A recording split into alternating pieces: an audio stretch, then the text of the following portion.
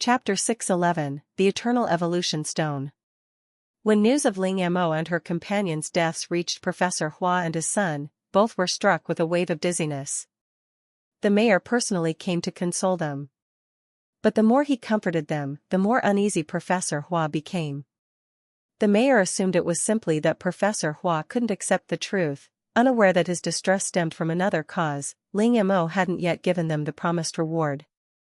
The thought of this caused sharp, unbearable pain in his chest. Yet he couldn't reveal the real reason. To outsiders, Ling Mo and her companions were already dead.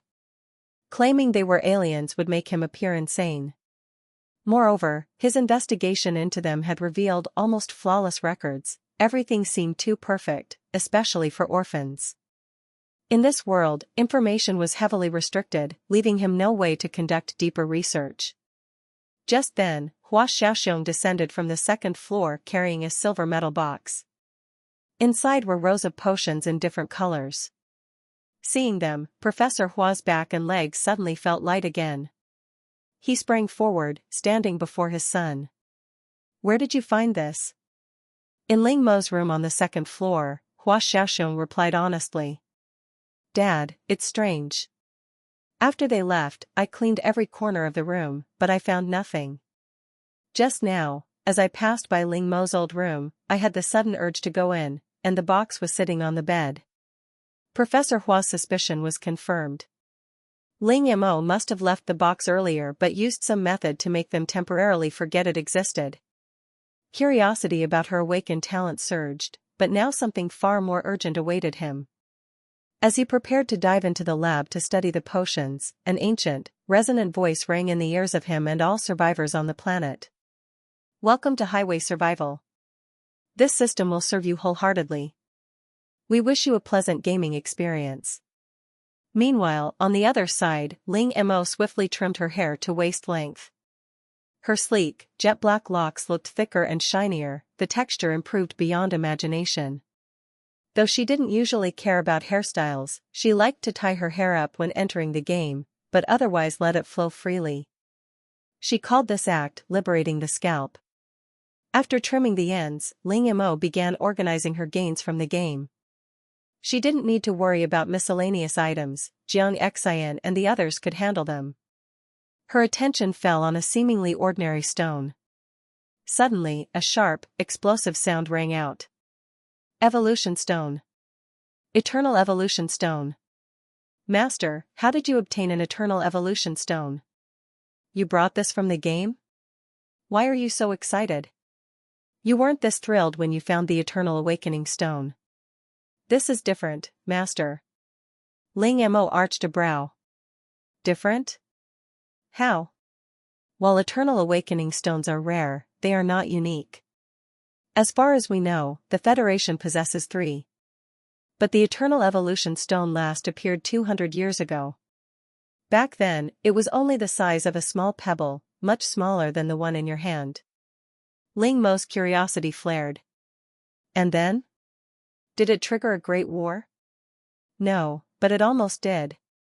Before the war could start, the Eternal Evolution Stone was destroyed by a sudden cosmic storm." "That's quite a pity," Ling Mo said, pursing her lips. "By the way, how is this Eternal Evolution Stone used?" "Its function is to evolve talents." "Of course I know that, but talent evolution can be malignant or benign. Can this stone guarantee the right kind?" Ling Mo asked. Her talent was already impressive. A benign evolution would be perfect, but a malignant one could be disastrous. "Rest assured, Master. The Eternal Evolution Stone is unlike ordinary evolution stones. It guarantees 100% positive evolution of the user's talent. To use it, simply carry it with you. Moreover, the energy it radiates will indirectly influence those around you. However, this effect manifests only over long-term contact. Here, I suggest placing the Eternal Evolution Stone inside the medicine ring and carrying it. This allows it to exert its maximum effect and serves as a disguise." Ling Mo smiled at Qiaman's suggestion. "As expected of my all-around capable helper. Okay, I'll do as you say." She retrieved the medicine ring and placed the eternal evolution stone inside. The ring emitted a faint white light, then began shrinking. Within moments, the ring condensed into a white glow and returned to her palm. A strong burning and stinging sensation surged through her hand. When she raised it, a white cross had appeared on her palm. The symbol flashed several times before vanishing, but Ling Mo could clearly feel the presence of the ring. It's evolved again, she murmured. Indeed, it was evolution. With a thought, a vial of potion appeared in her hand. The medicine ring had transformed. Now, it was no longer just a ring, it had become a medicine box, gaining a new function. She could now create any potion she wished at any time, without using her random or daily potion production quotas. The only cost was energy from herself, a negligible amount. Integrated into her being, the medicine box could never be lost. Perfect. Chapter 612, 3 days. By evening, Jiang Xian and the others hadn't returned. Ling Mo didn't mind, after all, they'd been gone for so long, and now that they were finally back, she wanted to spend some quiet time with her family. Still, staring at the remaining dinner before her, she realized she'd grown accustomed to company. Now alone, her appetite had waned. Nevertheless, wasting food was shameful, so she finished the meal. She lay down on her soft bed. "Kaiman, how's the work I entrusted to you going?" Ling Mo was referring to the half of the old man's fortune she'd received after rescuing someone. "Master, I've taken over everything and reviewed the data. All the businesses are managed well, no hidden problems. Just maintain the status quo." "That's good." Ling Mo wasn't an expert in business. Without Qiaman, her all-around capable AI butler, she couldn't imagine what she'd be like now. "By the way, see if there are any businesses in those industries suitable for Blue Star. Try to act as a go-between." "I knew you'd say that, Master, so I've already started preparing." However, given China's current situation, the development of those few planets is enough to keep them busy. If they want to continue cooperation, they might need other countries' involvement. Ling Mo understood. After all, Qiaman was a Chinese AI, it naturally looked out for its own people first. Rolling over on the bed, she said, "Don't worry about that. Just give them the contract and let them handle the rest." She spoke with complete confidence, shifting responsibility. She had already delivered the goods, how they were handled wasn't her concern. "Just make sure we don't lose money here. Also, how's it going on Blue Star?" "The temperature is still dropping, but thanks to help from Hot Spring Star, the giant underground heating pipes in China are almost finished. The situation isn't too bad. More people are arriving on Qingyang Star, but other countries may have noticed by now. Don't worry about it, it's not our concern. One more thing. Over the past month, someone on StarNet has been publicly declaring their love for you, saying they won't marry anyone else." Ling Mo's eyes snapped open, and just as quickly, she closed them again. She already knew who it was. Ignore him. Given that person's status, even if she wanted to respond, it would only complicate matters. What was originally nothing had now become a mess. The best approach was to ignore it. Don't listen, don't look, don't respond. Let them say what they wanted. Still, she couldn't ignore everything. Keep an eye on StarNet discussions. If any negative rumors appear, correct them immediately. Money isn't an issue. While I don't care about that proposal, I won't tolerate people throwing mud at me. With that, Ling Mo drifted off to sleep. In the haze of her dream, she saw a black shadow and a small, glowing white ball. The ball bounced angrily, hopping around the shadow as if frustrated. Her mind was chaotic. She didn't know what she was doing or why she was drawn here. Floating closer, she saw the little white ball quivering like a tiny cub, but with a palpable sense of impotent rage. Just as she leaned closer, the black shadow noticed her. Its calm, expressionless eyes locked onto her, and with a wave of its hand, she was sent flying. A cold voice whispered in her ear. 3 days. 3 days? What 3 days? Ling Mo bolted upright. It was already morning. She touched her forehead, damp with sweat. The dream itself was hazy, but the phrase 3 days remained vivid. Her intuition told her it was no ordinary dream. Taking a deep breath, she got up, washed, and went downstairs. At the bottom, she froze. 3 high ponytails had suddenly appeared in the living room. What kind of hairstyle is this? Ye Kai tossed his hair and explained, long hair is too troublesome, it's inconvenient for everything. If it's inconvenient, cut it short, Ling Mo said, puzzled. Was that really such a big deal? We wanted to, but hairdressers don't understand human speech. And there aren't any salons here on Qingyang Star. Ling Mo nodded, understanding. Sometimes quality required patience. In that case, we'll go to the Federation. I heard they let you adjust your hairstyle until you're satisfied. She recounted the dream from 3 days ago. You think the next game might start in 3 days? Fu Yu asked. Ling Mo nodded. I'm not entirely sure, but better safe than sorry. While we're at the Federation, we can also buy some supplies. Her main goal was nutrient solution, not ordinary types, but newly released, high-grade variants. They were nutritious, high energy, and replenished both strength and energy. Though pricey, they were scarce and in high demand. Ling Mo had heirs secure a batch at a higher price. Speaking of heirs, after drawing a vial of Ling Mo's blood, she had conducted groundbreaking research, publishing several authoritative papers. She even wanted to credit Ling Mo, but Ling Mo refused. She had only provided the blood, she wasn't the researcher. Ling Mo then opened the portal. Their destination, the capital planet.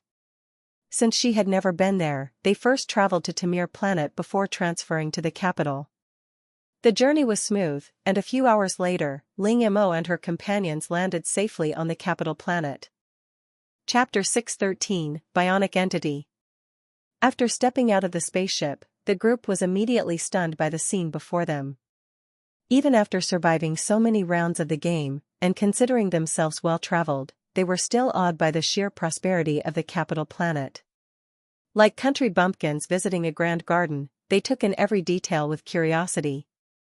Then, a large screen in the distance flickered, and a heartfelt voice rang out. Ling Mo. Fu Yu and the others instinctively turned toward Ling Mo.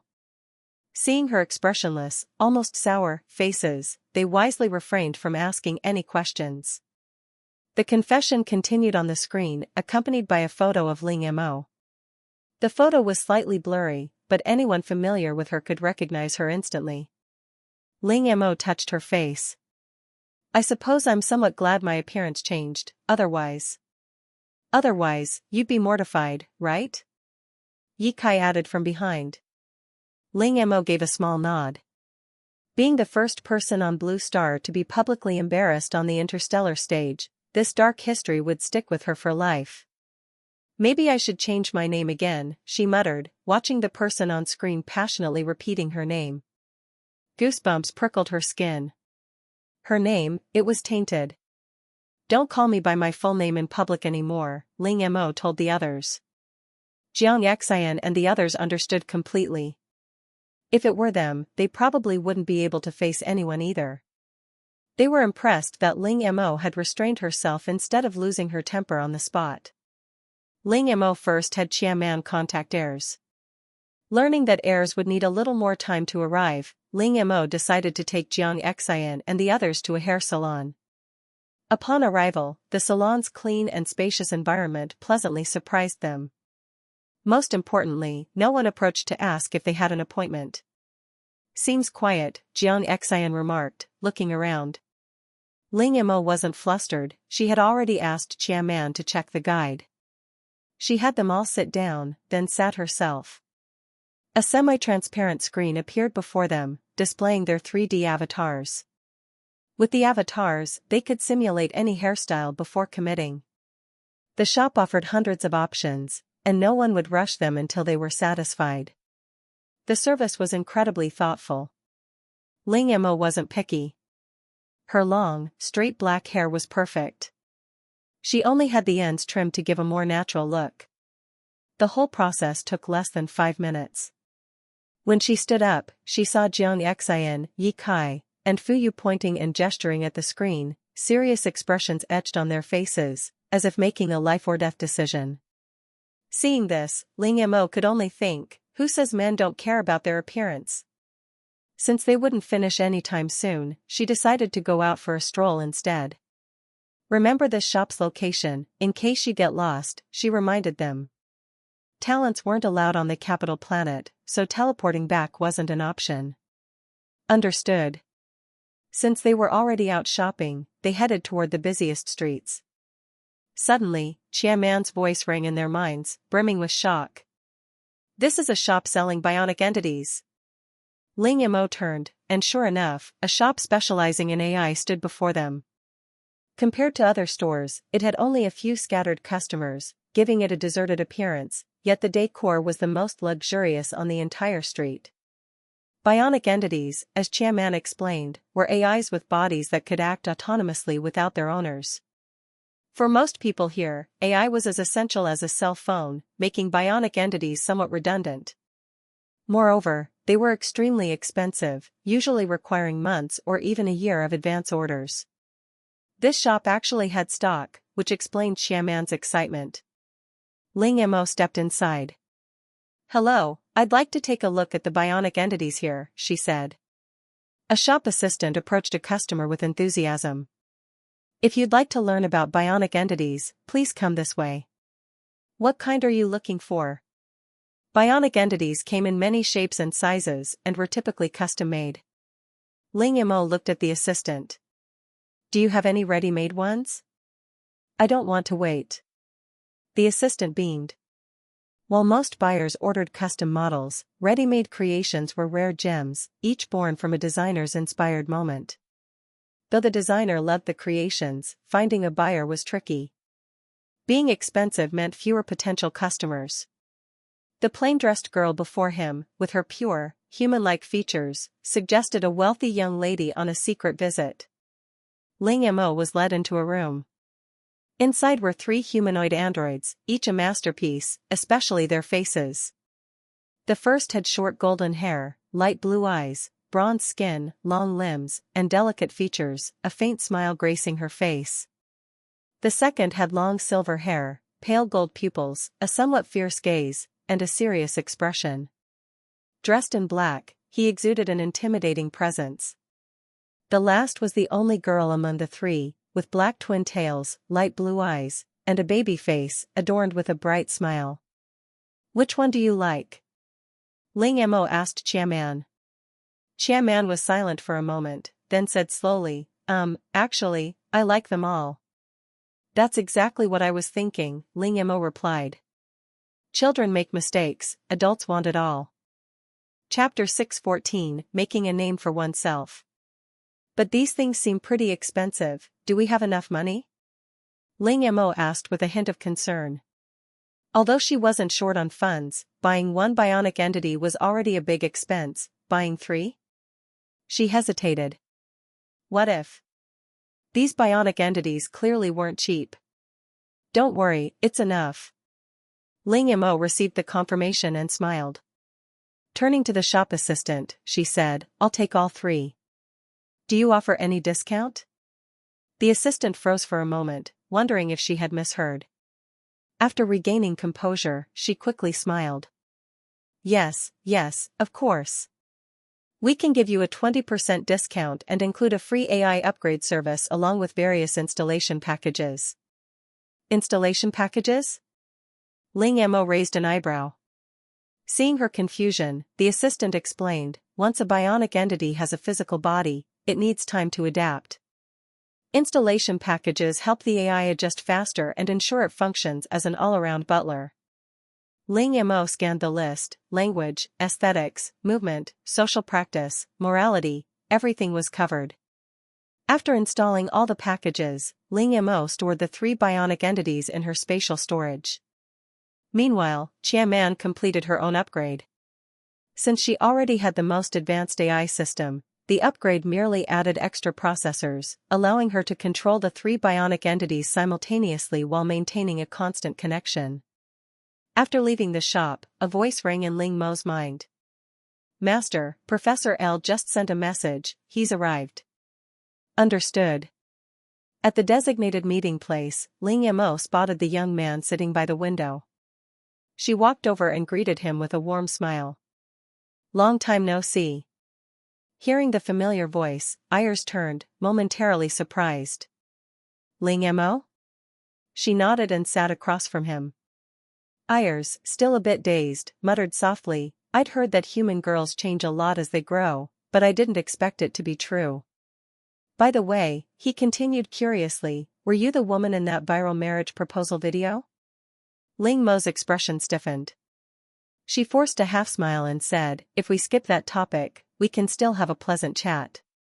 Seeing her let's not talk about this expression, Ayers wisely dropped the subject. He was merely curious, and he already knew more of the backstory than most. The ruler, who had been nearing the end of his life, now radiated vitality, a change impossible to conceal. Here's what you requested, Ayers said, handing over a white, button-shaped spatial key. Ling Mo examined it carefully, then nodded in satisfaction. I'll transfer the money to your account. She also provided Ayers with several vials of blood, as previously agreed. This time, the supply included her own blood as well as that of Jiang Xian and the others, obtained with their consent. Ayers' excitement was palpable. He looked earnestly at Ling Mo. You really don't want to be credited in my research? This is a huge opportunity to make a name for yourself. No, Ling Mo repeated firmly. Providing my blood is my choice, but I don't want my name listed as a research subject. I don't want to feel like a lab rat. Ayers tilted his head in confusion. Your thinking is unusual. Ling Mo shrugged lightly. Perhaps. I respect your decision, Ayers said seriously, but I can't erase your contributions entirely. Ling Mo smiled faintly. That's fine. She wasn't concerned with fame for now, as long as her pharmaceuticals weren't named after her. Plenty of opportunities to make a name for herself would come later. After a few more brief exchanges, Ayers stood to leave. Ling Mo didn't stop him and watched him go. With some time left, she turned to the nearby largest shopping mall. After a shopping spree, she returned to the hair salon with her spoils. Jiang Xian, Yi Kai, and Fu Yu had already made their choices, and a professional hairdresser was ready to style their hair. The hairdresser worked efficiently, and soon all three admired themselves in the mirror, clearly satisfied.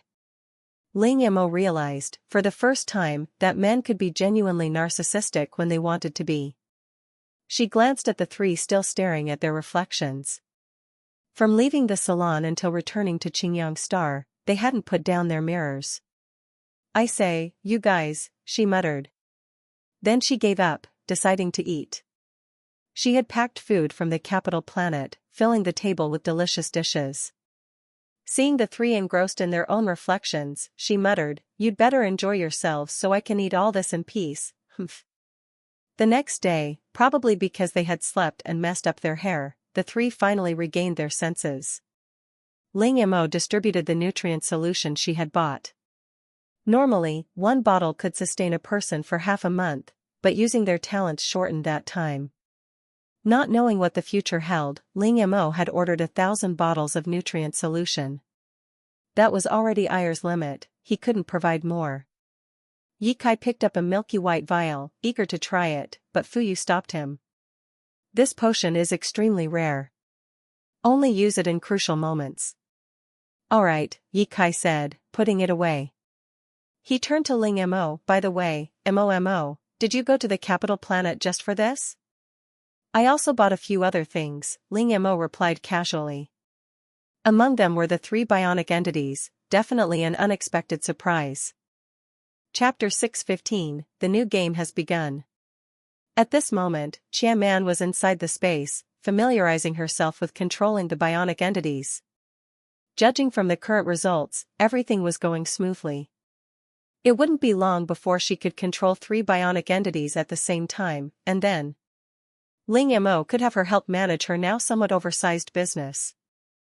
Saving on hiring fees, perfect. Because of Ling Mo's previous dream, none of them dared to relax. After the last round of the game, they were more experienced this time, and their preparations were far more thorough. First, the gold bracelet was essential. It could be used as starting capital if necessary.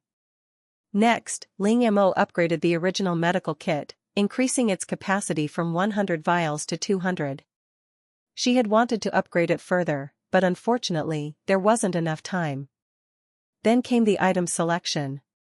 Assuming the next game still allowed only 5 items, the medical kit was a must, along with the incredibly delicious oranges. Besides those, she needed to choose 3 more items. The all-purpose glove. If the ability to copy items were sealed again, this glove should still be usable. Next was the exoskeleton. This was the newest model Ling Mo bought on the capital planet, with greatly improved combat and defense performance. She chose the Pretender model. Compared to other exoskeletons, its biggest advantage was its lightness, lighter than her previous one, and completely invisible when hidden under clothing. Even without activating it, outsiders would only think it was some kind of special tattoo. She bought 4 sets, 1 for each of them. The last item was a teardrop-shaped necklace. The blue crystal sparkled under the light, looking extremely beautiful. This item could reduce one's sense of presence. Ling Mo touched her face and sighed. Sometimes being too beautiful is also a problem. Especially in a game destined to be chaotic, where laws might collapse, excessive beauty could easily bring unnecessary trouble. Even so, Ling Mo didn't look worried at all. After making her choices, she didn't put the items back into her spatial storage. Instead, she carried them on her body. With everything ready, Ling Mo and the others began using the crystals they had brought from the last game, making the most of every minute to strengthen themselves. Ye Kai, in particular, trained the hardest. Ever since he learned from Ling Mo that having dual talents required twice the effort of others, he had been working himself relentlessly. And when he realized that Ling Mo had 1 more talent than him, meaning she needed to train 3 times harder, he was completely stunned. As the saying goes, comparison is the thief of joy. With Ling Mo as an example, Ye Kai suddenly felt that working twice as hard didn't seem so unbearable anymore. Seeing his reaction, Ling Mo thought for a moment and decided it was better not to tell him the full truth, otherwise he might collapse again. However, there was one thing she was very curious about. Since the last game ended, everyone had undergone obvious changes. Ling Mo knew the reason for her own changes, and she also understood Fu Yu's and Jiang Xian's. But what about Ye Kai? According to him, he had also encountered a strange opportunity. Before Fu Yu found him, while staying in a house during the game, his spirit body had swallowed a green stone from a fish tank. At the time, he didn't think much of it. But after leaving the game, when he noticed the changes in his body, he reviewed everything that had happened and finally traced it back to that moment. Over the past few days, as they continuously absorbed crystals, their strength increased at a visible rate. When the 3rd day arrived and there was still no sign of the game starting, Ling Mo couldn't help but let out a sigh of relief. Looks like I was just too nervous. To make up for the exhaustion of the past few days, Ling Mo decided to have mushroom hot pot tonight. A new batch of mushrooms had just ripened in her space, perfect for hot pot. All the ingredients were ready, and the broth had just started bubbling. Just as Ling Mo was about to eat, her figure vanished. Fu Yu, Ye Kai, and Jiang Xian froze for a moment. Then Ye Kai disappeared. Next was Fu Yu. Finally, Jiang Xian vanished as well. At the same time, Ling Mo felt a wave of dizziness. In the next second, beast-like roars rang in her ears. The moment she arrived, she sensed danger. Without hesitation, she used her spatial ability and teleported away. No matter what the situation was, leaving first was always the safest choice. After several consecutive teleports, and confirming she was safe, Ling Mo finally stopped and sat down to assess the situation. That damned cosmic consciousness has no sense of morality at all. The first thing she had seen after arriving was a cold, emotionless message. Mission, survive. Time limit, 20 days. And that was it. Ling Mo first tried to contact her space. As expected, sealed. Then she called out, "Qiaman." This time she could connect, but there was no response. In other words, it was now just an ordinary AI. Fine. An ordinary AI was still better than nothing. Next, Ling Mo checked her current assets. The 5 items she had selected earlier were not sealed, because she had been carrying them on her body. The medical kit could still be used, but only the third function worked. The first 2 seemed to be sealed and couldn't be selected. Then there were 2 spatial portals, one small and one large. The small one had 10 cubic meters of space, and the large one had 100 cubic meters. Both were empty. Ling Mo. If she had known the rules would be like this, she would have stuffed the portals full of supplies. After silently cursing the cosmic consciousness several more times, Ling Mo finally calmed down and began analyzing the situation. No hints. No background information. Nothing at all. Thinking back to what she saw when she arrived. Those things looked like berserk beasts. Could this be Zootopia? Ling Mo looked around. There was nothing nearby. Guessing wouldn't help. She needed information. She took a step forward, then paused. Forget it. I'll go find out myself. Chapter 616, Zombies, Gathering Supplies. Ling Mo extended her spiritual power, and after a few minutes, she finally detected something that looked like a building in a certain direction. If there was a building, there should be people, right? Although she couldn't sense anyone, they might have gone out. Even if no one was there, it could still serve as a temporary stop, and she could check for supplies. After walking for about half an hour, Ling Mo suddenly saw a group of figures rushing toward her in the distance. Were the people here really that enthusiastic? However, she quickly realized something was wrong. Zombies. Looking at what was charging toward her, Ling Mo was absolutely certain they were zombies. She had mentioned zombies before in the game, but she hadn't expected to actually be thrown into a zombie world so soon. She glanced around. There was nowhere to hide. Seeing the approaching horde, it seemed she only had one choice left: fight head-on. Fine. She wasn't afraid anyway. Ling Mo took out her white feather bow, drew the string, and fired at the distant zombie group. At the same time, the flying wheel appeared beside her and shot toward the horde. Like a ruthless beast, the flying wheel plunged straight into the zombies and began rampaging. In an instant, it smashed the surrounding zombies apart, leaving broken corpses scattered everywhere. Ling Mo didn't stop attacking. In a short time, all the zombies fell under her hands. Looking at the messy scene, she felt a little disgusted. Suddenly, she froze, slapped her forehead, and said, "I almost forgot about the crystal cores." In apocalypse stories, crystal cores were a kind of hard currency. How did she know? Of course, novels. She just didn't know whether real zombies also had crystal cores, or whether they had already evolved to that stage. Looking at the rhombus-shaped crystals she dug out from the zombies' heads, Ling Mo's face lit up.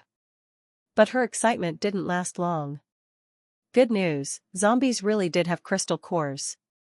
Bad news, the crystal cores contained zombie virus and couldn't be used directly. Staring at the crystal in her hand, Ling Mo muttered, "This thing probably needs purification before it can be used. Otherwise, who would take responsibility if someone got infected?" Thinking this, a ball of white flame appeared in her palm. The flame slowly burned the crystal core. Soon, black smoke rose from it. After about half a minute, the crystal became clear and pure. Now it was safe to use. Next, Ling Mo collected all the remaining crystal cores, purified them one by one, and stored them in her spatial storage. After finishing, she opened WeChat and sent a message to their 4-person group chat. Zombie crystal cores contain virus. Don't absorb them casually.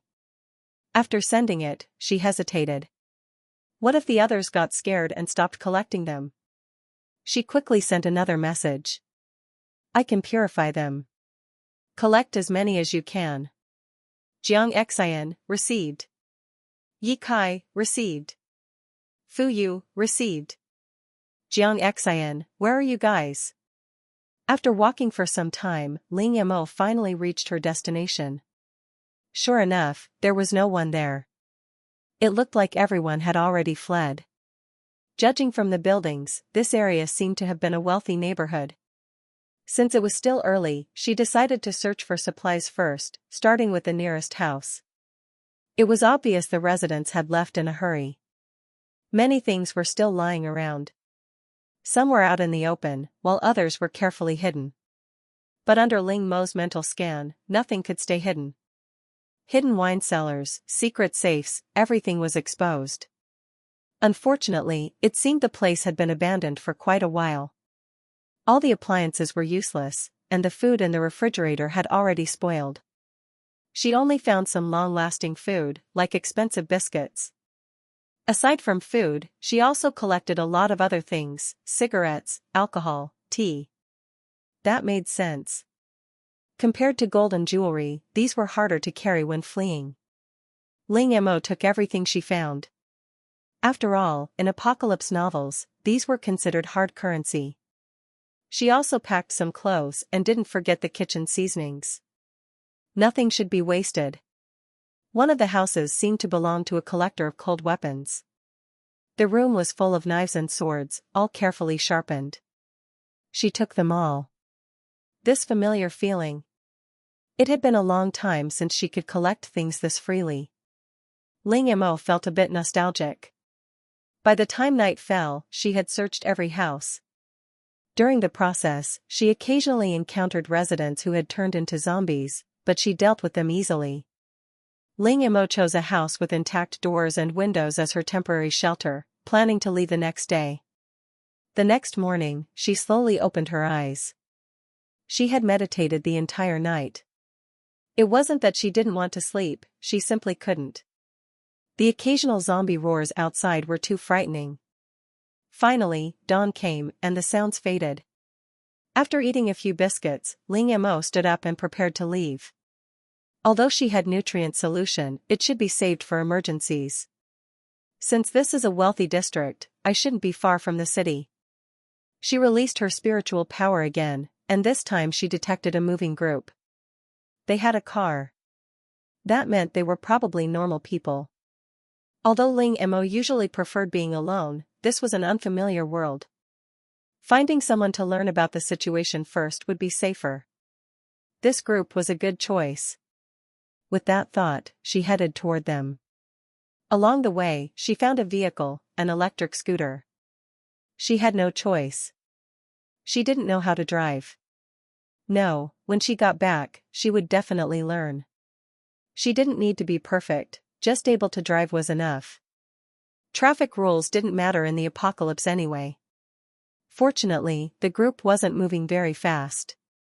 After half a day, Ling Mo finally caught up with them. "Who's there?" One of the people in the group noticed her and immediately became alert. But when they saw it was just a young girl riding an electric scooter, their guard lowered slightly. Do you need any help?" Chapter 6:17 Zombies 2. Ling Mo looked at the people among them. Many were injured, and some couldn't even walk, forced to stay in the car. Without treatment, it was only a matter of time before they would be abandoned, not to mention the danger of contracting the zombie virus or encountering zombies again. "Do you have any medicine?" someone asked. Ling Mo shook her head. "No need." She raised her finger, and a ball of white light flew out from her fingertip, landing on the person closest to her. As the white light entered the body, the person's wounds slowly healed before everyone's eyes, until they completely disappeared. Everyone stared in shock at the scene. Healing ability. Ability? So these people really did call their talents abilities. Earlier, when they were being chased, Ling Mo had seen someone in the crowd who could produce water from their fingertips, which was why she revealed her healing talent. As for why she chose healing, it was because healing abilities were the most precious. Moreover, by healing people, she could collect a large number of zombie crystal cores, which was much faster than fighting zombies herself. Under Ling Mo's treatment, the wounded in the team quickly recovered, and she smoothly joined the group. The zombie outbreak had been going on for some time, and among the survivors, some had awakened various supernatural abilities, with healing abilities being the rarest. If a team had a healing type ability user, their survival rate during missions would greatly increase. Because of this, after learning that Ling Mo was alone, the team leader, Shang Jiaming, did not hesitate to invite her to join them. Ling Mo naturally accepted with pleasure. After learning that they were on a mission, Ling Mo asked curiously, "What kind of mission?" "It's to clear out the zombies in this direction to prevent a large-scale zombie siege. The survivor base issues similar missions every few days. These cleanup missions give good rewards, but of course they're dangerous. For example, this time we encountered a zombie with a speed-type ability, and we almost all died. In fact, although they had been heading toward the base, they knew very well that they were injured and might mutate into zombies. Under such circumstances, they wouldn't be allowed to enter the base unless they could safely stay in the quarantine zone for 48 hours. Normally, the incubation period for the zombie virus is 24 hours, but some deeply hidden infections can take 36 or even 48 hours. However, the environment in the quarantine zone is harsh. Some people who enter don't turn into zombies, but instead die from infected wounds. In this situation, Ling Mo's appearance was like an angel descending from the sky, saving them from a desperate situation. On the way, when it was time to eat, Ling Mo subconsciously reached for food in her spatial storage, but stopped at the last moment. She almost exposed herself. Only then did she realize that she hadn't prepared any visible luggage at all. She had been too focused on the mission. Seeing the others start eating, Ling Mo pretended to reach into her pocket, but actually took out a biscuit from her spatial storage and slowly ate it. Seeing this, Shang Jiaming invited Ling Mo to eat with them. Although their food was limited, it was still better than eating biscuits alone. While the others ate their food, Ling Mo silently nibbled on her biscuit, looking rather pitiful. If it were ordinary people, it wouldn't matter. After all, food was precious, and kindness had long been worn away. But Ling Mo wasn't an ordinary person, she was their savior. She had just saved them, yet she wasn't even offered a proper meal. Anyone hearing about it would find that unreasonable. So when Shang Jiaming handed her a compressed biscuit, Ling Mo gladly accepted it. "By the way, why are you alone? Where is your family?" Shang Jiaming asked. Ling Mo looked healthy, and her clothes were clean. She didn't seem to have suffered much. Hearing this, Ling Mo's eyes dimmed slightly. "I got separated from them by accident. I saw some figures in the distance and thought it was them, so I came to check." Seeing her expression, Shang Jiaming thought he had touched a sore spot, and he looked a little flustered. He knew better than anyone what being separated from family meant in this situation. The chances of Ling Mo finding them again were extremely small. "Don't be sad. You have a precious healing ability. When we get back to the base, I'll tell the base leader about you, and he will definitely arrange things properly for you. With your ability, having enough food and clothes won't be a problem." After all, there were only 5 healing-type ability users in their entire base. Hearing this, Ling Mo nodded, looking comforted. The two chatted for a while longer, but Ling Mo didn't dare to ask too many obvious questions, afraid of arousing Shang Jiaming's suspicion. When Shang Jiaming learned that Ling Mo was collecting crystal cores, he kindly reminded her. "It's best not to absorb those crystal cores casually." "Why?" Ling Mo asked curiously. Shang Jiaming didn't hide anything. "These crystal cores can raise an ability user's level after absorption, but because they come from zombie brains, they contain the zombie virus. Experts discovered that survivors now have some antibodies, so they can absorb crystal cores, but only in moderation.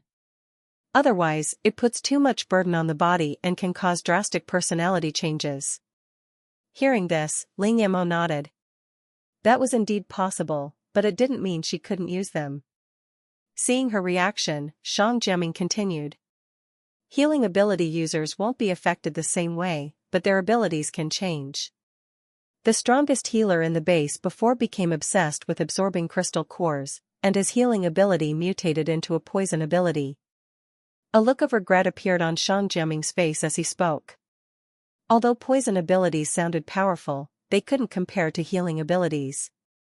Especially since his mutation was caused by external influence, it was different from normal poison abilities. Other poison users didn't suffer backlash. After listening to his explanation, Ling Mo smiled slightly. Thank you for the reminder. I won't absorb them recklessly. Chapter 618 Zombies 3. Ling Mo already had a plan in mind. However, whether to implement it would have to wait until she reached the survivor base and understood the situation clearly. As dusk fell, their group decided to stay overnight in a village they passed on the way. I wonder if there are any survivors here. Probably not. But this place looks quite clean, completely different from the villages we've seen before. Indeed, the village they were in was unusually clean. Apart from the lack of people, everything looked as if the zombie outbreak had never happened, even the window panes were intact. The people here seemed to have left very calmly. As usual, Shang Jiaming instructed his team to search the village to see if they could find any usable supplies. However, just as expected, the villagers had left in an orderly manner, taking most of their food and valuables with them. They found very little, but not nothing. Ling Mo found a cellar in the backyard of one house. Inside were quite a lot of potatoes, cabbage, vermicelli, and cured meat. This made Shang Jiaming and the others extremely happy, their mouths watering at the sight of the hanging dried meat. It was meat. Since the apocalypse, people had struggled just to fill their stomachs, let alone eat meat. Shang Jiaming immediately directed his team to move everything out of the cellar. Ling Mo, you're very observant. But how did you know there must be a cellar in the backyard? How did she know? Of course, through mental scanning. Ling Mo smiled and said. I lived in the countryside for a while when I was a child. Back then, almost every family dug a cellar, and rural people usually had the habit of storing food. It looks like the people in this village left voluntarily. They took most of the food, but it couldn't have been all of it. That's why I thought I'd try looking, and I actually found one. Shang Jiaming seemed convinced and immediately ordered his team to search the whole village for cellars. Ling Mo wasn't interested in cellars. These people wouldn't starve anyway. So while the others searched for food, Ling Mo began looking for things she could use. She found a large travel bag in one of the houses, perfect for carrying luggage. Just then, a white figure flashed past behind her. Before the creature could launch a sneak attack, Ling Mo turned around and caught it instantly. It was a ragdoll cat. Blue eyes, fluffy fur, a very beautiful ragdoll, as if it came with its own soft focus filter. However, its white fur was stained with dust, making it look a bit miserable, like a fallen princess. The captured ragdoll hissed at Ling Mo, looking fierce, but in reality it wasn't very intimidating. She flipped it over. Female. She could take it home to be little ragdoll's wife, saving it from continuing to be little Sanchai's lapdog. Poor little ragdoll. In order to win little Sanchai's heart, it had already upgraded to helping raise little Sanchai's kittens. Of course, the kittens weren't its. Naturally, Ling Mo didn't notice this ragdoll just because of its looks. She noticed it because it was a cat that had awakened talents. And it had 2 talents. A cat awakening 2 talents, was that reasonable? Completely reasonable. From Ling Mo's observation, one of the ragdoll's talents was probably something like charm. It had unconsciously used it on her several times just now. However, because Ling Mo's mental strength was high, she wasn't affected. The second talent seemed to be something like air manipulation. TSK. A cat awakening such a terrifying ability. Should Ling Mo be glad it was a cat, or regret that it was only a cat? Little guy, from now on you'll follow me. Otherwise, I don't mind eating cat meat. Fake threat. Saying this, Ling Mo ignored the ragdoll's struggle. Actually, it didn't struggle much, and forcibly formed a contract with it. The ragdoll, being forced into the contract, trembled in Ling Mo's hands as if frightened. Seeing this, Ling Mo used her trump card. She took out a bottle of nutrient solution from her spatial storage. The moment the bottle was opened, the ragdoll immediately stopped struggling. Its sapphire-like eyes were filled with longing as it stared at Ling Mo, or rather, at the nutrient solution in her hand. "I know you can understand me. Be good, and I'll give you the nutrient solution." Meow. The ragdoll let out a soft cry, which was considered agreement. After drinking the nutrient solution, Ling Mo told it not to use its abilities casually in the future, and to pretend to be an ordinary kitten. Meow. Then Ling Mo put it into her bag. To make it more comfortable, she even found some clothes to cushion it. After finishing this, Ling Mo suddenly sensed something and quickly ran outside. At this moment, Shang Jiaming and the others were all gathered in front of a building. Above the entrance hung a plaque with 4 characters written on it. Chui Clan Ancestral Hall. An ancestral hall was usually a very solemn place.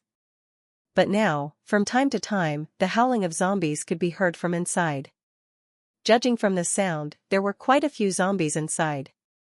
Considering the situation in this village, Shang Jiaming quickly understood what had happened. The people locked inside were probably villagers. Their families had seen them turn into monsters, but couldn't bear to kill them, so they locked them in the ancestral hall and prayed for the protection of their ancestors. In the end, Shang Jiaming ordered all the zombies to be killed, showing no mercy despite their situation. After all, no one knew what trouble they might cause later. It was safer to eliminate them early. Because they had found a good amount of food, that night they cooked pork stew with vermicelli and vegetables. Everyone, including Ling Mo, ate until they were full. The next morning, when they set off, Shang Jiaming ordered that all the food be taken. Even the clothes and blankets they found were packed. According to him, these were also supplies, and the base was currently lacking everything. If their strength allowed it, he wouldn't even want to leave the broken window glass behind. Finally, their team returned to the base. "Why is there an extra person?" the person in charge of registration asked, glancing at Ling Mo. "This is a survivor we met on the road. She got separated from her family, so she came back with us," Shang Jiaming explained. Chapter 619, Zombies 4. "You got separated?" The person glanced at Ling Mo, seeing her clean clothes, fair complexion, and even traces of makeup. They asked, "Do you have any special abilities?" "Yes," Shang Jiaming answered quickly, "she has healing abilities." As soon as he said this, the person registering the information widened their eyes and looked at Ling Mo. "Healing abilities? Really?" Ling Mo demonstrated her ability on the spot. After seeing her heal a survivor's wound in the blink of an eye, the person's attitude immediately changed. The following procedures were completed much faster. Once inside the survivor base, Shang Jiaming exclaimed, "This is the first time I've seen them work so efficiently." It sounded like a joke, but it was also the truth. Every survivor returning from outside had to go through extremely strict inspections. Even a small wound could mean infection with the zombie virus. If such a hidden danger entered the survivor base, it could cause unimaginable casualties. In the worst case, the entire base might have to be burned down. Since Shang Jiaming and the others needed to report their mission, they went to the mission hall. Ling Mo followed them, planning to solve her accommodation problem at the same time. Although Shang Jiaming had offered to let Ling Mo stay with their team, she refused, saying she wasn't used to living with too many people. Hearing this, Shang Jiaming naturally understood what she meant. He hesitated for a moment, but then thought that with Ling Mo's healing ability, she could easily live well just by treating people. Compared to that, living with them and constantly facing danger during missions was far worse. So after a brief moment of reluctance, Shang Jiaming accepted Ling Mo's decision. After all, Ling Mo didn't owe them anything. Although they had brought her to the survivor base, she had also healed the wounded in their team. Moreover, compared to others, they already had some connection with Ling Mo. Befriending a healing-type ability user was definitely a good thing for their team. After arriving at the mission hall and registering her identity, Ling Mo realized how favorable the base's policies were toward healing-type ability users. Not only did they give her 100 points immediately, but they also provided free accommodation. Of course, there were conditions for enjoying these benefits. She needed to help treat injured soldiers in the base, and they would have priority when receiving treatment. However, the treatment was not free.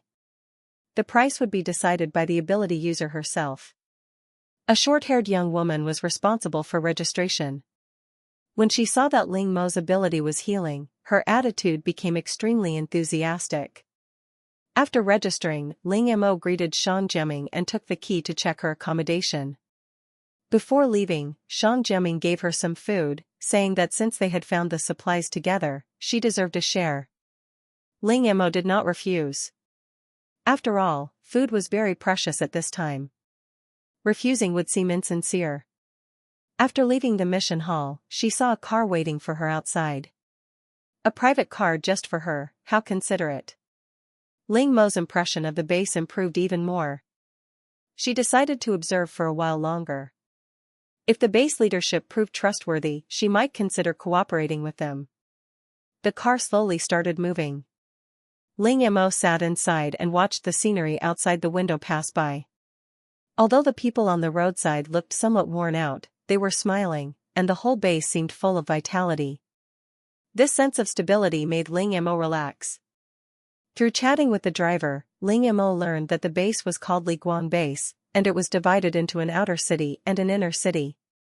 The inner city was mainly for soldiers and their families, as well as powerful ability user teams. The command center of Liguang Base was also located there. Everyone else could only live and move in the outer city. Soon, the car stopped in front of a small detached villa. "Miss Ling, from now on this place belongs to you. As long as you stay in Liguang Base, this house will always be yours. This is the property certificate," the tall driver said carefully, glancing at Ling Mo. A healing ability user was someone he absolutely could not afford to offend. Hearing this, Ling Mo carefully looked at the small villa. Overall, it was not large. The villa had 2 floors, each about 90 square meters. Although small, it had everything it needed, with the living room right after the entrance. It seemed the house had not been cleaned for a long time, as a thin layer of dust covered everything. Ling Mo's expression did not reveal whether she was satisfied or not. Seeing this, the driver quickly explained. "Although this villa is a bit small, it's one of the best preserved buildings in the inner city. It's more than enough for one person. If you don't want to clean, you can hire someone. Also, there are patrol teams here day and night, so it's very safe."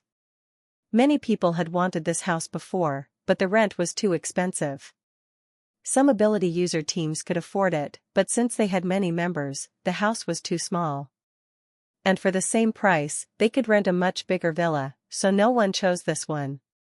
Ling Mo pretended to take something out of her backpack, but actually took out an open pack of cigarettes from her spatial storage. The driver's eyes immediately locked onto the cigarettes, full of longing. Seeing this, Ling Mo smiled slightly. The man's yellowed teeth and fingernails clearly showed he was a heavy smoker.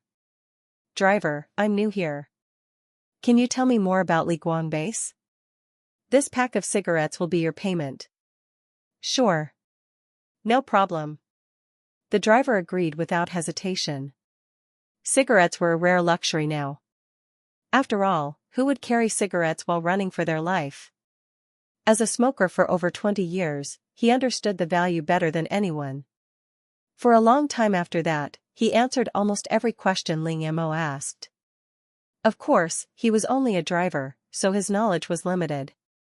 But Ling Mo's real purpose wasn't the information itself, she was looking for a reliable source of information for the future.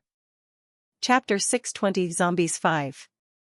After Ling Mo finished asking her questions, the driver carefully took the pack of cigarettes, suppressing the urge to light one immediately. Although he was a heavy smoker, he knew the value of this pack. He had heard that the base commander was also a heavy smoker, and if he could offer the cigarettes, he might be able to get a job for his siblings. After seeing the driver off, Ling Mo returned to the mission hall and hired 2 middle-aged women to help clean her house, paying them 1 point each. Because the house was quite dirty, and she was worried that her kitten would be uncomfortable in the new environment, Ling Mo brought the ragdoll cat with her. After hiring the women, Ling Mo didn't leave immediately. Instead, she gave them the key and continued looking at the mission board. She was mainly searching for missions related to healing ability users, hoping to get a sense of the market. However, after looking for a while, she didn't find any missions specifically for healing ability users. Disappointed, Ling Mo headed toward the outer city. It was said that there were currently 5 healing ability users in the base. 2 of them were high-level and had their own teams, so they were not at the base at the moment. The remaining 3 were low-level and lacked self-defense ability, so they rarely left their homes. 2 of those 3 lived in the inner city, while the last one lived in the outer city. When Ling Mo asked earlier, the person had only used 2 words to describe this healer. Kind. After arriving in the outer city, Ling Mo quickly found the healing ability user. She had built a simple wooden house, and outside there was a sign with the words "Free Clinic" written in large characters. Free clinic? Was it really the kind of free clinic she was thinking of? Seeing the long line outside, Ling Mo watched for a while and realized that the treatment was truly free. But didn't the information say that the 3 healing ability users left in the base were all very low level? Ling Mo looked at the long queue, which was still growing. Even treating a few lightly injured people would already be exhausting. She changed her position to get a better view inside the house. A simply dressed woman with her hair wrapped in a headscarf was treating a patient. Looking at the woman's pale face, Ling Mo could tell that her energy was completely drained. No one understood better than Ling Mo what it felt like to overuse one's ability. Back then, Ling Mo could be reckless because she had recovery fluid, but this woman had nothing. Forcing an exhausted ability to keep working would only consume her potential. At that moment, the woman inside finally seemed to give up. Ling Mo thought she was going to stop and rest, but instead she noticed the woman's hands secretly reaching under the table. Using the table as cover, she quietly absorbed a crystal core. The woman's complexion improved immediately, and even her healing speed increased. However, Shang Jiaming had said before. Never mind. Ling Mo decided not to interfere in other people's affairs. This woman's personality clearly didn't match hers. Ling Mo sent the information she had gathered about Li Guang base to the other 3, then turned and left. She didn't go home immediately, since the cleaning would take some time. She had heard that there was a busy commercial area in the outer city, so she planned to take a look. Calling it a commercial district was a bit exaggerated. It was really just an open-air market, but it was very lively. There were many vendors selling all kinds of things, even food, but everything was traded with crystal cores. Ling Mo checked the prices. 10 level 1 crystal cores for 1 pack of instant noodles. That seemed reasonable. Level 1 zombies were the weakest type. They moved slowly, and even ordinary people could kill them. After wandering for a while without finding anything interesting, Ling Mo prepared to leave. But at that moment, the ragdoll cat in her bag suddenly became restless. Feeling its emotions, Ling Mo looked in a certain direction. There was a stall displaying various mutated plants. In this world, besides humans turning into zombies or awakening abilities, animals and plants had also mutated. Some plants had become extremely dangerous, while some poisonous plants had become harmless and edible. Obviously, the plants on this stall belonged to the harmless type. As Ling Mo walked closer, the ragdoll cat in her bag became more and more excited. Soon she found the reason. A pot of mutated catnip. No wonder. Looking at the lush plant, Ling Mo asked. Boss, how much for this catnip? The stall owner was a thin middle-aged man with sunken cheeks, clearly malnourished. He answered weakly, his voice trembling. 1 pack of instant noodles, or biscuits, anything is fine. His voice became quieter toward the end, lacking confidence. Before the apocalypse, he had owned a flower shop. After the outbreak, the shop was full of fertilizers, but his food had quickly run out. Most of his plants had mutated, but the mutations were useless. Since he hadn't awakened any ability, he could only try his luck selling these plants. However, several days had passed without a single buyer. Kaiman. Scan the plants on this stall, Ling Mo said. She called Kaiman over through the bionic entity. She felt very comfortable with the energy coming from these plants, so she asked him to check them. Master, these are all rare positive mutations. Don't miss them. Buy them all. Hearing this, Ling Mo didn't hesitate at all.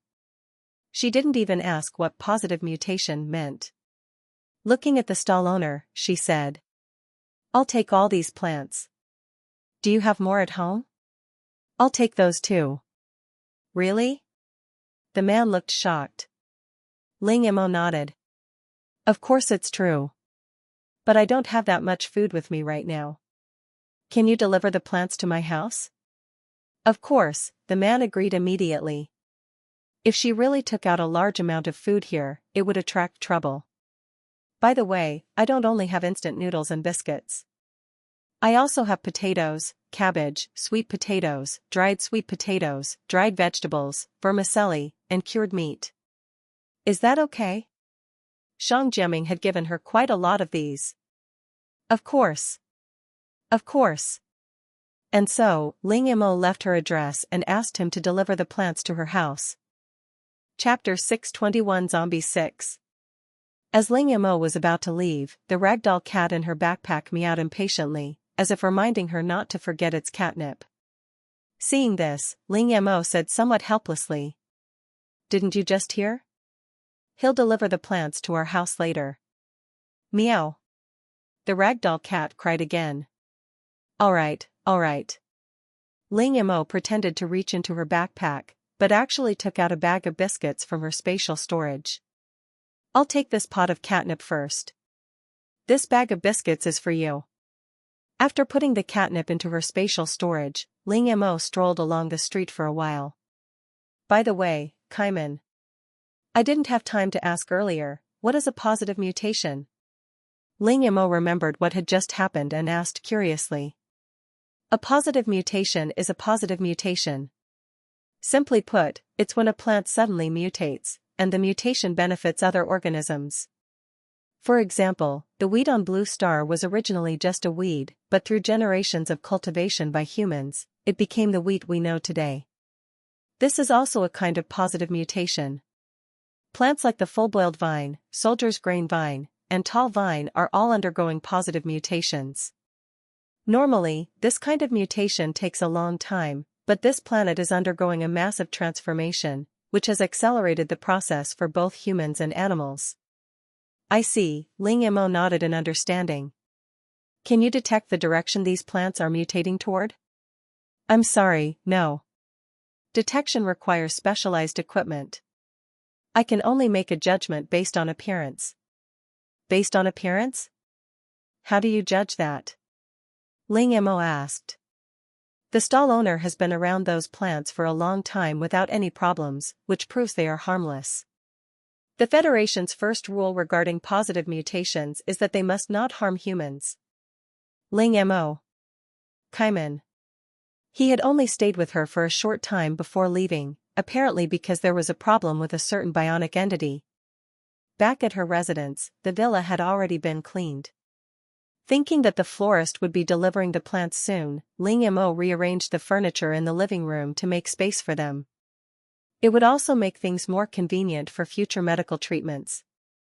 On the way back, Ling Mo had already decided to convert the first floor of the villa into a treatment room, specifically for treating the seriously injured, those who were on the brink of death.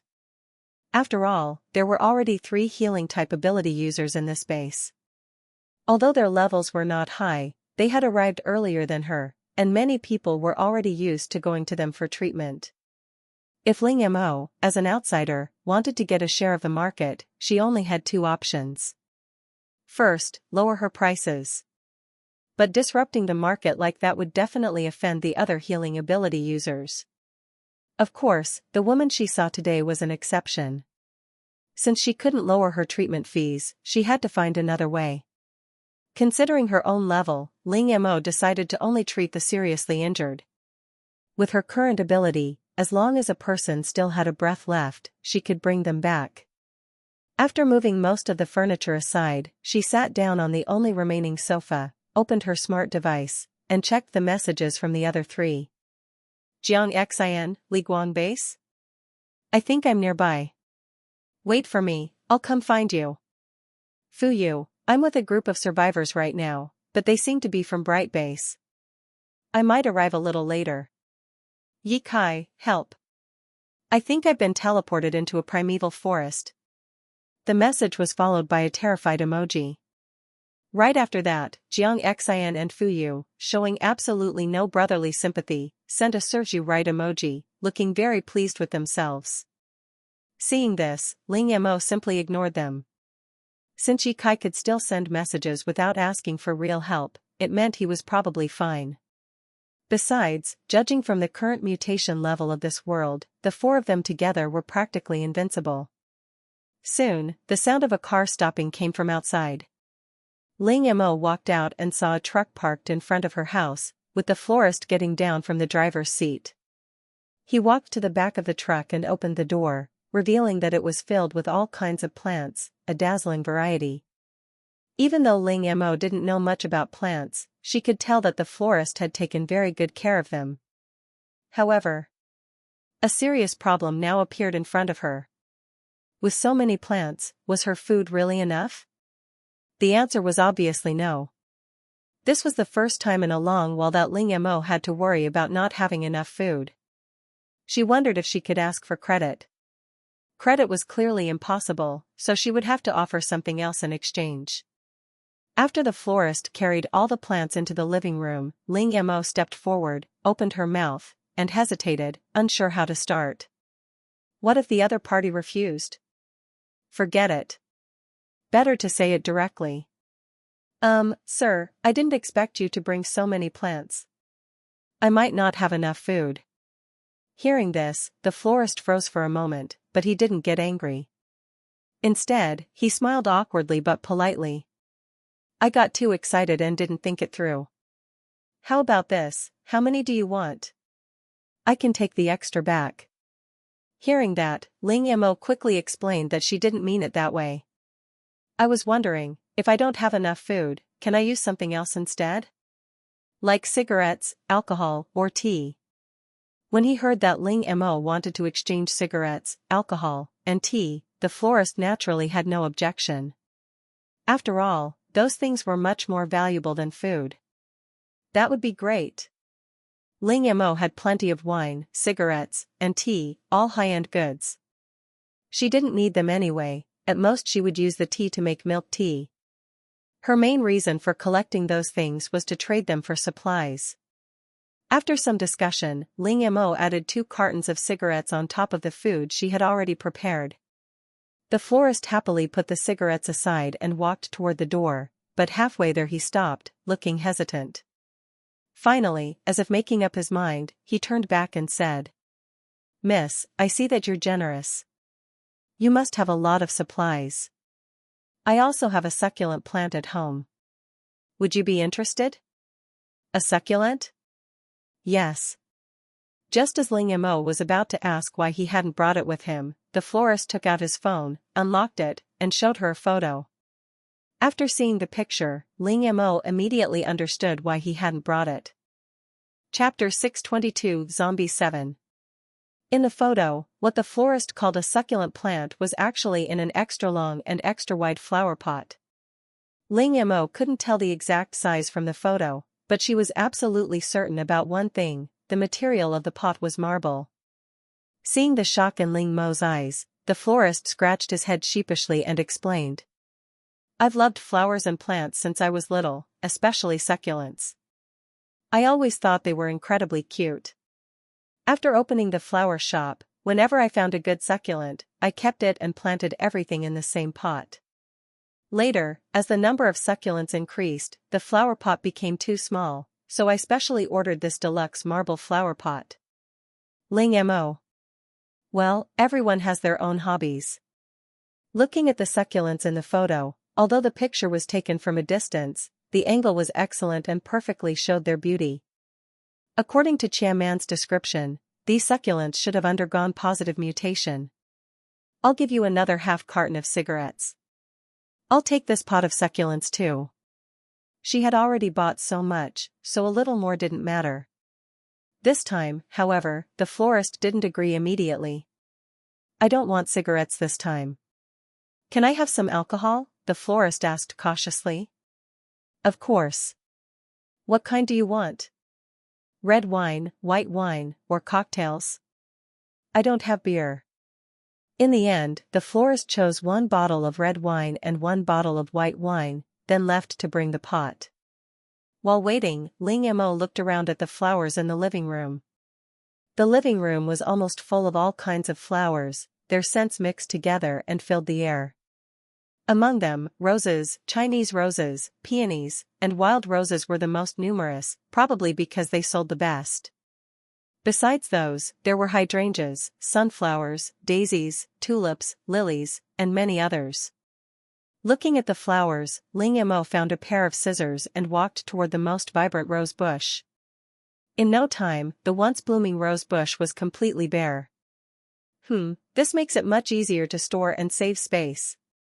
Ling Mo threw a ball of healing flame into the pot to make sure it wouldn't suddenly die inside the spatial storage.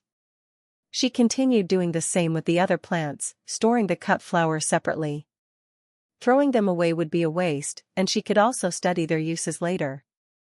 By the time the florist returned, Ling Mo had already finished processing most of the large plants like roses, peonies, and wild roses. Only a few small potted plants were left in the living room, making the space feel much larger. The florist was a little surprised when he came in, but didn't think much about it, assuming Ling Mo had moved the rest upstairs. This time, the florist wasn't alone. 2 other people came with him, carrying the huge marble flower pot together. After placing it in the living room, they left. After they were gone, Ling Mo looked again at the pot of succulents. It was indeed a mixed collection, and every succulent looked crystal clear, almost like carved gemstones, extremely beautiful. As usual, she threw a ball of healing flame over it, then stored it in her spatial storage. She repeated the same process with the rest of the plants. In the end, only the pot of catnip was left outside. Fortunately, this time she had an extra spatial storage, otherwise she really wouldn't have been able to fit all the plants. However, seeing that more than half of the space was already occupied, Ling Mo decided that when she had time, she should find some shelves to make better use of the storage space. If she had known earlier, she would have collected more wine cabinets. On the 4th day of the game, Ling Mo got up early and went outside. She had just received a message saying that Jiang Xian had arrived at Li Guang base. When Ling Mo reached the base entrance, Jiang Xian had already passed the inspection and entered smoothly. As soon as she saw him, Ling Mo said impatiently, "You came at the perfect time. Come with me to the mission hall to register your identity. I'll post a mission while we're there." Jiang Xian didn't object and followed her. They had already discussed their situation the day before. After arriving at the mission hall, Jiang Xian went to register his identity, while Ling Mo went to the mission posting area. Rather than posting a mission, it was more accurate to say that Ling Mo was putting up an advertisement. 100 slots for severely injured patients. 100 crystal cores per treatment. Attribute not limited. 100% guaranteed cure. Severely injured only, minor injuries please do not disturb. The staff in the hall had probably never seen a mission like this before and froze for a moment. But when they saw that Ling Mo was a healing type ability user, they still helped her post the advertisement. At that moment, several superhuman teams were browsing missions in the hall. Ling Mo's post had just appeared when it immediately caught everyone's attention.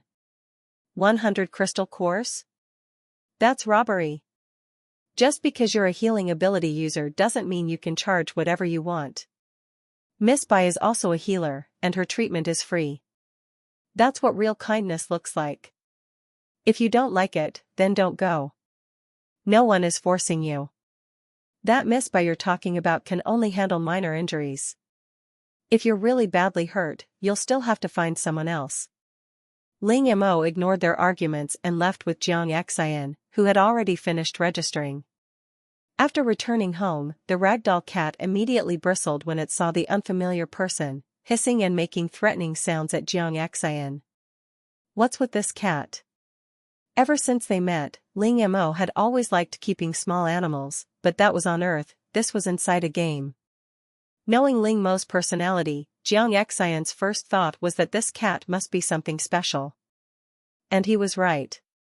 After hearing Ling Mo explain that this beautiful little cat had awakened the talents of charm and air manipulation, Jiang Xian stood there in shock for a long time before recovering. This ragdoll cat is female. I'm planning to take her back to be Xiaobu's wife, Ling Mo said with a grin. Xiaobu will be thrilled.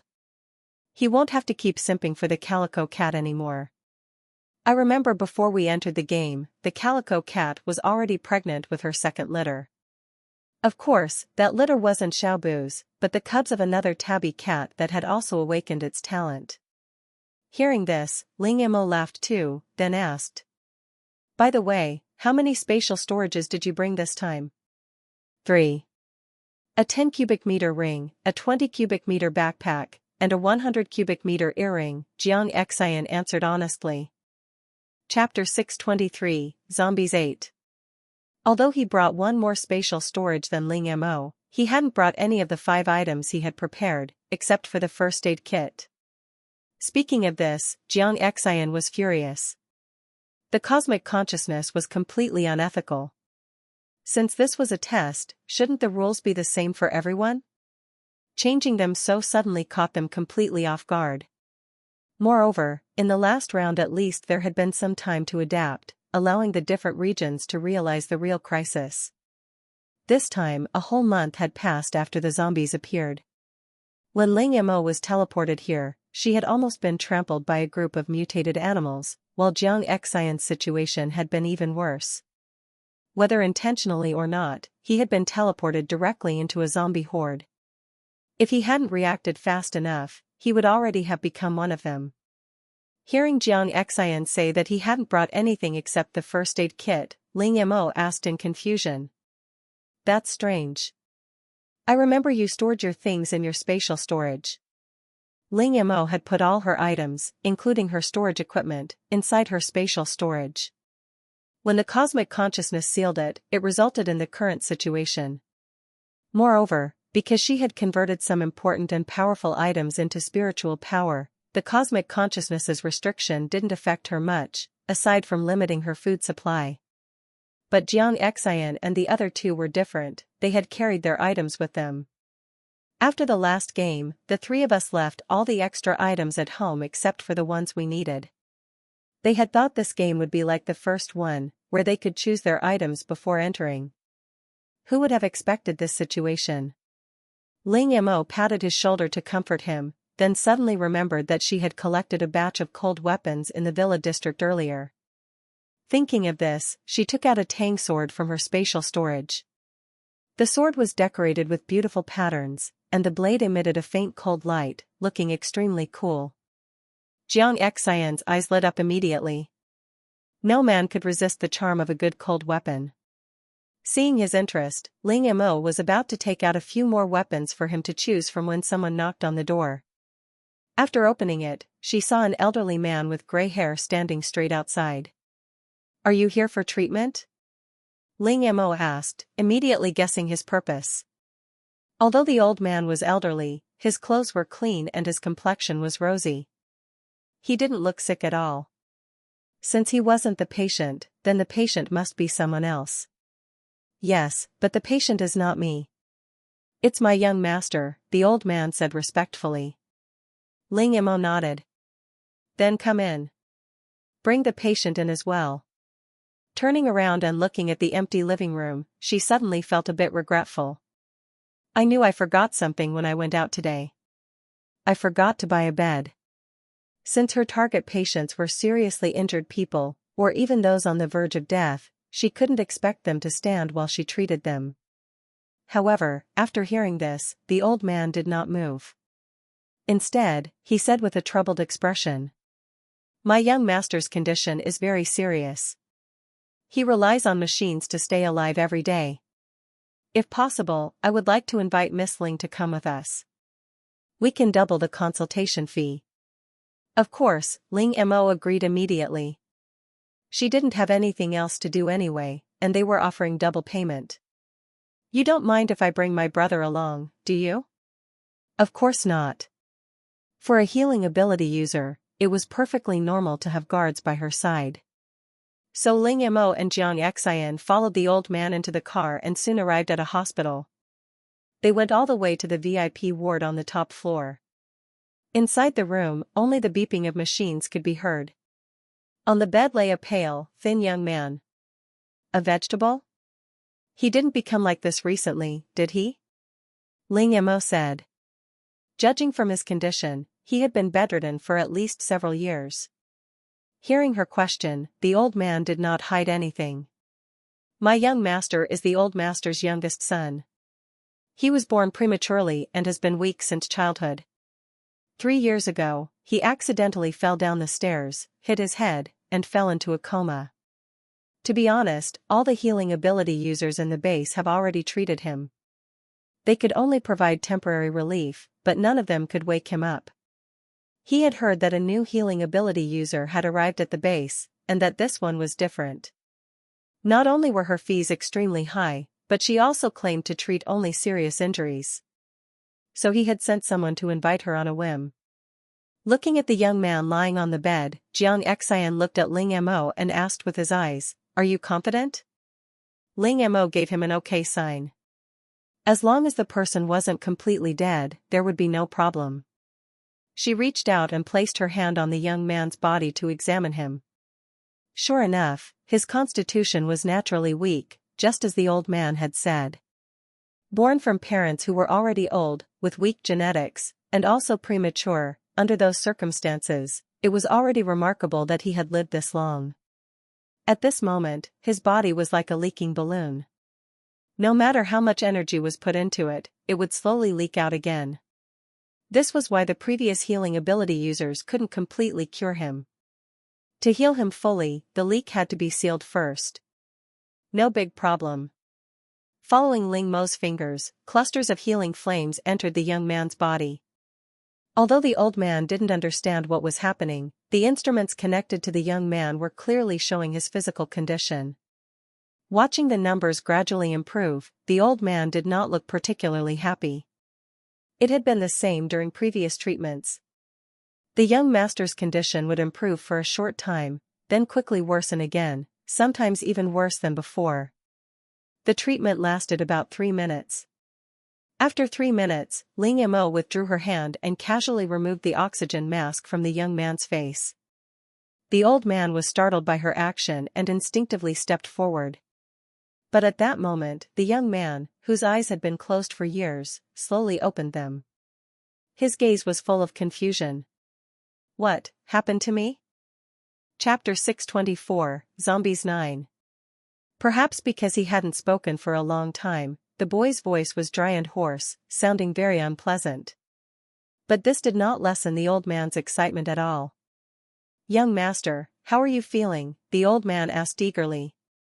"Butler Grandpa, why do you suddenly look so old?" The boy looked at the familiar yet unfamiliar old man in front of him, then tried to move his body.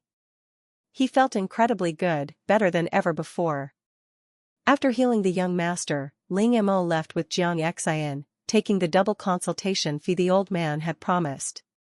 The boy was also extremely grateful to Ling Mo for saving him and promised that once he fully recovered, he would help promote her services. After all, he had been bedridden for 3 years. Although Ling Mo had cured him, many things, like walking, still needed to be relearned. Ling Mo wasn't in a hurry. Good wine needs no bush. After leaving the hospital, the two of them didn't return home immediately. She planned to buy several single beds and some shelves to make better use of the space in her spatial storage. However, after searching for a long time, they couldn't find what they wanted. "Actually, I don't think it's a big deal if those people lie on the ground. We can just put down a few more carpets, and carpets save space," Jiang Xian suggested. Ling Mo thought about it and felt it made sense. Just then, she passed a stall on the commercial street selling yoga mats. After buying 20 yoga mats, she returned to her residence, only to see someone anxiously waiting outside, with a man lying on the ground, barely alive. Seeing someone approach, the man immediately asked excitedly, "Which one of you is the healing ability user?" Ling Mo raised her hand. "I am." "Great. Please save my brother. He's seriously injured. This is the consultation fee." Without another word, the man handed Ling Mo a cloth-wrapped bundle. She scanned it with her mental power. It was indeed 100 crystal cores. After accepting the crystal cores, Ling Mo walked over to check the injured man. His limbs were twisted at unnatural angles, obviously broken. His face was badly sunken, one eyeball had burst, and although his tongue was still in place, it had been cut, and blood kept flowing out. It was obvious that someone had punched him hard in the face. It was already a miracle that he was still alive after such severe injuries. Soon, the injured man's companion explained the situation. They had gone to Miss By first. But her ability was limited. She could only keep him alive for the moment and couldn't completely heal him. Later, someone in the crowd mentioned Ling Mo, so with no other choice, they came here to try their luck. Seeing how badly the man was injured, Ling Mo didn't want to dirty the floor, so she treated him directly outside. A burst of healing flame appeared, and the wounds on his face healed quickly. Next came the limbs. Before starting, Ling Mo turned to Jiang Xian. "Brother, help me straighten his arms and legs." Hearing this, Jiang Xian glanced at her, his eyes clearly saying, "If you can't bring yourself to do it, do you think I can?" Even so, he still stepped forward and carefully straightened the patient's twisted limbs. Then Ling Mo lightly tapped each limb twice. A moment later, under the shocked gaze of the injured man's companion and the patient's endless thanks, Ling Mo and Jiang Xian walked back into the house. "With these two cases, it won't take long before more people come looking for you. So are you still planning to cooperate with the base authorities?" Jiang Xian asked. He was referring to the purification of crystal cores. This wasn't Blue Star, and they were only passing through. In less than half a month, they would leave this world. Jiang Xian didn't want Ling Mo to take unnecessary risks. Besides, treating patients and purifying crystal cores at the same time, are you sure you can handle it? Even with nutrient solution, the amount is limited. Hearing the concern in his voice, Ling Mo said, "I know what you're worried about. I didn't say we should cooperate with them now. Let's wait a little longer, at least until Yi Kai and Fu Yu arrive. Even if something went wrong then, the four of them wouldn't be afraid." Seeing that Ling Mo hadn't lost her mind over crystal cores, Jiang Xian finally relaxed. "Also, that person just now made me realize something," Ling Mo suddenly said. "What?" Jiang Xian asked. "When you entered Li Guang base, you saw how strict the inspection was. Anyone with wounds had to go through quarantine, and seriously injured people couldn't enter unless they survived the 48-hour observation period." At this point, Jiang Xian immediately understood. People who were seriously injured might die or turn into zombies before the quarantine ended. How could they survive long enough to come here for treatment? And some cold-hearted ability teams would simply abandon injured teammates. "So what are you planning to do?" Jiang Xian asked. "Simple. If the mountain won't come to me, I'll go to the mountain. In other words, we'll go to the base entrance." With a backpack, a cat in her arms, a clean yoga mat, a hastily written sign, and 2 small stools, the two of them set off. When they arrived at the base entrance, a long line had already formed. All of them were waiting to enter the base. Among them were many injured people. Their faces were pale, their eyes dull. Even knowing they might be quarantined, they still didn't want to give up. Ling Mo found an empty spot nearby, set everything up, and then took out the sign. The sign read, 100% cure for zombie virus. External injuries treated. 100 crystal cores per treatment. can also exchange for other valuable items. P.S. Final interpretation and value judgment belongs to the stall owner. As soon as the sign was placed, it immediately attracted attention. 100 crystal cores was expensive, but for ability users, it wasn't impossible. The group looked at each other. After a moment, one person finally stepped forward. He walked up to Ling Mo, rolled up his sleeve, and revealed a horrifying bite mark that had almost torn his entire arm off. Can this kind of injury be healed? Chapter 625, Zombies 10. The wound was clearly inflicted by some kind of all-consuming animal. The surrounding skin and flesh were swollen, showing signs of inflammation and infection. The man's face was flushed unnaturally, he had a high fever.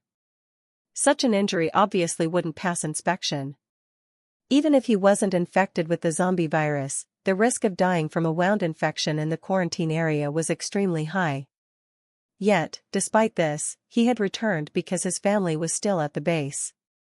Ling Mo nodded slightly. Of course. Then, she gently placed her fingers on the man's injured arm. Slowly, the horrifying wound healed right before his astonished eyes.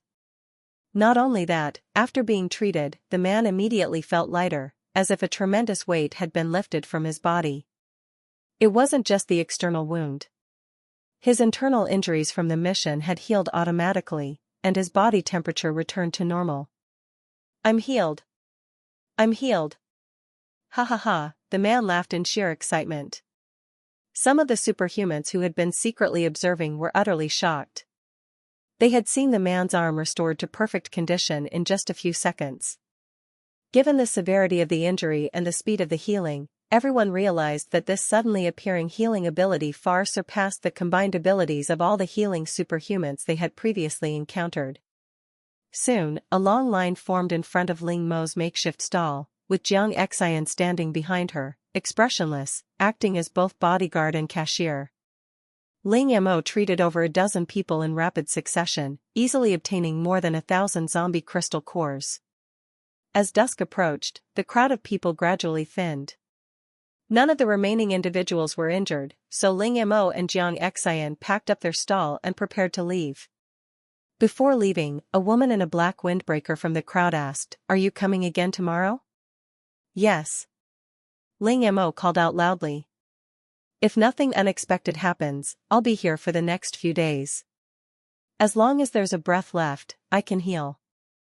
The woman's eyes lit up at her words, then quickly dimmed again. She moved her lips a few times, whispering words only she could hear. Back at their lodgings, Ling Mo had Jiang Xian bring out all of today's harvest. Counting the crystal cores they had collected along the way, combined with what Ling Mo had already accumulated, there were roughly 2,000 in total. The crystal cores came in many colors and were divided into 11 types based on the ability user's attribute: gold, wood, water, fire, earth, light, darkness, lightning, wind, ice, and no attribute.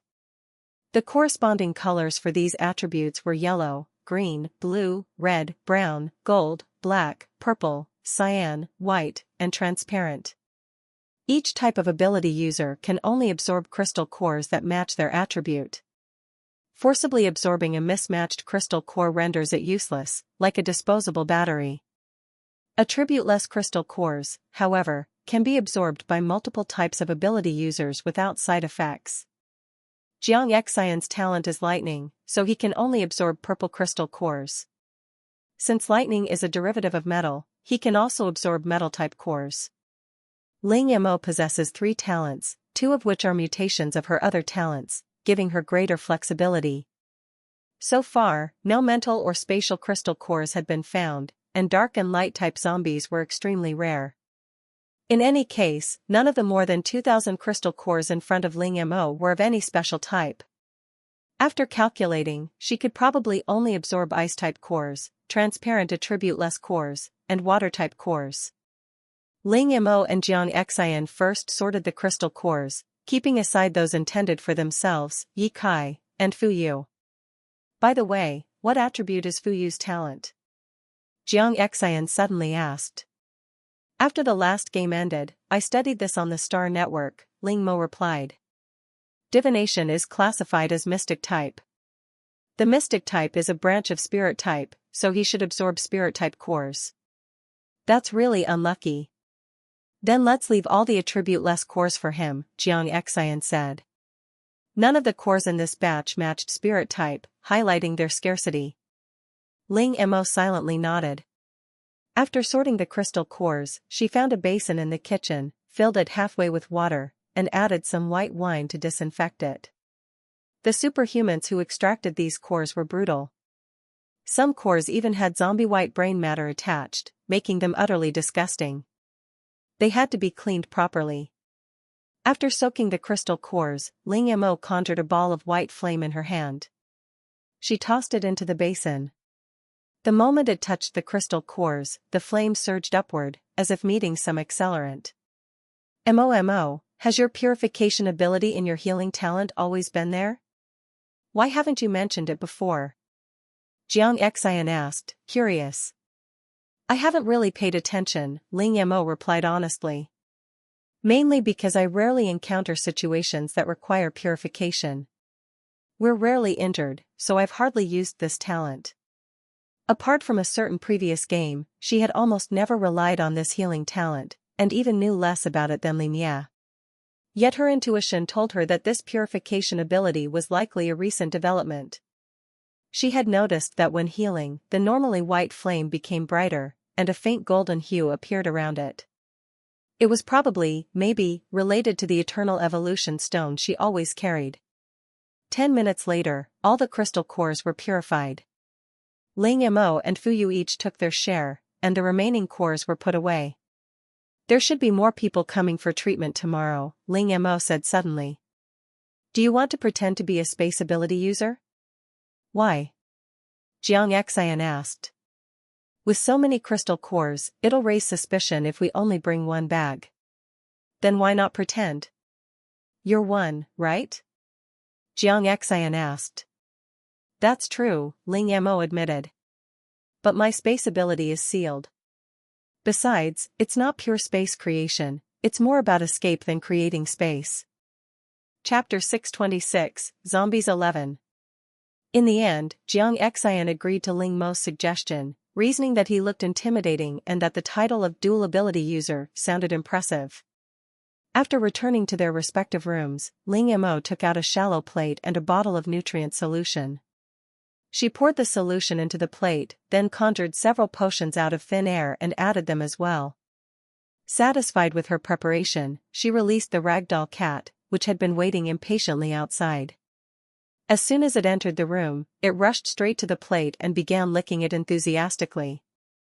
Ling Mo watched for a moment, then returned to her bed and began absorbing the crystal cores one by one. After 100 cores, she stopped. Was there a limit to how many crystal cores she could absorb? Looking at the remaining 200 or so, she thought for a moment and pulled out the prop super delicious orange. Since it had transformed into a grapefruit last time, it had finally returned to the size of an orange after several days. Eat, she commanded. The orange seemed to understand her words, opening its tiny eyes and swallowing the crystal cores in front of it in one gulp. Immediately, it felt a strange sensation in its stomach. Ugh! Unable to contain it, it bent over and dry-heaved. That stuffed, choking feeling returned, like rice stuck in its throat. Fortunately, Ling Mo's talent stabilized the orange, and the sensation faded after a while. Looks like this thing isn't without side effects, she murmured. Deciding to deal with it immediately, Ling Mo got up and walked outside. A few minutes later, she returned. 2 minutes after that, a dry heaving sound echoed from the quiet house. Ling Mo smiled, satisfied. That was more like it, siblings should share joys and sorrows. The 5th day of the game began. The two got up early. Ling Mo retrieved a box of cookies from her spatial storage and started eating. Seeing Jiang Xian approach, she gestured for him to join her. No, I'm not hungry, he replied, gagging twice before she tossed the orange figure into his arms. This tool is useful, but its side effects are a bit harsh. For someone like you, with only one talent, it's definitely hard to accept, Ling Mo said. After breakfast, they set out early and arrived at the base entrance. A long queue had already formed. These were teams of superhumans returning from missions a few days ago. Some looked spirited and cheerful, while others appeared dejected and listless. Ling Mo and Jiang Xian's arrival instantly drew attention. Two fully armed soldiers approached. "Hello. Our leader heard about yesterday's events and arranged for us to provide protection and maintain order for you," one explained. Every ability user was valuable, and Ling Mo's actions the previous day had saved those who should have died, bolstering the fight against zombies. "Thank you," Ling Mo replied politely, then began her treatment. She didn't start with those waiting to enter the base. Most teams of ability users tended to abandon seriously injured comrades to avoid being slowed down, or worse, risk being infected. Among those queuing, very few were injured, and those who were only had minor scratches. Ling Mo watched as the seriously wounded were brought to her. One of the men said, "These people were confined in the quarantine zone. Some already show signs of infection. Without timely treatment, they may not survive the day."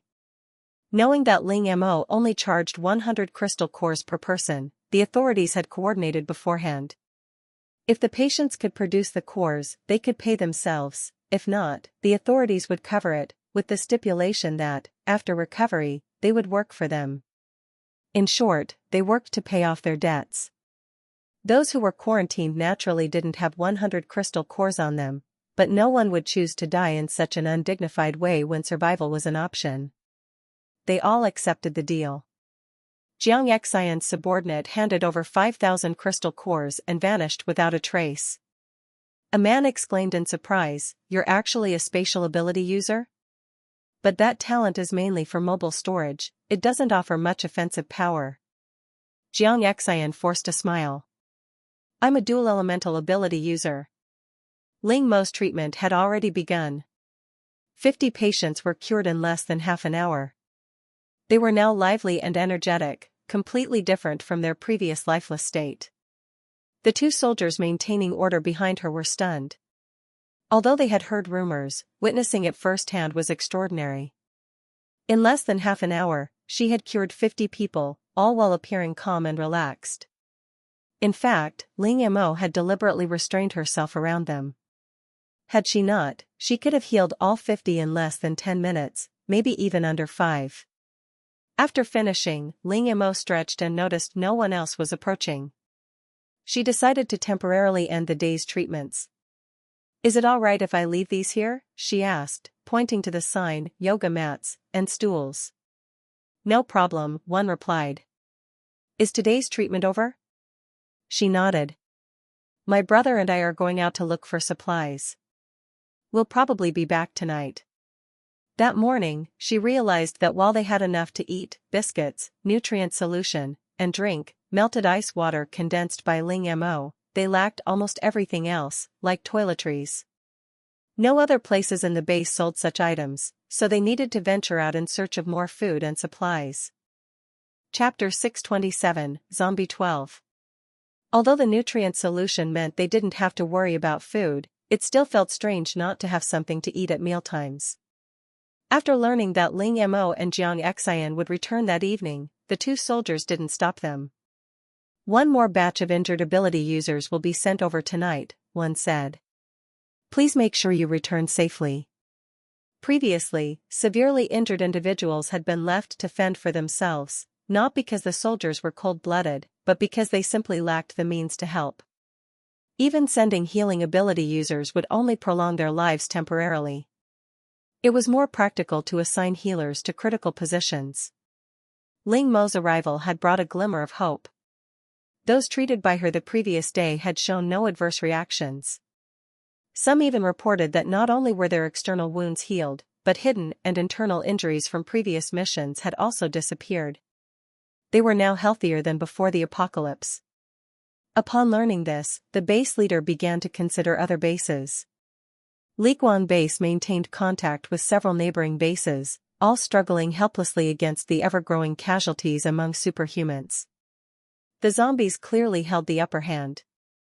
The commander of Liguan Base contacted these bases, offering to take in their injured superhumans. After healing them, they would be recruited, making Liguang base the strongest. Hearing that another batch of wounded would arrive that evening, Ling Mo's eyes lit up. "We'll be back on time," she said. Their destination wasn't far, just a few teleports away. On the flat yellow earth, anyone seeing them would witness two figures running so fast that only afterimages were visible. "This is the first time I've run this fast," Ling Mo remarked. Even when in a hurry, there were usually other means of transportation. Flying or teleporting was faster, but today they simply wanted to stretch their muscles. Their destination was a city relatively close to Liguang Base, a city completely overrun by zombies. High-level zombies patrolled the streets. For ordinary survivors, it was a no-go zone until they were significantly stronger. Ling Mo had scanned the city with her mental power the previous night and even detected a level 3 psychic zombie. Level 3 zombies possessed intelligence and could control other zombies, forming a sizable horde. For Ling Mo, however, the core of a level 3 zombie was a highly valuable tonic. Upon entering the city, they didn't engage immediately. Any sudden noise might alert the level 3 zombie and cause it to flee. Using her mental power, Ling Mo pinpointed its location, and she and Jiang Xian ran swiftly toward their destination. 10 minutes later, they arrived outside a high-end club. "Is that the level 3 zombie inside?" Jiang Xian asked. Ling Mo nodded, her brow furrowing slightly. Her expression became grave. "I remember you said before that zombies are a form of evolution, and once they reach a certain level, they can revert to normal," Jiang Xian said. "That's true," Ling Mo replied. "But the Federation has long denied this method. The final evolved form of zombies, the Corpse Emperor, may look human, but it's a different species. They're reproductively isolated from humans." Just as they were about to enter, Ling Mo suddenly stopped Jiang Xian.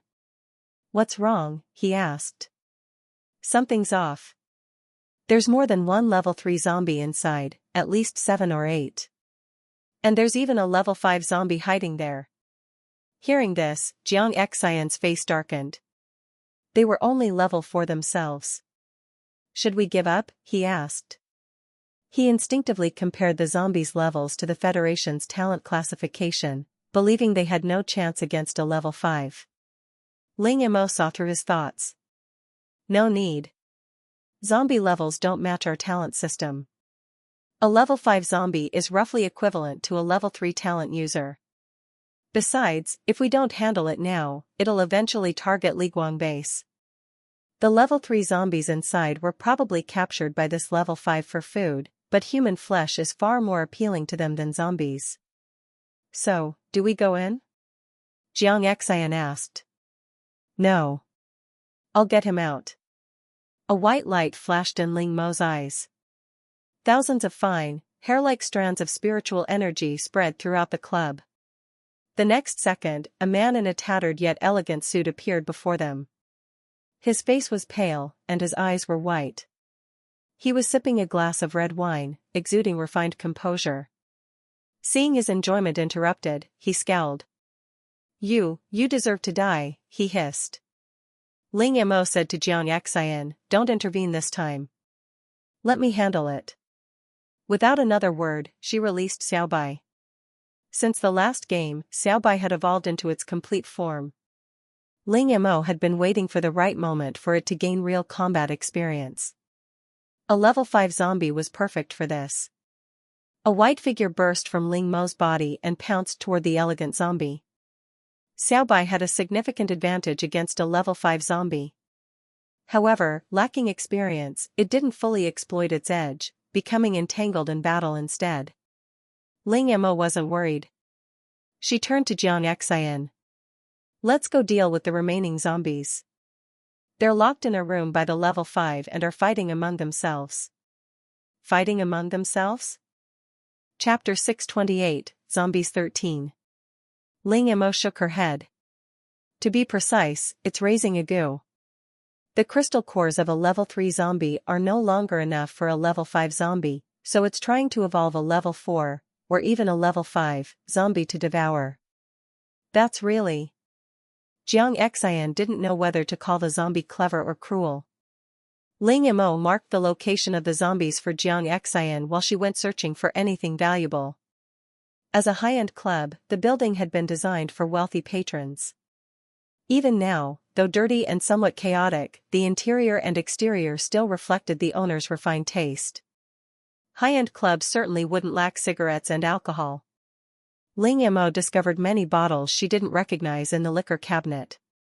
Unfortunately, much of it had been broken, leaving shards of glass and evaporated alcohol behind. She selected the intact bottles and stored them, along with the liquor cabinet, into her spatial storage. Of course, the best liquor wouldn't be displayed so openly. Ling Mo swept her mental energy over the entire club and quickly located more hidden treasures. In addition to the wine, she found a stash of cigars. Judging from the excited reactions of people when she had taken cigarettes before, cigars were likely very popular. The only downside was the lack of edible food. What little remained was spoiled and inedible. At that moment, Jiang Xian descended from the second floor, holding several noticeably larger crystal cores in his hand. Immediately afterward, loud noises and unwilling roars came from outside. "It seems the battle on Xiaobai's side is over," Jiang Xian said, handing 2 crystal cores to Ling Mo. "When I arrived, several zombies had already been devoured. Of the remaining 5, there was a fire type, a speed type, a strength type, an ice type, and a mental type zombie." Jiang Xian now held the crystal cores from the ice type and mental type zombies. The mental type crystal core was surprisingly white. Ling Mo examined it, feeling the abundant power within. A joyful smile spread across her face. Just then, Xiaobai came running in happily from outside, a purple crystal core clutched in its mouth. Seeing this, Jiang Xian immediately seized it, unable to hide his excitement. After leaving the club, the two headed to a nearby supermarket. This time, they didn't worry about alerting zombies, even deliberately making some noise to draw them in. They had their reasons. The city was dangerously close to Liguang base. If they hadn't intervened, the level 5 zombie might have attacked the base after finishing its meal. It was like placing a delicious cake in front of someone powerless to resist. Of course they would take advantage. Along the way, the two cleared out many zombies and collected a considerable amount of crystal cores. By the time they reached the supermarket, the surrounding area was almost completely cleared. Taking advantage of the lull before the next wave, they moved quickly. As they pushed open the supermarket door, a stench of rotting flesh mixed with decaying fruit assaulted their senses. The smell came not only from the zombies but also from the power outage. Frozen meats had spoiled, and fruits and vegetables were rotting. Clearly, someone had already scavenged here. Almost all the goods on the shelves were gone, except for some unwanted items in the general merchandise section. The two collected what they needed and headed for the warehouse. The warehouse lock was still intact, indicating the supplies inside hadn't been touched. Looking for a key was pointless. Who knew which zombie had it? Jiang Xian unleashed a lightning bolt, splitting the lock. Inside were boxes upon boxes of supplies. "There's so much stuff. Even with all your spatial locks, we can't possibly move it all," Jiang Xian said. But leaving the supplies behind felt wasteful. What if zombies ruined them? They were used to not wasting food. "How about this? I'll create a separate dimension and see if I can fit everything in," Ling Mo suggested. "Aren't you bad at this?" Jiang Xian asked. "Bad doesn't mean impossible," Ling Mo replied. "I had better options before. Of course I wouldn't choose to create a separate dimension. But this time, I'll do it myself." Though she hadn't tried creating a separate dimension on her own, Ling Mo's personal space was far superior to any other dimension. The challenge lay in sizing it correctly. She closed her eyes and focused, feeling the mysterious sensation of marking out territory in another place. About an hour later, she opened her eyes. "How did it go? Did it work?" Jiang Xian asked. Ling Mo frowned. "I'd say it worked. Let me show you." A crack about a meter wide appeared beside her, revealing an endless expanse of blackness that seemed ready to swallow anything. Don't just stand there, start moving things in. I don't know how long this dimension will hold. Let's finish quickly. Okay. The two began transferring supplies, trip by trip. It took a full hour to move the entire warehouse. And of course, that wasn't all. As a large supermarket, it couldn't possibly have only one warehouse. Chapter 629, Zombies 14. The supermarket had 3 warehouses in total. Ling Mo and Jiang Xian searched them all, collecting every usable item, food and daily necessities, while leaving behind spoiled fruits, vegetables, frozen foods, and meats. Everything else was stored in the alternate dimension Ling Mo had created. Once the task was complete, the two hurriedly left. Especially Ling Mo.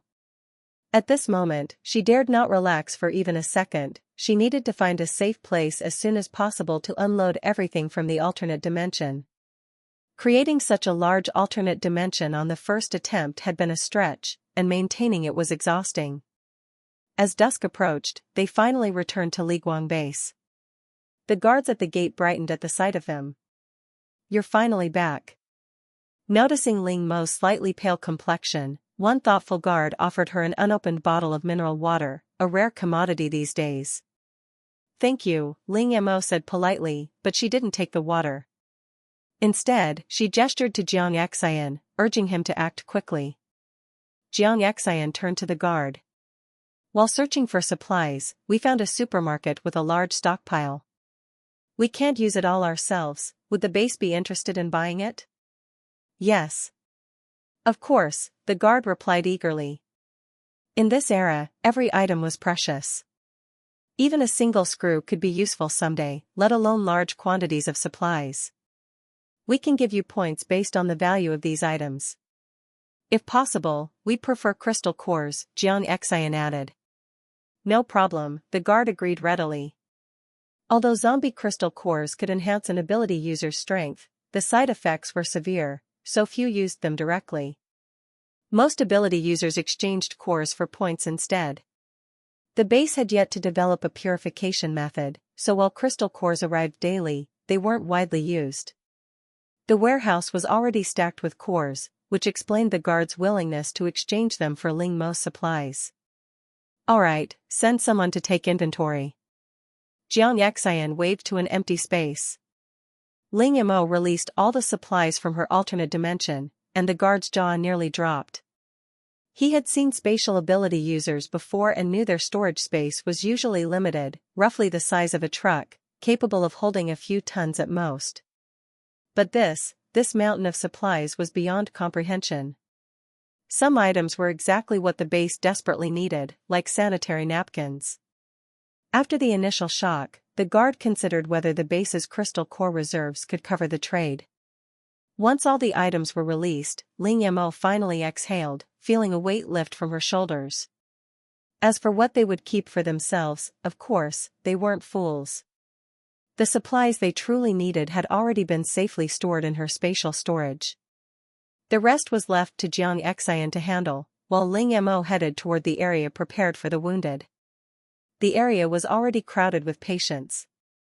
They lay on stretchers, emitting a foul stench, many on the verge of death. Seeing this, Ling Mo immediately began treatment, starting with the most severely injured. The queue consisted of adventurer teams who had just returned from missions.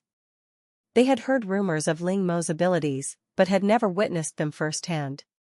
Some thought the stories were exaggerated.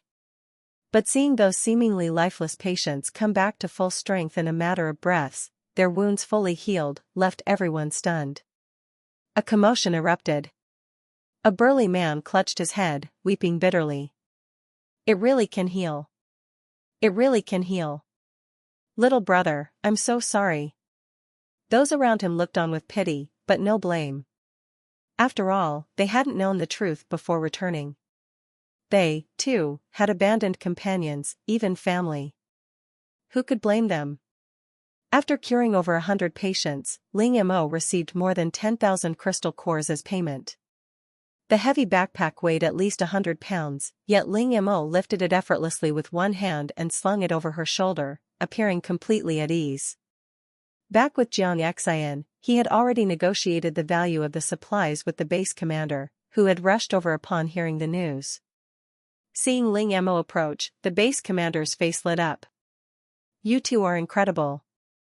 Liguang Base will always be grateful for your contributions, especially you, little girl. Do you know how many people you saved?" Ling Mo smiled politely. "It was nothing, and you even paid me." The commander laughed heartily. "These lives are worth far more than 100 crystal cores." In just one day, the base had gained over 100 loyal ability users. With them, the commander felt confident in leading Liguang Base to survive the next zombie horde. He envisioned turning Liguang Base into the most powerful stronghold in the apocalypse. While imagining this, he ordered his men to move all the supplies into the base and deliver the corresponding crystal cores to Ling Mo and Jiang Xian's home. Upon returning, Ling Mo immediately released the ragdoll cat. "You've been carrying it with you all this time?" Jiang Xian asked in surprise. "Yes. This cat has two special talents. I was afraid it might get stolen if I left it at home," Ling Mo replied matter-of-factly. Jiang Xian thought for a moment and nodded. It made sense. After all, a precious pet like this couldn't risk being lost. Chapter 630, Zombies 15.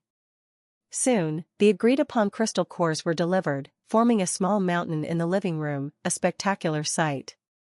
Seeing the pile, Ling Mo had only one thought: this trip had been completely worthwhile. Miss Ling, our base leader would like to ask, what are you two doing collecting so many crystal cores? A subordinate asked. These crystal cores contain traces of the zombie virus. Although ability users had some resistance, absorbing too many could still have side effects. Of course it's for absorption, Ling Mo replied. My talent can neutralize the zombie virus, so absorbing these crystal cores won't affect me at all. Hearing this, the man nodded in understanding. However, he didn't realize that if Ling Mo's goal was simply absorption, she wouldn't need so many, only the cores corresponding to her attributes would suffice. After seeing him off, Ling Mo approached the mountain of cores. These people are a little too thoughtful, they even classified the cores for us, she muttered. White gold flames shot from her hands, engulfing the pile. Wisps of black smoke rose as the cores were purified. Processing the large batch took about half an hour. Once complete, Ling Mo and Jiang Xian took the cores they needed and stored the rest in spatial storage.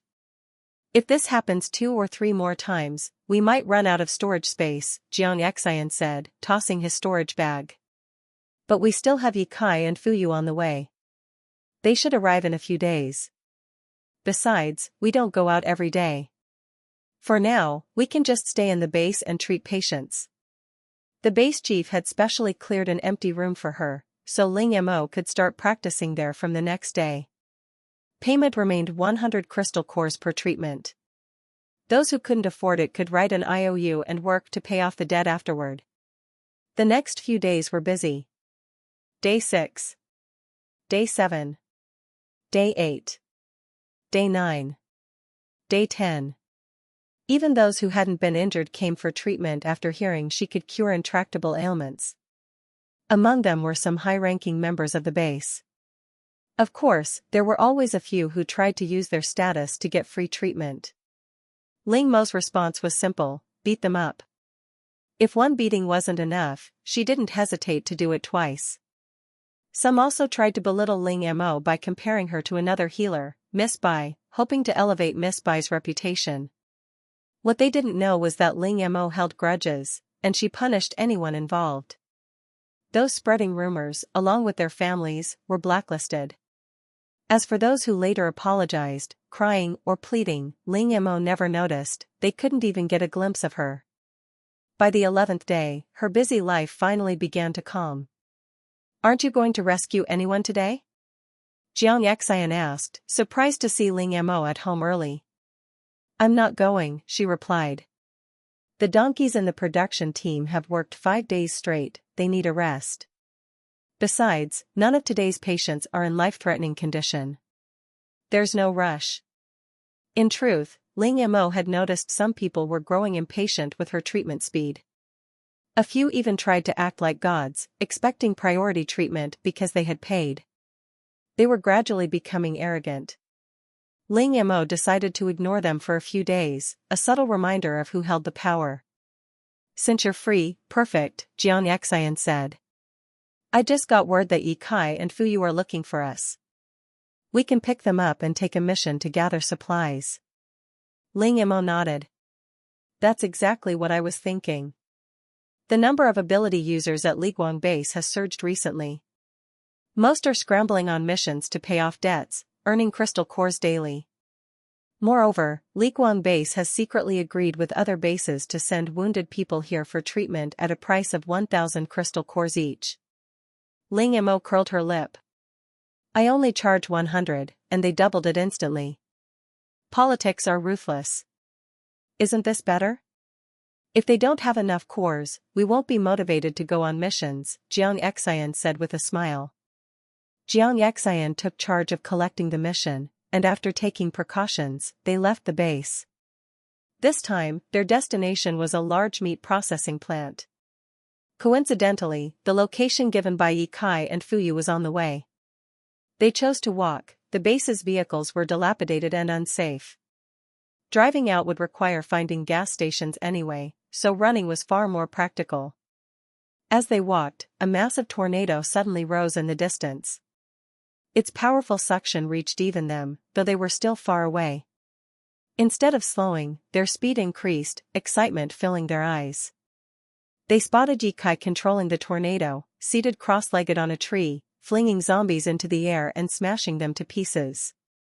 A yellow crystal core whirled to him on the wind. He clicked his tongue. Why are wind-type crystal cores so hard to find? After storing the core, he saw two figures rushing toward him at incredible speed, attracted, no doubt, by the tornado. This speed, aside from speed-type ability users, there's probably only Momo. Boss. It really is you too. Yi Kai reached out to hug her, but Ling Mo dodged. You stink. Couldn't you change your clothes? Yi Kai's attire, still from his original entry into the game, was a mess, muddy, grimy, and reeking. Only then did Yi Kai notice his state. His expression twisted in disgust. Boss, do you have any clothes? Any water? I want to shower. Chapter 631, Zombies 16. Taking a bath with bottled mineral water, only Yi Kai would willingly do that now. But who could blame him? There was no water source nearby, and the ice Ling Mo had conjured still needed time to melt. After washing himself clean and changing into fresh clothes, Yi Kai felt like his handsome self again, at least, in his own mind. Alright, since you're here, come help us. You haven't used much of your spatial pod, have you? Jiang Xian asked. Yi Kai answered honestly. The rules this time seem very different from the last game. We weren't given much choice. Fortunately, I carried all my items with me. As for the spatial pod, apart from some wild fruits and a few crystal cores, it's basically empty. After all, he had been teleported directly to a forest with unfamiliar plants, making resource collection difficult. Even the wild fruits in his pod had been tested on several rabbits first. Jiang Xian nodded. Perfect. Come with us. Yi Kai obediently followed behind. After walking a while, he asked, Boss, aren't we going to find Fu Yu? This time, Ling Mo answered. Fu Yu just contacted me. He's waiting for us at the food processing plant at our destination. Yi Kai nodded, understanding. Before they even reached the plant, the roars of zombies and sounds of battle reached them. Seeing this, the three quickened their pace, rushing toward the plant as fast as possible. Along the way, Ling Mo had already assessed the situation with her mental power. A team of superhumans was being besieged by a massive horde of zombies, and Fu Yu was among them. Turning to Yi Kai, she said, You're faster. Go ahead and rescue everyone first. Yi Kai nodded. In a streak of green light, he shot forward. Seconds later, a massive tornado rose within the food processing plant, sweeping survivors to safety and hurling zombies aside. A few minutes later, Ye Kai led the rescued people to a secure spot, with Ling Mo and Jiang Xian following closely behind. When they arrived, they found a group lying on the ground, retching. Not far away, Fuyu was beating Ye Kai mercilessly, each punch landing squarely, cursing with furious intensity. "Captain, several of our brothers have been scratched," Ling Mo said gravely, averting her gaze from the brawl. The joy of escaping the zombie horde vanished, replaced by deep sorrow. Even though they had anticipated this day, the reality still hit hard. "How many brothers?" a restrained voice asked. 8. 2 of them only have minor scratches, the man emphasized. But in the apocalypse, there was little difference between minor and serious injuries. "Captain, kill us. We don't want to become zombies." "Yes. Kill us quickly. We don't want to turn into mindless monsters." The wounded wore resolute expressions, as if even without fighting, they would choose suicide rather than becoming zombies. Seeing this, Ling Mo felt a pang of emotion. "Honestly, sometimes I'm glad it's a natural disaster, not zombies," she murmured, her tone slightly teasing. Jiang Xian chuckled. "You even compare situations. It's like asking you to choose between work or school." Ling Mo clicked her tongue at the unpleasant memory. "Stop the lame jokes, Mo, go save them." Fuyu's voice urged from beside her. Even without the prompt, Ling Mo would have moved to save them. Walking toward the injured, the captain nodded at her. "Thank you for saving us today." "You're welcome. I'll help you to the end, healing your wounds and detoxifying you while I'm at it," Ling Mo said, conjuring 8 bottles of healing flames toward the injured. "Wait, you're the healer from Liguang Base?" the captain asked, eyes wide. "Am I that famous already?" Ling Mo asked, surprised. The man ignored her question, exclaiming, "I didn't expect them to actually let you out." Ling Mo shrugged. "I'm a free individual. Of course, I can come out whenever I want." Sensing her independence from Liguang Base, the man's eyes flickered. He extended a hand. "Hello, my name is Jiang Hen. I'm from Western Base, and I'd like to invite you to join us. I know you currently charge 100 crystal cores per treatment, but if you join our base, we'll pay 200, Jiang Hen said sincerely. At that moment, Fuyu approached. "We have something to discuss with you." Ling Mo's gaze fell on Jiang Hen. Could he, like Hua Xiaoxiong, be a noble? As it turned out, Jiang Hen was indeed a noble of high status, the son of the Western Base chief. Among the few official bases on the planet, he could easily be called a prince. "You say you're aliens, how can you prove it?" Jiang Hen asked, eyeing the 4 of them. If it weren't the apocalypse, he might have suspected they were escaped mental patients. Ling Mo and the others didn't take offense. After all, if someone claimed to be an alien in ordinary circumstances, skepticism would be natural. Those 8 injured team members were ordinary people, right? I can help them awaken. Believe me now? Your awakening is entirely due to luck, Ling Mo said with a smile. Seeing her confident gaze, Jiang Hen nodded. Okay, if you really can do it, then I believe you. Ling Mo conjured 8 bottles of awakening potions out of thin air. Give these to those 8 people. They'll awaken, she instructed. Chapter 632, Zombies 17. Although Jiang Hen had his doubts, he subconsciously chose to believe Ling Mo's words. Probably it was the certainty in her eyes that convinced him. He brought 8 bottles of potions to the group, distributing one to each of the previously injured men. "Captain, what are these?" one of them asked. Jiang Hen didn't hide anything. "These are potions that can awaken superpowers, but I'm not entirely sure."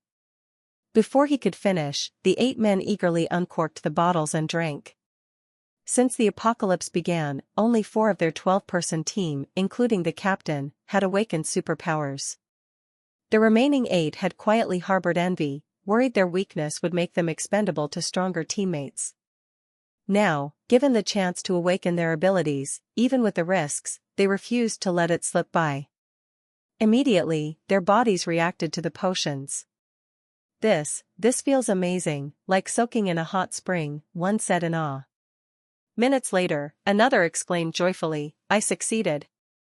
I have superpowers. Water droplets continuously formed in his hands, marking his new ability.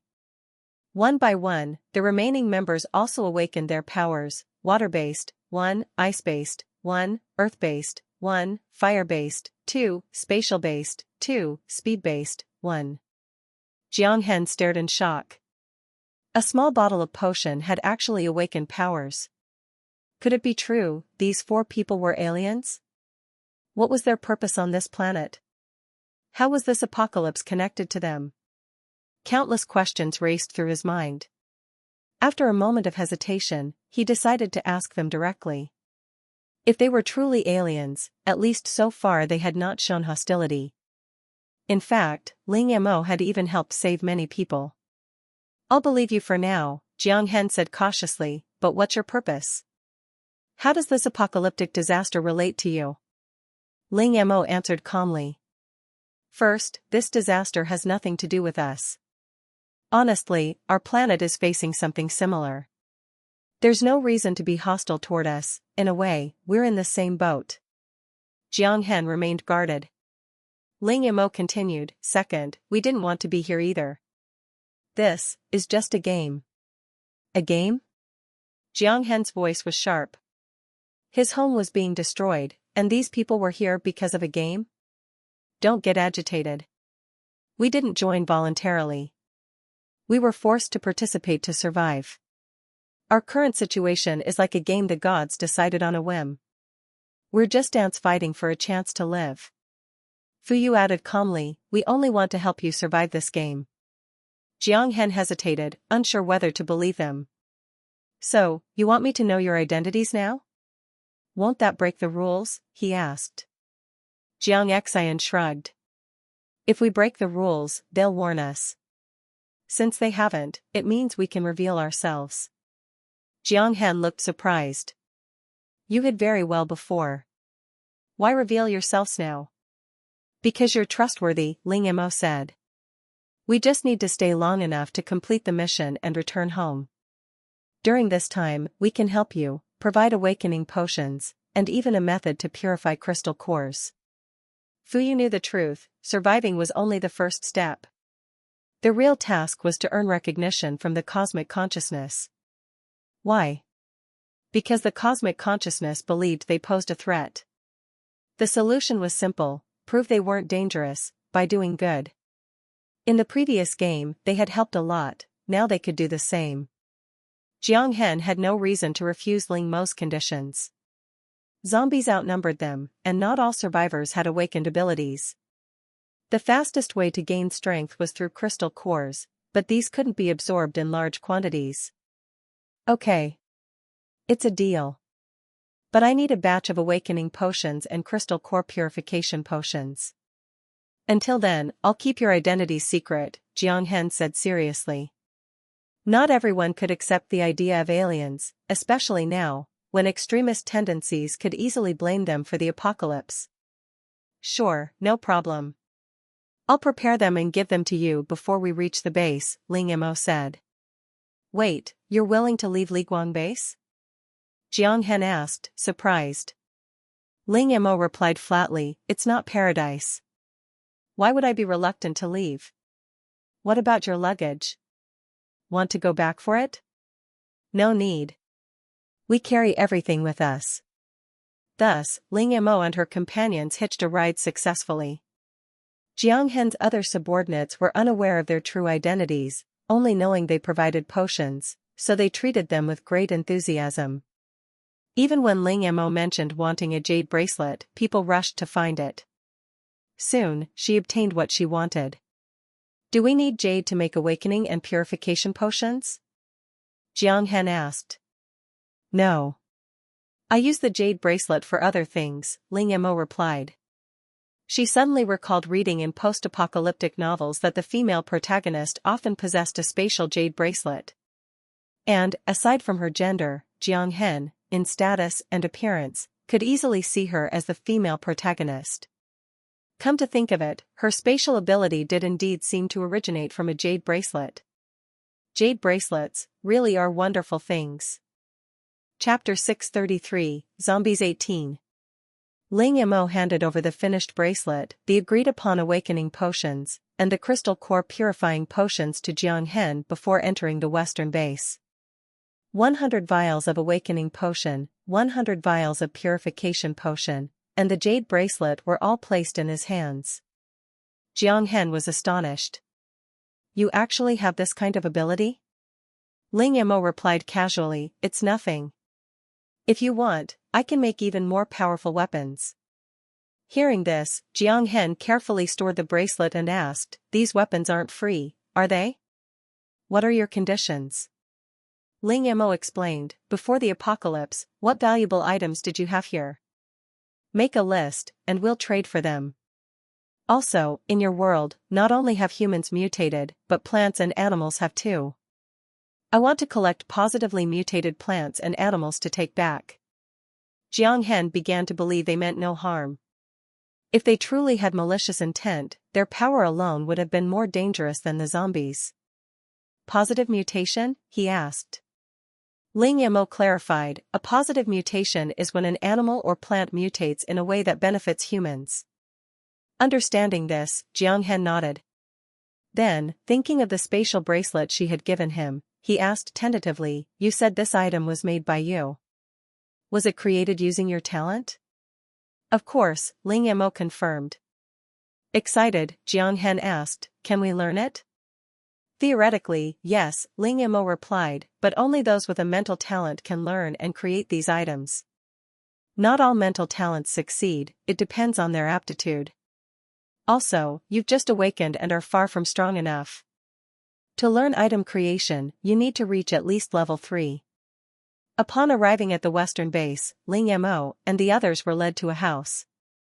The house was dusty, clearly unused for some time, yet clothes were carelessly tossed on the sofa, indicating it was still occupied.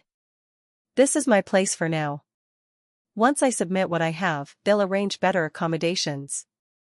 Don't worry, I won't tell anyone about your background, Jiang Hen said. Ling Mo and the others nodded. Once Jiang Hen disappeared through the door, Yi Kai asked, why do you trust him so much? Aren't you afraid he'll betray us? Ling Mo looked at Fu Yu and said, I don't trust Jiang Hen, I trust Fu Yu. All three turned their eyes to Fu Yu. Jiang Xian asked, Fu Yu, is there something special about Jiang Hen? Fu Yu sat down casually and said calmly, I did this because Jiang Hen is just a drunkard causing trouble in this world. The three were momentarily stunned, unable to grasp his meaning. After a pause, Jiang Xian realized. On Blue Star, the title Drunken Madman represented Ling Mo. But in the eyes of everyone, it also meant savior. Countless people on Blue Star depended on the Don't Miss Out shop for survival. Even on Qingyang Star and other developing planets, the influence originated from the Drunken Madman. Despite the deteriorating situation, hope remained alive.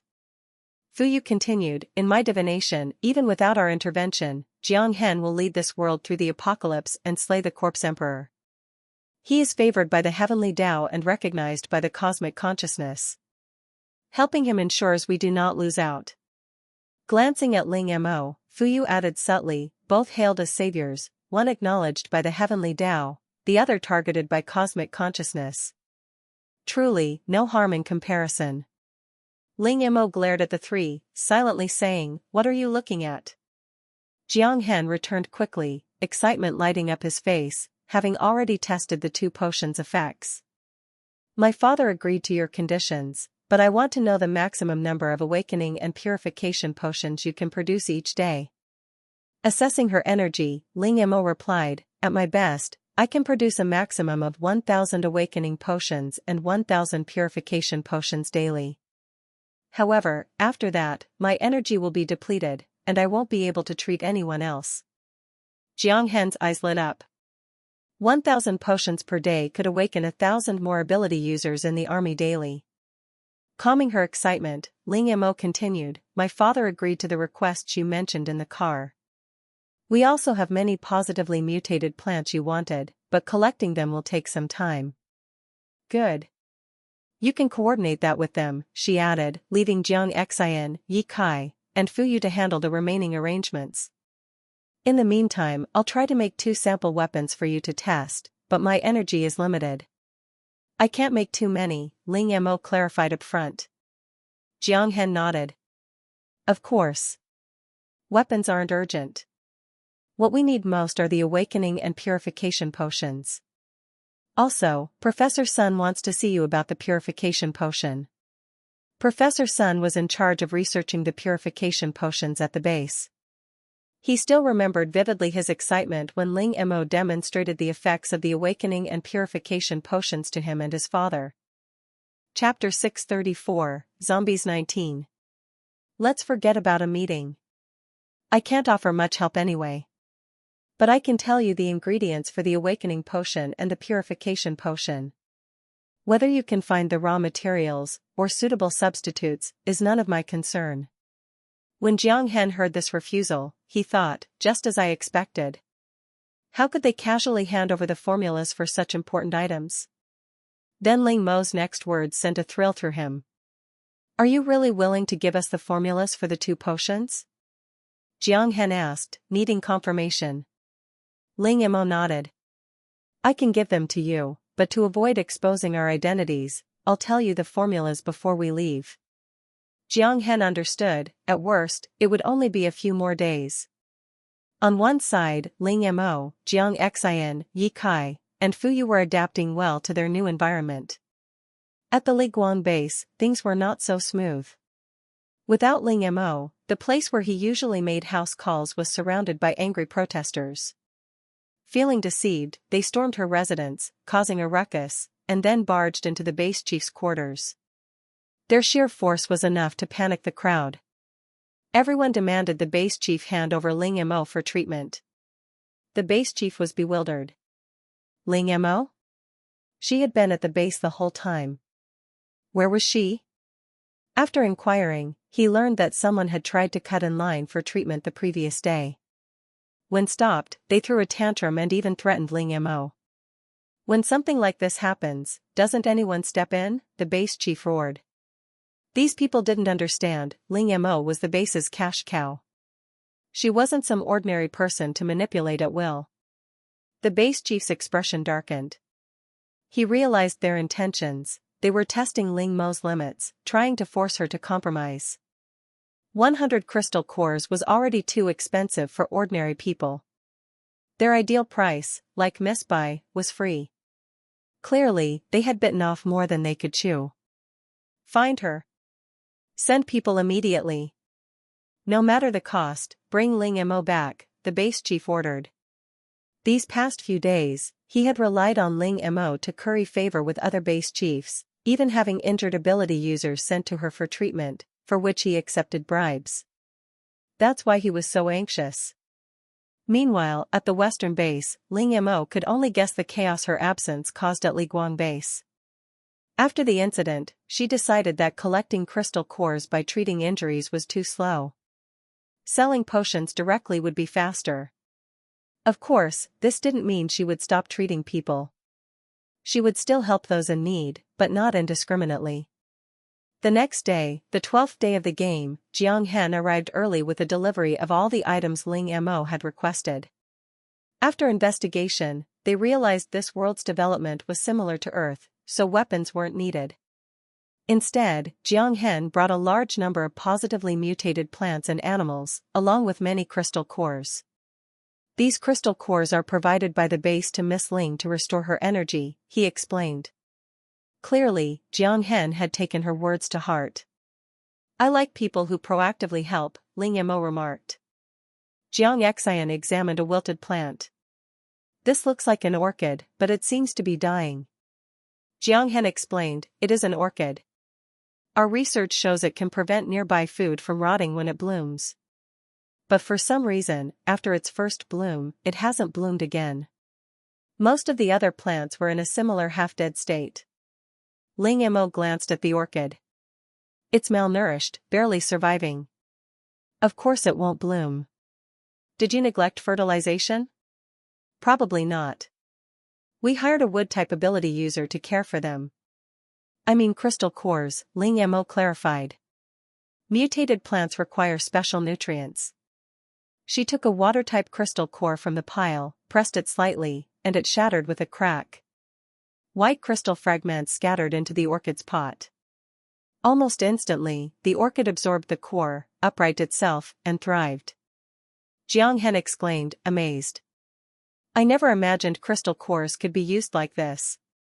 After giving Jiang Hen 1,000 awakening potions and 1,000 purification potions, Ling Mo and the others tidied the yard and packed for departure. Forget the crystal cores, Mo. Why are you collecting so many plants? We can't eat them, Yi Kai asked, puzzled. Ling Mo explained, these positively mutated plants are extremely valuable in interstellar space. They're also easier to cultivate into new varieties. These are all good stuff. Jiang Xian added, even so, there's a lot. Our spatial storage is limited, and this is only the first batch. How are we taking it all? Ling Mo smiled. I've already thought of that. I'll use my spatial talent to open an alternate dimension. Last time it was rushed, causing problems. This time I'll reinforce it, it should last until we leave the game. Experience from the first time makes this second attempt much easier. Good thinking. Also, Jiang Hen mentioned someone found a forest plant that can produce 5 years of wheat. They brought back a sample, but it wasn't mature enough to cultivate. Should we go with them? Of course, Yi Kai said without hesitation. 5-year wheat, that's obviously valuable. Chapter 635 Zombie 20. Going is definitely the right choice. If it really is Wu Sueha, we must bring her back to Blue Star, no matter what. After saying this, Ling Mo spent 2 hours collecting and classifying the crystal cores that Jiang Hen had sent, along with those gathered by Yi Kai and Fuyu over the past few days. The 4 of them absorbed the crystal cores they could, leaving some behind as fertilizer for the half-dead mutated plants. Larger plants were pruned to make storage easier. By the time they finished, several more hours had passed. The following days were a whirlwind. Ling Mo crafted weapons, maintained and reinforced alternate dimensions to prevent collapse or disappearance, brewed awakening and purification potions, purified the delivered crystal cores, and treated patients. 2 days passed in this hectic rhythm, and Ling Mo felt the light in her eyes fading. Yet, this was all her own doing, she had no one else to blame. Compared to the arrogance of the Liguang base, the Western base and Jiang Hen treated them with courtesy. Jiang Hen had even prepared their belongings in advance. The people from Liguang base found out you're here and planned to send someone to demand your return. Father knows you dislike trouble, so he asked me to take you out to hide for a while. He'll handle the rest. The Liguang base was home to countless ability users. A poorly handled relationship could have led to betrayal when facing zombies later. Jiang Hen's father planned to appease them first. Once the awakening and purification potions were developed, Liguang base wouldn't be a problem. By the way, how long will this mission take? Ling Mo asked. Jiang Hen considered it. The forest is a day's journey from here. If we move quickly, we can be back in 7 or 8 days. If not, it might take half a month, even a month. Are you in a hurry? It's not that we're in a hurry, Yi Kai replied. But if it takes 7 or 8 days, or longer, we might not return in time. Only Ling Mo, the others, and Jiang Hen were in the car, so nothing was hidden. You're leaving already? Ling Mo nodded. If nothing unexpected happens, we'll leave in 5 days. Jiang Hen didn't speak. Honestly, he was still somewhat skeptical of these so-called aliens. Compared to the ethereal idea of extraterrestrials, he leaned toward believing they had simply had a fortuitous encounter. To confirm, he had secretly taken a sample of their hair. The results showed they were human, but different. Their genes were highly similar to humans, yet distinct. Fuyu patted his shoulder. This separation is only temporary. We'll meet again soon. In Fuyu's divination, he saw Jiang Hen drinking and laughing with them in the future. Jiang Xian glanced at him but said nothing. Jiang Hen, worthy of being the savior chosen by heaven, quickly composed himself, though his gaze toward Ling Mo betrayed a hint of regret. Such talent, why isn't it ours? After a day of travel, the four of them, along with Jiang Hen and his 11 teammates, reached the foot of the mountain. Beyond that, there was no path, they would have to rely on their own feet. Jiang Hen consulted his hand-drawn map, confirmed their location, and led the way, clearing the path for his men. The outskirts held relatively few mutated plants and animals. Those that had mutated were mostly docile. Progress had been smooth, so far. Then, a black figure flashed past, and everyone tensed. Ling Mo noticed that everyone in Jiang Hen's team was equipped with the infinite energy weapons she had created. Catch them! Catch that rabbit! Kaiman shouted in her mind. Wait, are you with the bionic entity? When did you get back? No time for that now. Before she could react, the words had left her lips, catch it. Without hesitation, Jiang Xian and Ye Kai dashed off like lightning, leaving only afterimages in their wake. Alive! Alive! Kaiman shouted again in her mind. I want it alive. Don't kill it. The two were already chasing the rabbit, it was unclear if they could hear her, but she hoped so. Fuyu asked, Mo, was there anything special about that rabbit? Could it have awakened dual talents like the ragdoll cat? Ling Mo pondered inwardly, then repeated the answer she had received from Kaiman to everyone. That rabbit was a mutated fragrant rabbit. Before adulthood, its meat is tender and delicious. After adulthood, the meat quality deteriorates, but its fur becomes extremely smooth, an extremely high-end luxury item. Fragrant rabbits come in several colors, white is most common, followed by brown, gray, gold, and finally black. Black is incredibly rare, maybe 1 in 10,000. That rabbit seemed to be pregnant. I'm taking it home to raise it.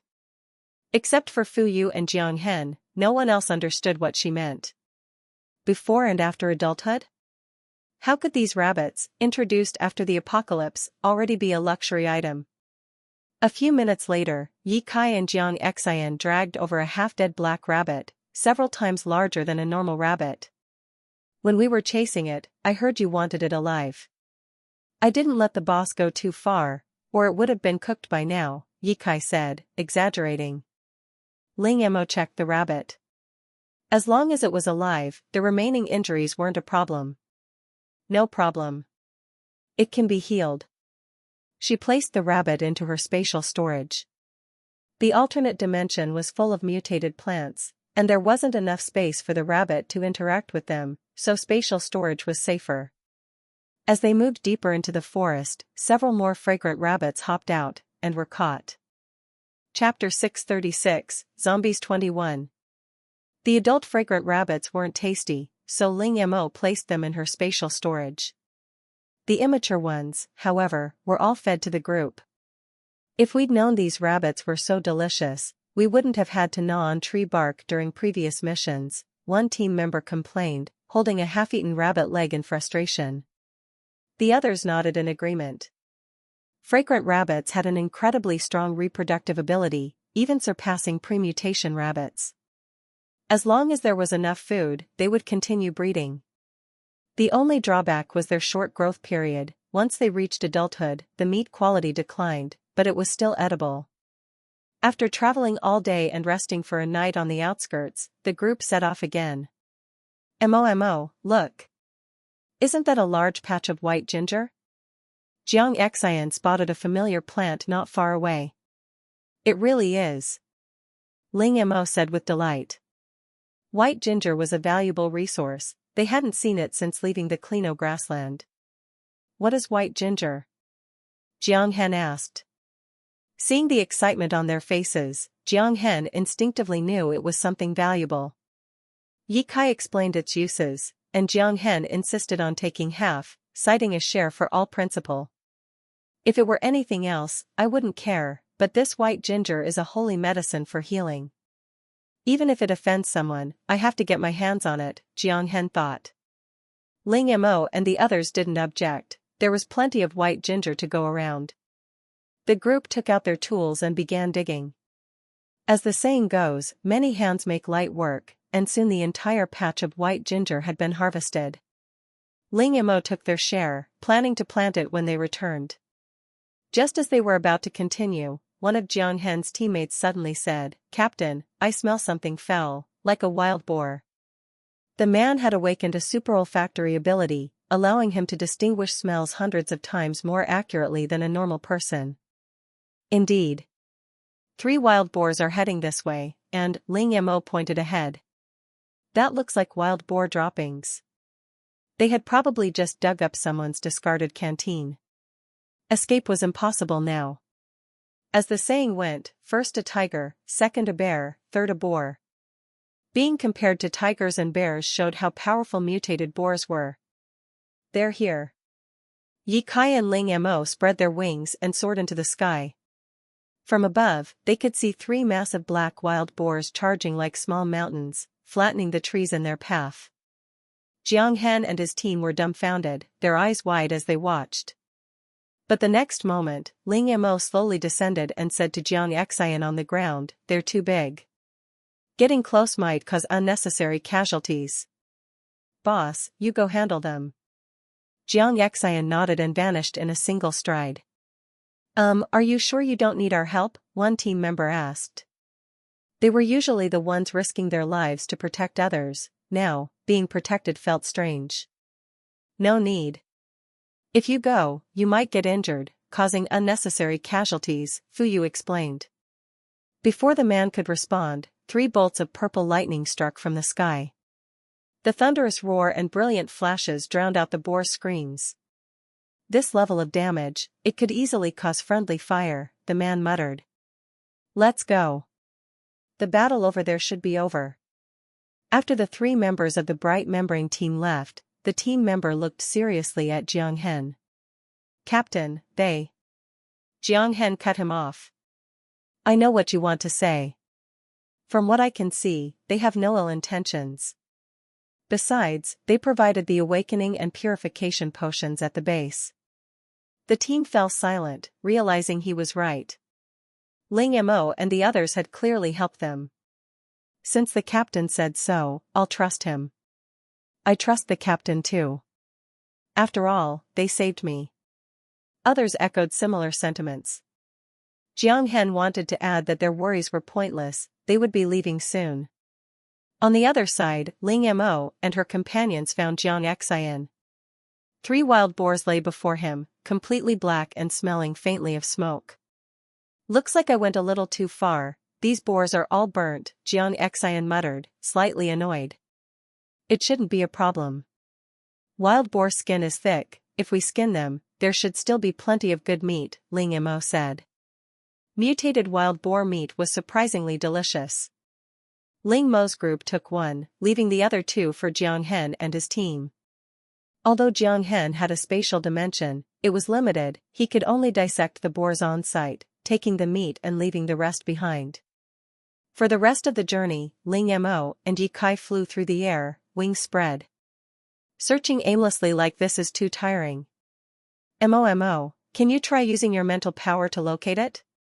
Ye Kai asked. Ling Mo sighed. "Do you think I haven't tried?" "I already have." "Didn't find it?" "That can't be." If even Ling Mo's mental power couldn't locate it, they had reason to doubt the authenticity of Wu Sueha. "I don't know if we've found it or not, because I have no idea what 5-eared grass looks like. But I've circled a few suspicious locations we can check first," Ling Mo explained, sharing the points with Ye Kai. There were 3 locations, each deeper into the forest than the last. The final one was at the center. "I'll take the furthest one, you can handle the other 2. Ling Mo gave an okay sign. Ye Kai flew off, bidding farewell to the team on the ground. "Won't they be in danger?" Jiang Hen asked, worried. Jiang Xian reassured him, "Don't worry. They can protect themselves." Ling Mo arrived at the first suspicious location and looked at the plants below. 5-eared grass? Found it, she exclaimed in surprise. Chapter 637, Zombies 22. Something's not right.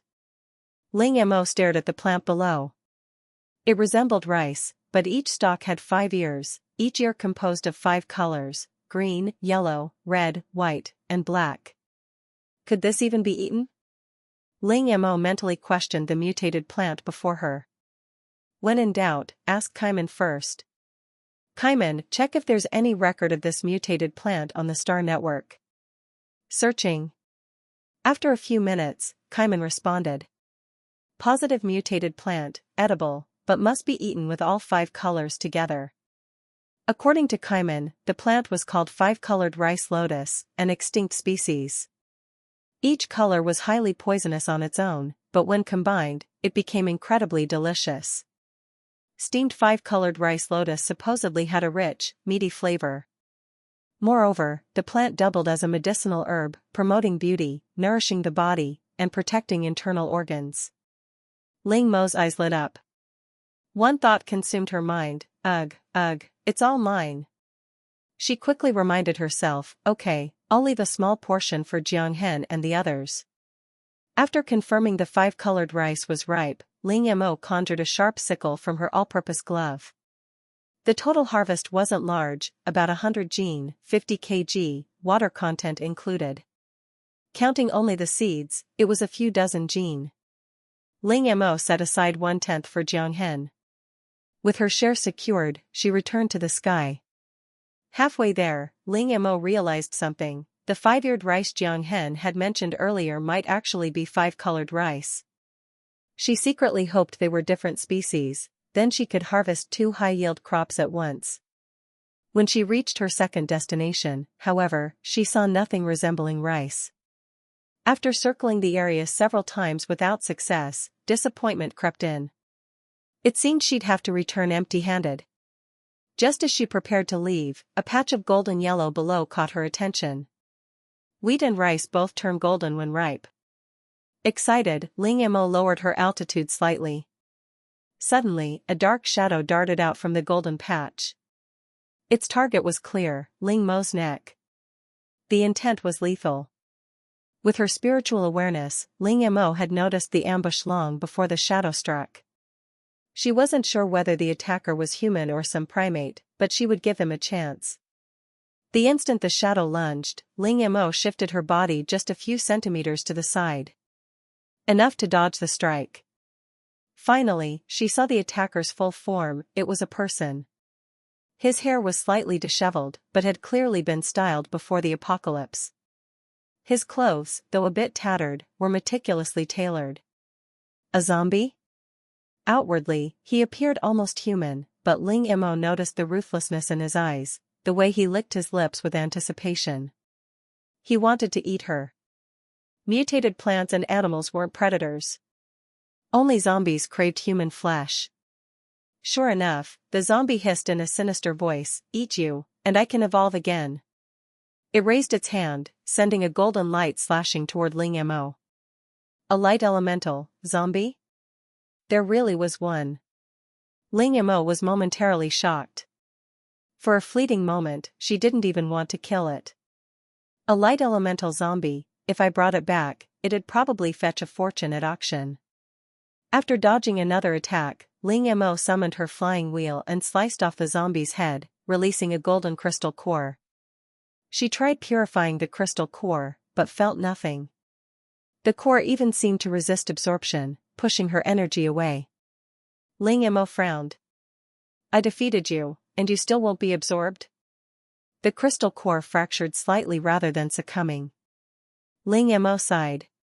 Fine. Don't be absorbed. I don't need you. She carefully stored the crystal core and turned her attention to the golden field. It was a patch of ripe sunflowers, each half a person's height, seeds plump and ready. Beneath the sunflowers were footprints, signs of habitation, and scattered belongings, some stained with dried blood, possibly taken from frozen corpses. Could this be the zombies' home? Ling Mo wondered. She swiftly chopped the sunflower heads, imagining the delicious spiced sunflower seeds she could make. After collecting everything, she headed back. I'm back. Ling Mo descended slowly from the sky. Miss Ling, what did you find? Did you find the 5-eared rice? Jiang Hen asked anxiously. The mission's main purpose had been to locate the 5-eared rice. Since the apocalypse, the zombie virus had ruined almost all local seeds. While still edible, they were impossible to cultivate. Finding new food seeds was critical. Without them, even if they solved the zombie threat, a food crisis would soon follow. Chapter 638, Zombies 23. Just then, Ling Mo asked, we did make some discoveries, but tell me, what color was the 5-eared rice you found? Jiang Hen was momentarily stunned. One of his team members quickly spoke up, pride and regret tinged in his voice, green. I was the one who found the 5-eared rice. He continued, there was a celebrity trapped here, and the captain led us to rescue him. We searched everywhere but couldn't find him. Instead, we ran into 2 mutated tigers. We hid in a cave for several days to escape their pursuit. On our way out, I accidentally saw a patch of yellowish-green plants. In my haste, I picked a few and only remembered them several days later. After handing them over to the research institute, we learned they were a new variety of rice. Unfortunately, I picked them too early. The seeds weren't mature yet, and it took several more days before they could be handed over, so they couldn't be planted. That's why we've come back. Jiang Xian asked, do you remember where you were? Jiang Hen shook his head helplessly. We were chased by tigers and completely disoriented. It's a miracle we survived. How could we possibly remember the way? If they had remembered, they wouldn't be wandering aimlessly now. Ling Mo's gaze shifted to Fuyu. Noticing her look, he didn't speak at first, closing his eyes as his hands moved in calculated gestures. After a moment, he opened his eyes and said slowly, no need to look further. Yi Kai is heading this way with something. Really? Jiang Hen's excitement showed immediately. Fuyu nodded. However, we should run now. Yi Kai isn't alone, he brought back Wu Sueha and 2 tigers. Very likely, they're the same tigers that chased you before. A faint tiger roar echoed from afar, terrifying everyone. The group exchanged glances, momentarily frozen. Jiang Xian reacted first. What are you standing there for? Run. The warning snapped everyone into action. They bolted, fear of the tigers propelling them forward. Mo, you go find Yi Kai. You 2 lure the tigers away. Yi Kai shouted as he ran. Why me? Despite his protest, Ling Mo spread her wings and took to the sky toward the source of the roar. As the roar grew louder, goosebumps ran down her spine. Even the black wolf hadn't exerted this much pressure. Was this the aura of the king of beasts?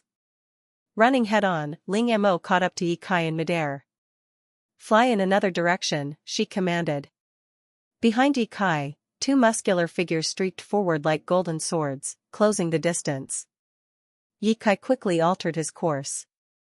Ling Mo followed, calling out, didn't I tell you to search for something? How did you end up involved with them? Yi Kai grimaced. How should I know? When I went to the location you marked, I saw a large patch of 5-eared rice. I hadn't been collecting it long when those 2 tigers appeared, chasing and biting me relentlessly. Honestly, you're partly to blame. Why didn't you warn me there were tigers here? Ling Mo thought back. She had mentally scanned the area and spotted the tigers, but they were far from the marked location.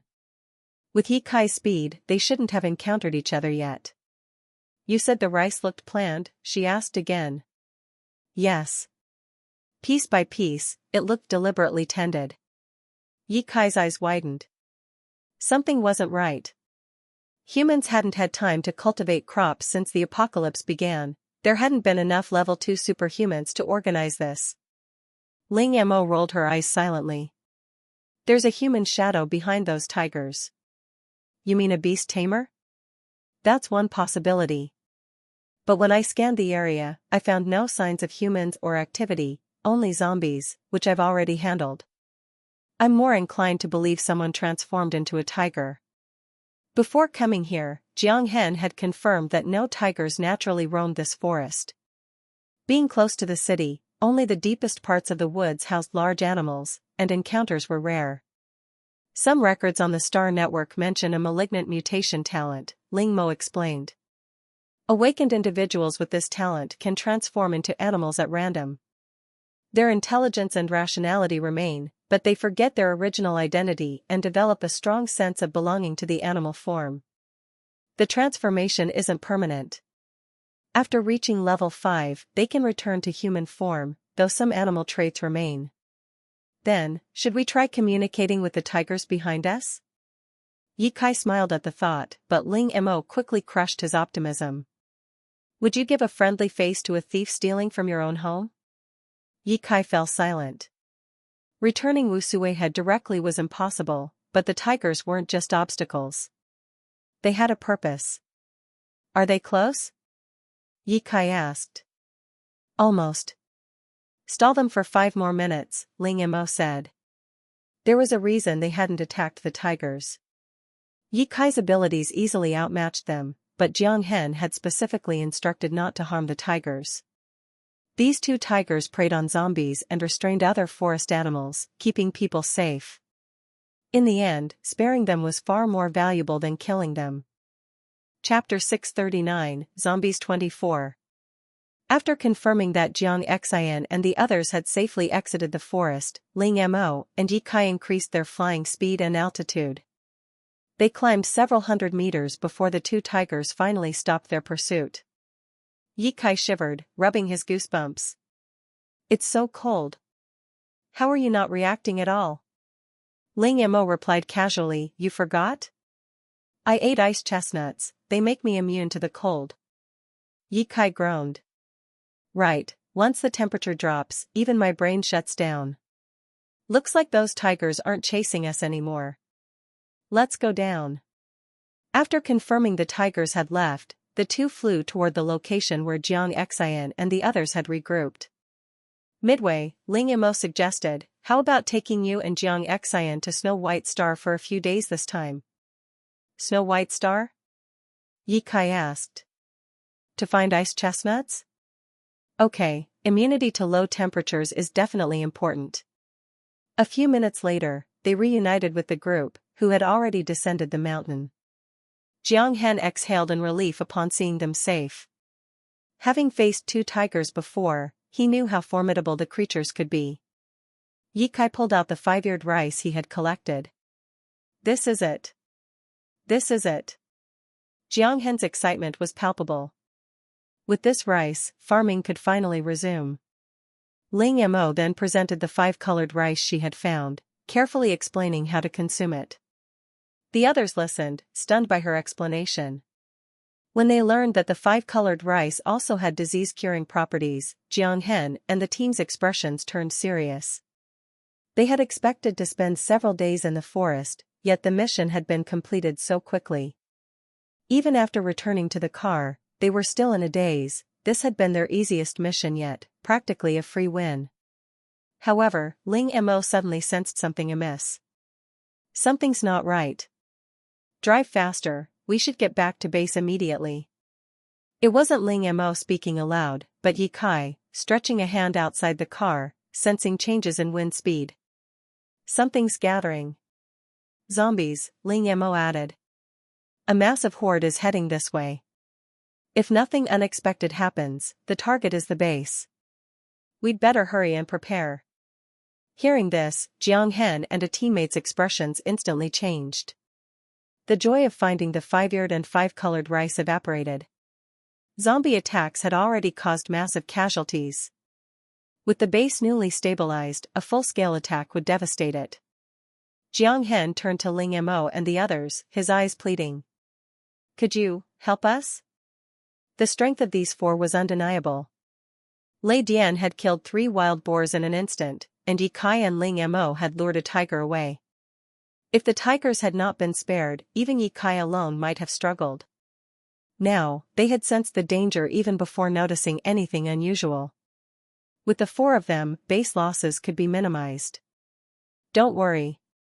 Now that we're at the base, we won't stand idly by, Jiang Xian reassured. Jiang Hen relaxed slightly at her words. Ling Mo, sensing the urgency, warned, this horde is huge, at least 1 million strong. Even if we give it our all, we can't stop them all. You still need to prepare. 1 million. Jiang Hen gasped. And there isn't much time, Ling Mo added. Once the game's countdown ended, they would be teleported away from this world. Jiang Hen understood the gravity of the situation. He slammed the gas, cutting the return journey to the base from a full day to just half a day. Upon arrival, he immediately found his father and informed him about the approaching zombie horde. When Jiang Hen mentioned the zombie dynasty, his father didn't question him, choosing to believe it, better safe than sorry. Afterward, Jiang Hen secured a large number of crystal cores and went straight to Ling Mo's residence. Crystal cores aren't a problem, he said, but how many awakening potions can you provide right now? Seeing Jiang Hen's earnest expression, Ling Mo was touched.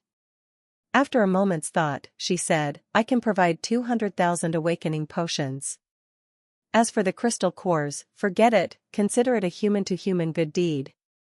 Producing 200,000 awakening potions was nothing for Ling Mo, she could make them in 10 days, or even less with some effort. Jiang Hen was struck by a mix of shock, gratitude, and guilt at her generosity. Thank you. Also, I need to ask a favor, he added, hesitating as he realized he was making demands after receiving so much. What favor? Jiang Xian asked. Having shared the hardships of a post-apocalyptic world, Ling Mo, Jiang Xian, Yi Kai, and Fu Yu didn't take offense. Jiang Hen explained, even with these 200,000 awakening potions, newly awakened individuals are still relatively weak. They can handle ordinary zombies, but against high-level ones, they're powerless. I'd like to ask you to help hunt down the high-level zombies in this horde. Based on experience, there's always a high-level zombie leader. If we eliminate the leader, the rest will gradually disperse. However, these leaders are cunning, adept at disguise, and very hard to detect. Chapter 640, Zombies 25. After explaining the situation about the zombie horde and necessary precautions, Jiang Hen left with the 200,000 awakening potions Ling Mo had provided. He needed to distribute all the potions before the horde arrived so more people could awaken their abilities in time. Once Jiang Hen departed, Jiang Xian asked, how far is the zombie horde from the base? Just a few thousand meters, Ling Mo replied. There are quite a few high-level zombies among them, the strongest being 3 level 5 zombies. They're probably not the leader, though. Ling Mo's mental power had scanned most of the horde, but she couldn't detect any trace of the leader. She didn't know whether it hadn't appeared yet or had already disguised itself, but she leaned toward the latter. Yi Kai scratched his head. The apocalypse here started only a month ago. How are there already this many high-level zombies? Something's wrong with the cosmic consciousness, it's giving us no chance to survive. Ling Mo sighed. It's not really the cosmic consciousness, it's more accurate to say the system that took over this planet is malicious toward humans. From the start, the zombie virus was designed to favor the evolution of plants and animals, while humans lost nearly 80% of their population overnight. After discussing the strategy, the group decided to take the initiative. Since both Ling Mo and Yi Kai could fly, only the two of them would go. Fu Yu's innate talent lacked defensive capabilities, so Jiang Xian stayed behind to protect her. With so many people gathered during a zombie siege, Ling Mo didn't want any accidental injuries. Before leaving, Ling Mo carefully collected the crystal cores Jiang Hen had left behind. Then, she and Yi Kai set off. Arriving a few thousand meters from the base, the sheer number of zombies was enough to trigger trypophobia. Their goal wasn't to kill all the zombies, the horde was far too massive for that. Instead, they focused on the higher-level zombies. High-level zombies were more intelligent. When they realized they were outmatched, they would attempt to flee, though they seemed restrained by some kind of invisible pressure, unable to truly escape. They simply shifted positions to blend in with ordinary zombies. Neither Ling Mo nor Ye Kai needed exact locations, general areas were enough. Ling Mo conjured a pure black flame in her hand, extending it infinitely like a whip. With a gentle flick, countless zombies were incinerated. Crystal cores of various colors fell to the ground as zombies were destroyed. Instantly, nearby zombies surged forward, eager to seize them. Ling Mo wasn't about to let her spoils be taken. Soon, she had collected a sizable pile of crystal cores. Meanwhile, Ye Kai summoned a fierce wind around him. Sharp wind blades cut through zombies, leaving corpses scattered everywhere. The two of them slaughtered both high-level and ordinary zombies, replenishing their energy with nutrient solutions as needed. Yet, no matter how many they killed, the horde seemed endless. Just as they eliminated all the high-level zombies, new ones immediately appeared. These zombies are disciplined. We need to find their leader, Ling Mo said. At first, she had thought the leader would be easy to find and kill. Now, after countless hours of killing both high-level and ordinary zombies, she realized how terrifying this leader truly was. Ye Kai downed a bottle of nutrient solution, unleashing a tornado to clear a patch of ground.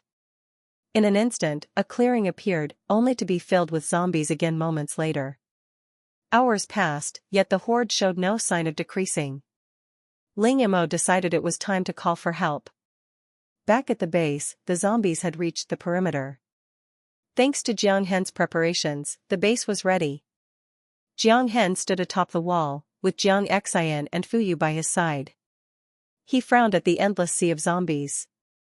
Fortunately, all of them were low-level, none showed signs of high-level abilities. Low-level zombies moved slowly and could be handled by ordinary humans. The real threat was the special zombies with awakened powers. Soldiers continued to pour in. These newly awakened individuals understood the value of their potions and were committed to protecting the base at all costs. Suddenly, several bolts of purple lightning struck the horde. The deafening roar signaled countless superpowered individuals to launch simultaneous attacks on the zombies below. Meanwhile, Fu Yu received Ling Mo's distress call. "Can't find the leader?" he asked. She nodded. Fu Yu began calculating the location, but his brow furrowed. The leader's position wasn't fixed, it constantly shifted from left to right, east to west, making it impossible to pinpoint. After relaying his calculations, Ling Mo realized the leader had likely awakened a spatial ability, one focused entirely on movement, similar to her own. That explained why the leader was impossible to locate. The entire time, it had been moving across the battlefield. If that's the case, Ling Mo muttered. "Little White, come out." Seeing Ling Mo release her spiritual form, Ye Kai slapped his forehead. How had he forgotten about that? Chapter 641, Zombies 26. As soon as the large blue bird appeared, a gust of wind swept across the battlefield, knocking surrounding zombies off their feet. The zombie leader had been impossible to locate for so long because it constantly moved within the horde. But, like all living beings, a zombie's energy is limited, especially those with talents like spatial teleportation. Each large movement drained a significant amount of energy.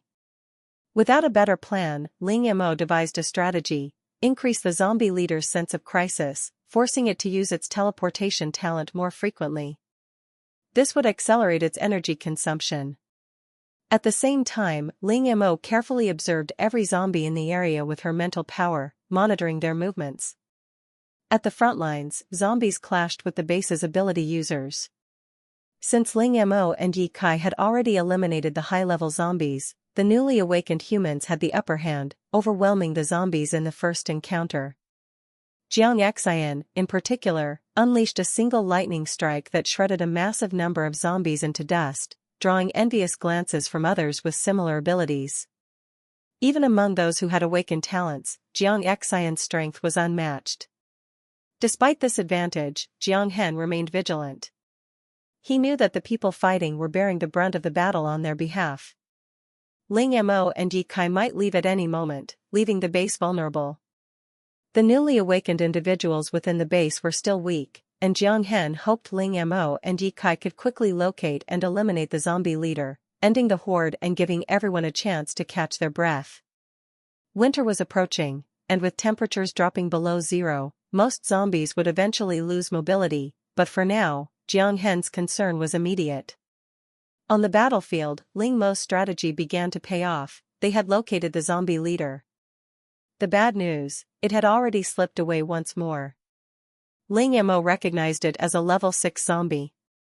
Its appearance was nearly human, and even its eyes were gradually regaining focus. It had been hiding near 2 level 5 zombies, and Ling Mo locked onto it as soon as it appeared, but didn't initially realize it was the leader.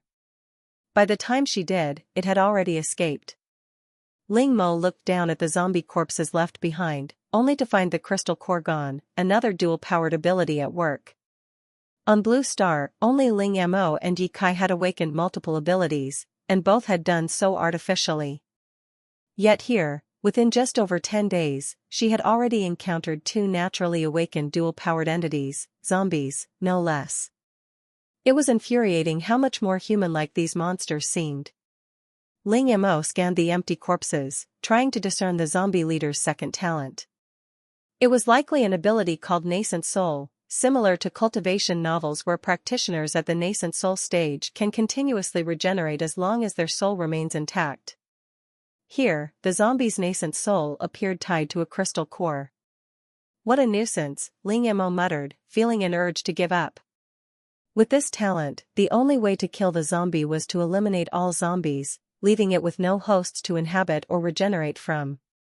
Moreover, both zombies possessed the escape ability. The higher their level, the harder they were to deal with. They had to be eliminated while still relatively weak, or risk them evolving into a zombie emperor, making all humans prey. Ye Kai noticed Ling Mo had stopped moving, her brow furrowed in thought. "What's wrong?" he asked. After Ling Mo explained that the zombie leader had 2 abilities, both related to escaping, Ye Kai made a grim face. "Forget it. Let's do our best. Fuyu said Jiang Hen is humanity's savior. Even if we can't defeat this leader this time, it should eventually be eliminated by Jiang Hen." Ling Mo nodded, her tension easing. With a clearer mind, she realized she might be able to extract the crystal cores directly from the zombies' bodies. Without hesitation, Ling Mo focused her mental power, locking onto the surrounding zombies. With a single thought, she transferred all crystal cores from the locked zombies to herself. The zombies, now without cores, collapsed to the ground like true corpses. Under the combined assault of Ling Mo and Ye Kai's powers, the zombie numbers dwindled, creating gaps between their front and rear lines. High-level zombies were immediately eliminated upon surfacing, even when disguised as lower-level ones. Appearances could be faked, but cores could not. During this purge, they encountered the leader zombie. It seemed to recognize it was outmatched, turning and fleeing upon discovery. Slippery as an eel, it avoided direct confrontation. But as these chance encounters increased, Ling Mo and Ye Kai knew they were gradually cornering the leader. While this was good news, it also heightened their vigilance. They had to anticipate any desperate tactics the leader might try. Just then, Ling Mo's mental energy swept over the zombie leader again. Unlike before, she didn't immediately alert it. Her previous failures had been due to insufficient mental power, allowing the core to slip away. This time, she was ready to raise the stakes. Chapter 642, Zombies 27.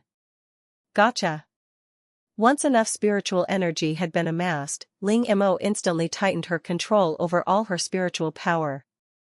By the time the zombie leader realized something was wrong, it was already too late. The crystal core in her hand struggled, revealing itself to be 2 colors fused together.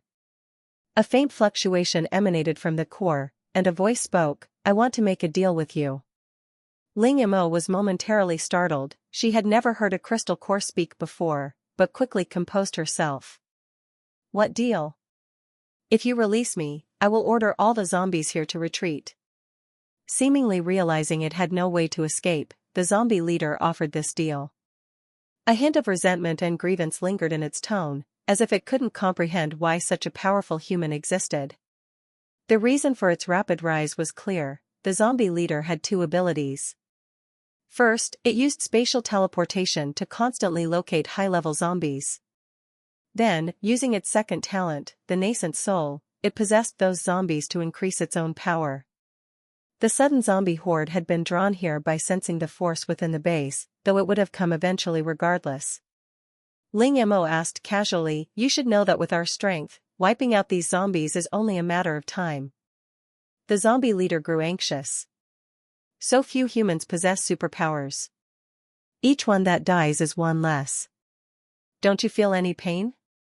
No pain, Ling Mo said coldly. They aren't my people. Besides, do you think I'm foolish enough to let you return to the mountains and regroup? That would only cause more deaths. It's better to end this now. Without giving the crystal core another chance to speak, Ling Mo purified it. As the voice faded, the crystal core was fully purified. The zombies, now leaderless, were no longer a real threat. Driven by instinct, they continued advancing toward the base, but these were only low-level zombies, a disorganized mob without coordination. Ling Mo was about to put the purified core away when a voice echoed in her mind. She paused, gazing at the crystal core with a mix of helplessness and reluctance. "You'd better keep your word," the voice said. It was the cosmic consciousness. Aside from pre-game notifications, this was the first direct communication she had received. The core had been specifically prepared for Jianghen. The cosmic consciousness hoped she would return it to its rightful owner. In return, they would end the game immediately. Furthermore, her performance had slightly shifted the cosmic consciousness's opinion of them. If they succeeded in the next round, Blue Star could be restored to its original state. Faced with a choice, a crystal core of limited personal value or a promise from the cosmic consciousness, Ling Mo hesitated for 3 seconds, then decisively chose the latter. With the most troublesome zombie leader neutralized, Ling Mo called Ye Kai back. "Aren't we going to finish off the remaining zombies?" he asked. "They're all low level. If we can't handle these, it would be too disappointing. Besides, I have a way to end the game early." Ye Kai's curiosity instantly flared. "Really? What method?" Ling Mo shook the two-colored crystal core in her hand. "The cosmic consciousness said that as long as Jianghen absorbs this core, we can leave." Ye Kai's eyes widened. "The cosmic consciousness said that? Then this core must not be ordinary. We're both saviors, but this treatment..." He stopped mid-sentence under Ling Mo's sharp gaze. "Let's go. Back to the base," she said. On the city wall, Jianghen saw them returning and a look of joy crossed his face. "You succeeded." Without explanation, Ling Mo handed him the crystal core. "Here you go." "This is a crystal core, why 2 colors?" Jianghen asked, puzzled. "It's the zombie leader's core. I purified it. Absorb it quickly, it will benefit you," Ling Mo said, using mental suggestion to prevent unnecessary questions. "Oh, okay." Jianghen accepted the core and began absorbing it. Immediately, 2 new energies awakened within him, supernatural abilities. A spark of joy lit his eyes. He was about to announce the good news when he realized no one was around. They had left? A trace of disappointment flashed across Jianghen's face, but remembering Fu Yu's words that they would meet again, hope returned. Gazing at the distant horizon, he vowed silently, "I will make that day come quickly, and then properly thank them." Meanwhile, Ling Mo, Ye Kai, Jiang Xian, and Fu Yu had already teleported back to Qingyang Star. The first thing Ling Mo did was rush into the bathroom for a shower. An hour later, she emerged and went downstairs, where the others were waiting. Ye Kai had already told Jiang Xian and Fu Yu about the crystal core and the cosmic consciousness. "Momo, besides letting us end the game early, what else did the cosmic consciousness promise?" Jiang Xian asked. Returning a day earlier wasn't enough. Knowing Ling Mo, she would negotiate every possible advantage. Ling Mo sat at the table and explained. "The cosmic consciousness said that if we complete the next game successfully, Blue Star will be restored to its original state. Also, for the next game, there will be no restrictions on our items, but we must carry them at all times. In addition, the game time is now shortened to 10 days. Chapter 643, preparing to reveal identity. What about the game time? When does the third round start? Jiang Xian asked. We'll start whenever the other players do. That means there are still more than 10 days before the next round, Ling Mo replied. This timeframe was much better than the previous 3 days, giving them ample time to prepare. Fuyu suddenly looked at Ling Mo and said, in that case, I think it's time to tell the others your identity. You can't really want to be an anonymous hero forever, can you? Ling Mo gave him a confirming look. Doing good deeds anonymously? She wasn't that kind of person, but... What if we fail? Wouldn't it all be for nothing? Ling Mo said honestly. Fuyu smiled gently. We don't need to tell everyone, but those who need to know should.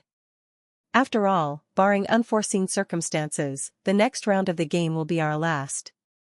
And after that, Blue Star will be restored. They need time to prepare. Ling Mo considered his words and nodded. You're right. Let's tell them. I never intended to hide my identity forever anyway. At this point, Ling Mo wasn't averse to revealing herself. Initially, she had hidden her identity because she was weak yet possessed treasures. As the saying goes, a common man is innocent, but possessing a treasure is a crime. Now, having grown in strength, she had no reason to remain hidden. By then, Ye Kai spoke up, by the way, after exiting the last game, did you notice anything different about your bodies? I feel like my energy has increased tenfold. Hearing this, Ling Mo and the others sensed the energy coursing through them. Sure enough, their talent levels had all broken through to level 5. With such strength, they could command respect anywhere. It's probably because we helped Jiang Hen repel the zombie horde and absorb the crystal core. This has to be a reward from the cosmic consciousness, Fuyu added. All three looked at Ling Mo simultaneously, admiration and surprise in their eyes. Ling Mo glared back fiercely. All right. I get it, you don't have to keep emphasizing how favored I am by the cosmic consciousness. With the decision made to reveal her identity, Ling Mo and the others quickly set to work. First, they organized the items brought back from the game. Ling Mo handed all the positively mutated plants to Chaman, instructing him to transplant them into his space, along with the 5-colored rice and 5-eared rice. Next, she brought out the miscellaneous items, cigarettes, alcohol, and tea. It's fine if you brought cigarettes, alcohol, and tea, I understand, but why so many lighters? Ye Kai asked, staring in disbelief at the growing pile. Ling Mo hesitated. I just grabbed them when I saw them. They don't take up much space, so I tucked them into the gaps between bottles. The most valuable items, of course, were the crystal cores. After the final battle, they had collected nearly every crystal core from the zombies they had defeated. Once purified, they would be safe to absorb. After tidying up, Ling Mo opened the game panel and then the chat interface for 123 Wooden Man, which she hadn't used in a long time. She typed. Drunk and acting crazy, do you want 5-eared rice and 5-colored rice? She sent photos and descriptions alongside the message. The reply was almost instantaneous. 123 Wooden Man, yes. I want it. 123 Wooden Man, 9th brother, you haven't contacted me in so long, nor your friend. If your shop wasn't still open, I would have thought something happened to you. Ling Mo replied, drunk and acting crazy, something did happen. 123 Wooden Man, what happened? Is there anything we can help with? As long as 9th brother asks, we'll go through fire and water to support you. Ling Mo typed back, drunk and acting crazy, you don't need to go through hell and high water. We found a way to restore Blue Star to its original state, but it's not 100% guaranteed. We'll discuss the details in person. After sending the message, she didn't get an immediate reply, but she didn't care. She knew her announcement was explosive and that it would take time to process. She sent her location and decided not to worry further. As a homebody, she preferred staying on familiar ground for such an important discussion rather than going to them. On the other side, Mu Tao stared at the message, utterly speechless. What? A way to restore Blue Star? What? Drunk on soy sauce and acting crazy wants to meet me? He rubbed his eyes, wondering if he was hallucinating. Then he saw the location again and was dumbfounded once more. Wait, why does this location look so familiar? Never mind, now isn't the time to ponder. He needed to report this immediately. He couldn't keep drunk on soy sauce and acting crazy waiting. Meanwhile, Ling Mo took out the fragrant rabbits and the ragdoll cat she had caught during the game. Some fragrant rabbits she stored in her spatial dimension, while the rest remained on the island. Ye Kai, observing the ragdoll cat, sighed in relief. Finally, his son wouldn't be alone or overly attached to the little ragdoll. By the way, Ling Mo asked, I didn't notice before, little ragdoll isn't neutered, is she? No, Ye Kai replied. She was going to be, but there was never time. The apocalypse kept delaying it. Chapter 644, Honesty. The process of introducing the cats went surprisingly smoothly, as if the two had fallen in love at first sight. Normally, ragdoll cats are considered chubby and ugly by other felines, and Ling Mo had expected some resistance between them. She had braced herself for failure, yet it never came. Perhaps love really was blind. With his eldest son's marriage finally settled, Ye Kai, the father, was overjoyed. By the way, Ye Kai, after breaking through to level 5, have you noticed any changes in your body? Ling Mo suddenly asked. Why do you ask? Is something wrong with your body? Ye Kai's tone shifted, tense, as his eyes scanned Ling Mo from head to toe. He knew Ling Mo wouldn't ask without reason. After breaking through to level 5, I felt a surge of energy in my body, better control over the wind, and changes in my spiritual body. I even feel like I can fly without wings now, though I haven't tested it yet. What about you? Ye Kai asked. Ling Mo took a deep breath. The energy surge is normal after leveling up. My first and second talents are fine, but the problem is with my third talent. She stretched out her fingers, and her once fair, slender hands instantly transformed into transparent ice blocks. Elementalization? Ling Mo nodded. After discovering this, I had Chia Man search for relevant information on the Star Network. Guess what? It's definitely not good news, Ye Kai said, frowning. It's indeed bad news. We found nothing. This means either elementalization has never occurred before me, or it's extremely dangerous, so dangerous that the higher-ups have blocked all information about it.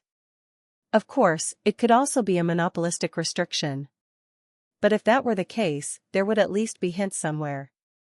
There weren't. The reason I asked is because your talent is also elemental. I wanted to see if you would undergo elementalization after level 5. Before Ling Mo could finish, Ye Kai's entire palm turned into wind and vanished. It seems it's not just me, Ling Mo said, a hint of relief in her voice. This is actually good. I've already tested it. After the body elementalizes, even if injured or destroyed, it can recover. Ye Kai nodded. I'll discuss this with the boss later. His situation should be similar to ours. At that moment, Ling Mo suddenly looked outside. Someone's here. Minutes later, several people with serious expressions walked in. Their leader was a middle-aged man with a square face and commanding presence. As soon as he entered, his gaze locked on Ling Mo. You must be drunk and acting crazy. Let me introduce myself. I'm Lu Zhenghua, the highest-ranking official on Qingyang Star. On behalf of China and Blue Star, I sincerely thank you for your contributions. Ling Mo froze slightly, glancing at Fu Yu beside her. Oh no, how should I respond now? Despite her nervousness, she maintained composure. She shook the man's hand, or at least, she thought she did, and the group sat down in the living room. We've come regarding Blue Star. We heard you found a way to restore it, though it's not guaranteed. What difficulties are you facing? Tell us, and we'll provide all the help we can. Jiang Xian waved a hand. Commander, this isn't something external forces can interfere with. We can only rely on ourselves. But don't worry, we're confident. We've already overcome 2 hurdles. Lu Zhenhua's expression darkened. What exactly happened? Jiang Xian, Fu Yu, and Yi Kai recounted the events, with Ling Mo filling in details. When they finished, Lu Zhenhua stared at them, shocked. He desperately wanted to know the extent of their awakened talents, which had even drawn the attention of the cosmic consciousness. Yet, despite his curiosity, he didn't ask directly. After all, abilities are secretive, and revealing them risks being targeted. Before turning his gaze away, he looked at Ling Mo again, pride flickering in his eyes. Both are saviors, he thought. Jiang Hen needed the cosmic consciousness to intervene and grant him power, but Ling Mo became strong enough to challenge it. That is something to be proud of.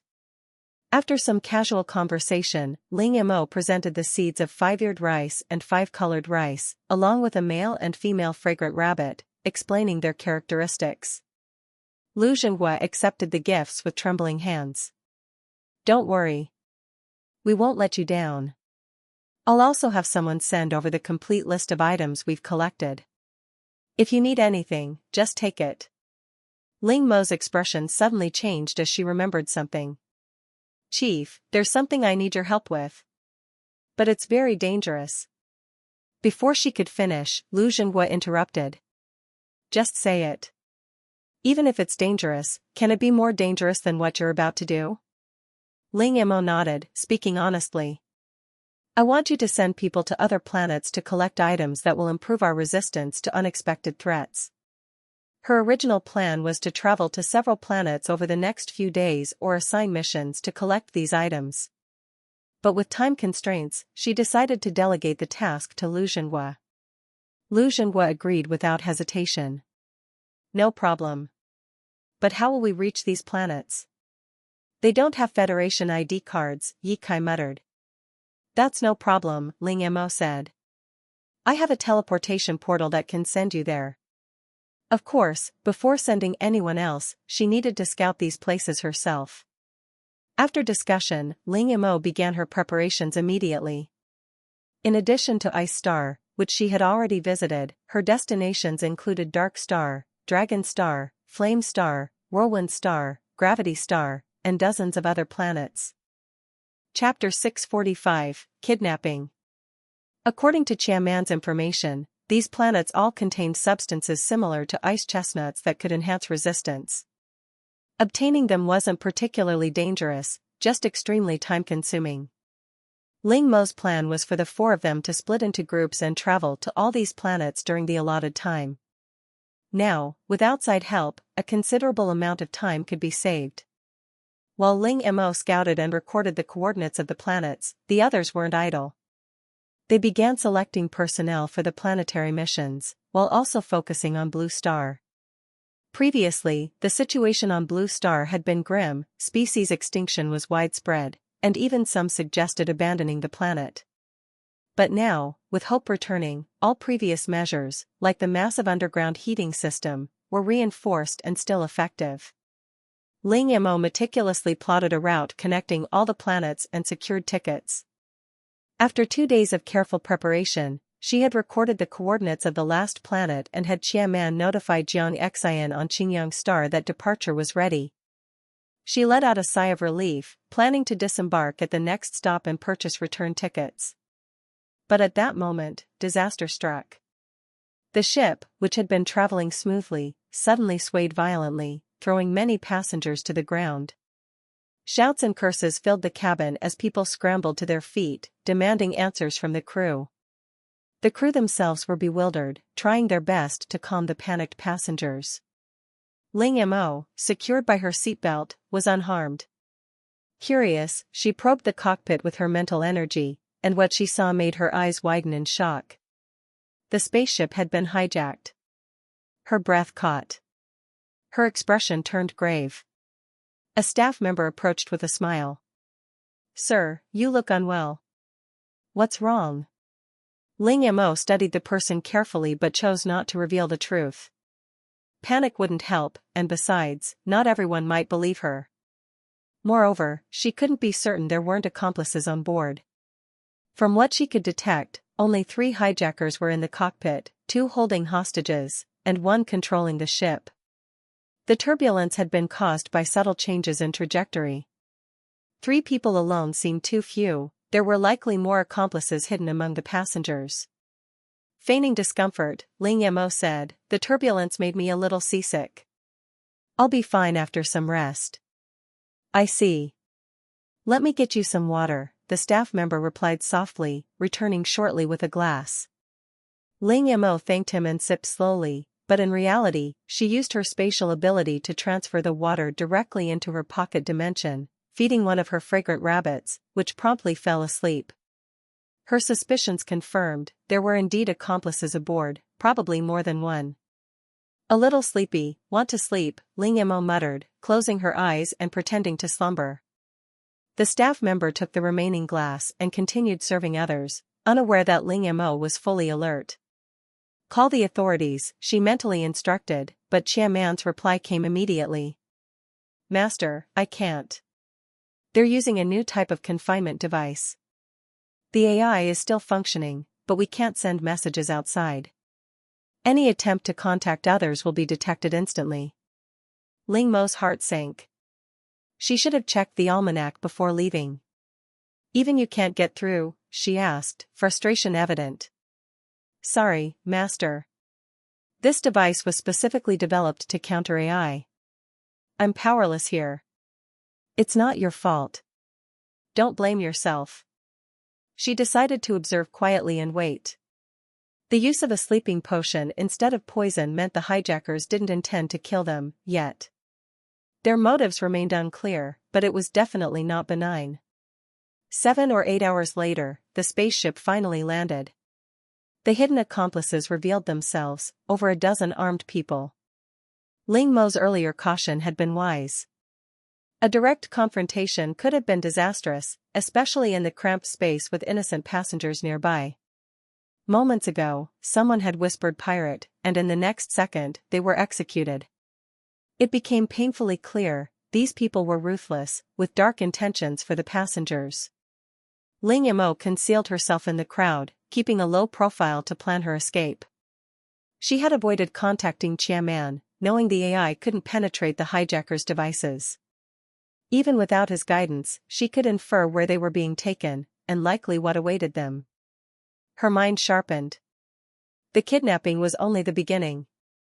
Chapter 646, Hovel Planet. Hovel Planet was lawless, a paradise for fugitives and a breeding ground for crime. Everyone here had blood on their hands. Any one of them would be a wanted criminal elsewhere. It was also the largest human organ supply point in interstellar space. Countless innocent people were captured each year, their hearts and lungs ripped out. The planet's residents didn't stop there, they extracted every last bit of value from their victims, leaving nothing behind. Thinking of this, Ling Mo knew she had to escape immediately. She extended her mental power, locked onto a relatively hidden spot, and vanished the next second. Her disappearance drew immediate attention. Someone escaped. At the port, passers-by and onlookers searched frantically for the missing cargo. But of course, they couldn't find her. Ling Mo was safely concealed in her spatial dimension. Only her teleportation portal on Qingyang Star could have taken her straight home, but that option was out of reach. "Let's call the police first. Report that a spaceship was hijacked, and all 238 hostages are now on Hovel Star." "Got it. The Federation has been notified. Rescue personnel will arrive as soon as possible." Qiaman replied. "As soon as possible? By the time they arrive, most hostages will be dead." Ling Mo didn't trust that Hovel Star had survived so long without internal collusion. "If the Federation doesn't act, we won't be able to return." Qiaman added. "Then we won't. I'll be teleported into the next game when the time comes," Ling Mo said indifferently. She wasn't worried, Jiang Xian and the others were safe on Qingyang Star. Besides, she was curious about Hovel Star. Entry wasn't for everyone. You had to either fight your way in, be rich and powerful, or be transported there as cargo. Those who entered as cargo rarely survived long. Strength ruled supreme here, the strongest prevailed. Even space pirates behaved better elsewhere. But the planet also offered rare opportunities. Ling Mo immediately set her sights on a tool called modeling clay, capable of altering appearance, physique, and aura. Looking in the mirror, Ling Mo hardly recognized herself. Her ordinary middle-aged disguise was complete, and, crucially, her talents had changed. Although modeling clay was one-time use, it was powerful. It could even change talents, making the disguised talent usable at the same level as the original, without affecting the original talent itself. In short, possessing this tool was like having an extra talent, one that didn't require cultivation. Using a disguised talent normally would strain the body, sometimes dangerously so, but Ling Mo was confident in her control. Her new talent, Metal Frenzy. It allowed her to manipulate metal into weapons. When these weapons inflicted pain, the enemy's pain was converted into pleasure for her, a dangerous, addictive power that could erode nerves and make the user lose control. Even the display of this talent alone was enough to make others think twice. After preparing carefully, Ling Mo lingered in her spatial dimension, waiting for the right moment to leave. She had escaped from a secluded spot, unnoticed by the hijackers, but she hadn't expected they would still be searching for her. Guards were stationed at the port's exit, checking everyone's identity. Ling Mo glimpsed the screenshots they had of her, probably from the spaceship video. She rolled her eyes.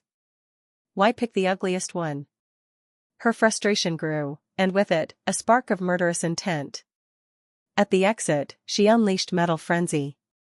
The guards froze, taking several steps back, faces pale. Even hardened criminals weren't eager to provoke someone capable of a talent that terrifying. With the guards intimidated, Ling Mo passed through the port smoothly. Only once she had fully entered Hovel Star did she realize the StarNet description had understated the truth. Within 10 minutes, she had already witnessed multiple crimes, just a glimpse of the planet's dark reality. Chapter 647, Is that a little compensation for emotional distress too much? Ling Mo didn't waste time trying to play the hero or help others just for show. She walked silently down the crowded streets, clad in a black coat and a black hat that obscured most of her face. Kaiman, I don't know much about Hovel Star. Can you search for anything valuable here and make a list for me? Ling Mo instructed. Master, this could be risky.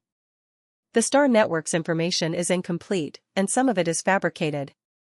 To access Hovel Star's internal network, I'd be marked, and there's a chance of information leakage. Ling Mo smiled faintly. Simple. Connect using a backup AI. She had deliberately kept a few second-hand AIs acquired from the Elven race, just in case. With a backup, Qiaman quickly accessed the internal network and compiled a detailed list. So many? Ling Mo murmured in astonishment. The list contained virtually everything imaginable. If she couldn't think of it, it was there. Even rare merfolk were included. But here, merfolk weren't treated as humans, they were pets, food, and commodities. Ling Mo studied the photos Qiaman had provided. The merfolk were badly wounded, their tails stripped of scales, fins mangled deliberately. Their eyes were filled with hopelessness, like lambs led to slaughter. Qiaman, these merfolk, they're different from the ones I've seen before, Ling Mo said. Yes, master. They are two different races. The ones you encountered previously were powerful, living in the deep sea. These merfolk have virtually no fighting ability. Their tears can turn into pearls, and they weave beautiful mermaid brocade highly prized across interstellar space. Over time, someone discovered eating their flesh could prolong life, which led to mass hunting and near extinction. They went from legal Federation residents to something closer to pets. What an unlucky race, Ling Mo muttered. By the way, master, what are you planning to buy? I can gather the details. Buy? I'm not buying anything, Ling Mo replied matter-of-factly. What? These people forcibly brought me here without consent. If I hadn't run fast, they probably would have tried to open my heart, literally. Isn't it reasonable to claim some emotional compensation? Ling Mo said with a wry smile. You're right. Besides, these things were obtained illegally. Taking them is like delivering justice and preventing them from harming others. Ling Mo's gaze swept over the list: life regeneration devices, mental reconstruction devices, cell regeneration serum, quantum lightwave instruments, energy barriers, nanoshields, liquid metal. The list was endless. Buying them all would bankrupt anyone, but that wasn't her intention. This time, she didn't use her mental power to scout broadly. Hovelstar was a haven for outlaws. Those who could reach here weren't ordinary. Using mental power openly might get her detected. Instead, she formed a secure 2-meter mental barrier around herself, a zone absolutely impenetrable to prying eyes. For reconnaissance, she released all her golden and red heavenly eyes, small and fast enough to avoid detection while providing eyes over Hovelstar. After careful preparation, Ling Mo arrived at the most luxurious and secure hotel on Hovelstar. A night here cost 100,000 gold coins, but the security justified the price. After booking anonymously with a black card, she began her true plan: selective thievery. Lying on the bed, eyes closed, Ling Mo sent her heavenly eyes flying erratically over Hovelstar. The planet's air was perpetually hazy due to pollution, and combined with the heavenly eyes' small size and high altitude, spotting them was nearly impossible. Any casual observer might mistake them for fast-moving birds. Within 2 days, Ling Mo mapped out the storage locations of the various factions' goods. Despite Hovelstar's chaos, power divisions still existed. Countless forces, big and small, thrived, but only 3 held real influence. Just as she prepared to move, a red divine eye spotted the merfolk's cages. Ling Mo had expected such prized creatures to be controlled by a major power, but it turned out a minor faction held them. That minor faction belonged to one of the 3 major powers, having been outsourced the mermaid trade. Ling Mo didn't care which major power it was. Besides mermaids, she also located elves, dwarves, werewolves, vampire cubs, members of the Light Clan, cat people, angels, halflings, and more. According to Chaman, these races were extremely rare and highly valued by nobles. Ling Mo paused. What if humans are being held here too? Unlikely, Master. Humans have high status in interstellar space. Even royalty identify as human. Ling Mo didn't respond. She decided to save the oppressed creatures anyway. The communication was surprisingly smooth. Ling Mo became their only hope in a hopeless place, and if they couldn't reach her, they would only become pets at the whim of their captors. Once she secured their consent, Ling Mo used her heavenly eyes to transport them all into her spatial dimension. Inside, she addressed them gently: rest here for now. When the time is right, I will let you leave. The rescued group looked around in wonder. Fear still lingered in their eyes, but for the first time in a long while, they glimpsed hope. Chapter 648, Metal Frenzy. At that moment, an older mermaid, her massive fishtail weighed down by years of hardship, stepped forward and bowed deeply to Ling Mo. Benefactor, thank you for saving me and my people. But I have a favor to ask. If you are willing, we are prepared to offer the treasures our mermaid clan has accumulated over many years. Hearing the word treasures, Ling Mo's interest was piqued. What treasures? She asked. The older mermaid replied, mermaid tears turn into pearls. If you agree, we will give you all the pearls we have collected, as well as our mermaid brocade. Quite tempting, Ling Mo murmured. Mermaids were weak but fiercely independent. They would rather die than relinquish their pearls or brocade, yet now they offered everything. They were desperate. First, tell me your conditions, Ling Mo said cautiously. It's our king. He has been captured too. Please, rescue him, the older merman said. Ling Mo's eyes widened. Even the merman king, captured? They've been wiped out completely. She already knew where he was. Upon checking into the hotel, she had spotted a merman locked in a top-floor room, suspended and tortured, his tail withered and scales fallen off. The room's owner came daily to inflict pain, attempting to break his will. Yesterday, the king had nearly died under the assault, his tailbones crushed. Easy enough, Ling Mo said. A snap of her fingers, and in an instant, the wounded merman king appeared within her spatial dimension. Disoriented, he instinctively shielded his people behind him, but the severe injuries proved too much. He collapsed unconscious. "We are sorry, please forgive the king's offense," one mermaid said. They had witnessed his rescue and power firsthand. They knew they could not provoke this stranger. "It's all right," Ling Mo waved dismissively and pointed toward a nearby small ocean. "You can live there temporarily and eat as you please." Cheers erupted among the mermen and mermaids. After settling the rescued creatures, a loud knock sounded at her door. Ling Mo exited her space cautiously. Her hotel room door was violently pushed open, and a group of menacing figures strode in, their aura dripping with malice. "What do you want?" Ling Mo demanded, her voice icy. The leader, eyeing her thin frame, smirked arrogantly. "Our boss lost a mermaid. We've been sent to look for her." Ling Mo sneered. "And what does that have to do with me?" "Leave immediately." The group laughed, a cruel, echoing sound. "Leave? Our boss said to ask you to leave? Kid, you must be new to Hovel Star. Paid your protection money yet?" Ling Mo's eyes narrowed, the cold glint in them sharp as steel. "If I can't intimidate them all at once, I won't last long here." With that thought, a metal blade materialized in her hand. The man's laughter cut short.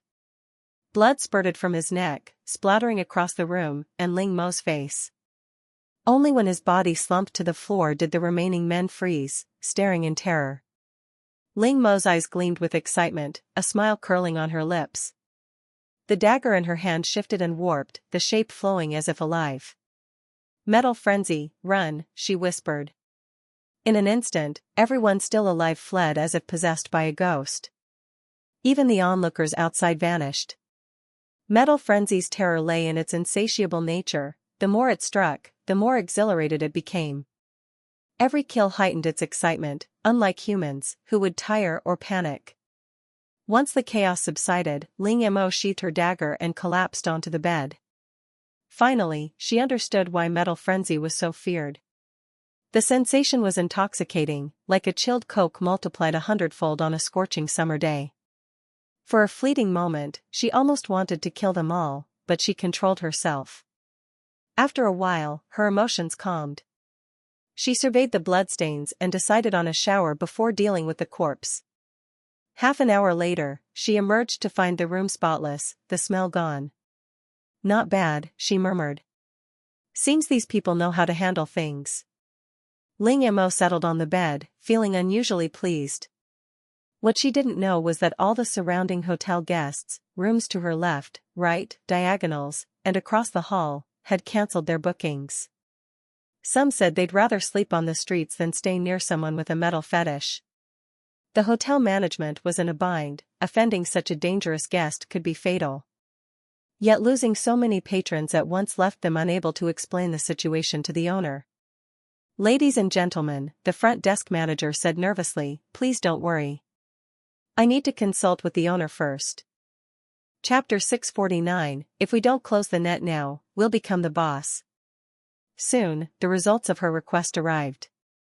Ling Mo received a message in her hotel room that appeared to be compensation, but in reality, it was an exile. Because of the events that had unfolded earlier, she was informed that, as compensation, she could move to a larger, more luxurious room on a higher floor, all at the same price. Ling Mo accepted this so-called exile with delight. Looking around the expansive room, she couldn't help but exclaim, "The life of the rich is truly enjoyable." She had initially assumed that paying 100,000 gold coins a day meant staying in such a room, but it seemed 100,000 was only the base price. While Ling Mo marveled at the indulgent life of the wealthy, chaos erupted across Hovel Star. For reasons no one understood, the warehouses of the three major powers had been simultaneously robbed, and countless goods vanished without a trace. Determined to find the culprit, the three powers mobilized immediately, swearing to find the thief and tear them to pieces. Ling Mo, holding a glass of red wine, strolled to the floor-to-ceiling window and looked down at the chaos below. She took a measured sip. "This is awful," she muttered in mock horror. The next second, she scrunched her face, casually set the wine aside, and pulled a can of iced cola from her spatial storage. She popped it open and drank deeply. Huh. That's more like it. Through her heavenly eye, she could see the entire planet in motion, searching frantically for the thief. You can search all you want.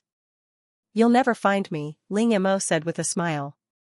Inviting a god in but not being able to send them away, this is what it feels like. Meanwhile, in a dimly lit bar, a long-haired man dressed in black entered a private room. Inside, several others waited, their expressions deadly serious, eyes glinting with murderous intent. Captain, one of them called as he stood. The man nodded. Tell me, what happened? Two women spoke first. Captain, we don't know either. Suddenly, the warehouses used by the three major gangs were attacked, and all the goods vanished in an instant. All of them? Simultaneously? The captain asked in disbelief. Not exactly simultaneously, but almost, one of the women replied. These people had abandoned their names and identities, infiltrating Star for years with the sole purpose of dismantling entrenched criminal organizations. Finding all three major warehouses overnight and moving every item without being detected was no small feat. Another man chimed in. Captain, I suspect a new force. They've been planning this for a long time, aiming to wipe out the three major gangs and take control of Star. Wes is right, a third said. To move goods so quietly, someone must possess spatial abilities. And to locate all three warehouses, there has to be a mental talent, the captain finished, his voice low and deliberate. A mental talent on an ally is like having a godlike eye, knowing everything about the enemy. But in enemy hands, it's a nightmare. Captain, should we recruit them? The short-haired woman asked. The act of clearing warehouses and throwing Star into chaos proved they were no ordinary force. A coordinated team with mental talents was a rare asset. Once discovered, they would be immediately recruited, treated as treasures. The captain shook his head. Recruiting? First, we need to locate them. And now is not the time. All three gangs are on high alert, the mission to close the net is cancelled. Continue your undercover work and avoid exposing yourselves. Although expected, disappointment still flickered across their faces. Some had spent decades undercover on Star. 20 years might not be long for interstellar agents, but it was enough to feel the weight of a lifetime. Captain, can we request permission from higher-ups to close the net now? A stocky man in black asked. Reason? Homesickness? The captain quipped. No, the man replied, removing his glasses. I've been second in command for years. Recently, the top leader considered passing me the position. I don't want to go to a military court over this. Who would believe a gang leader claiming to be an undercover agent? The captain paused, then patted his shoulder. Report the truth. If all else fails, fake your death. Better than risking everything.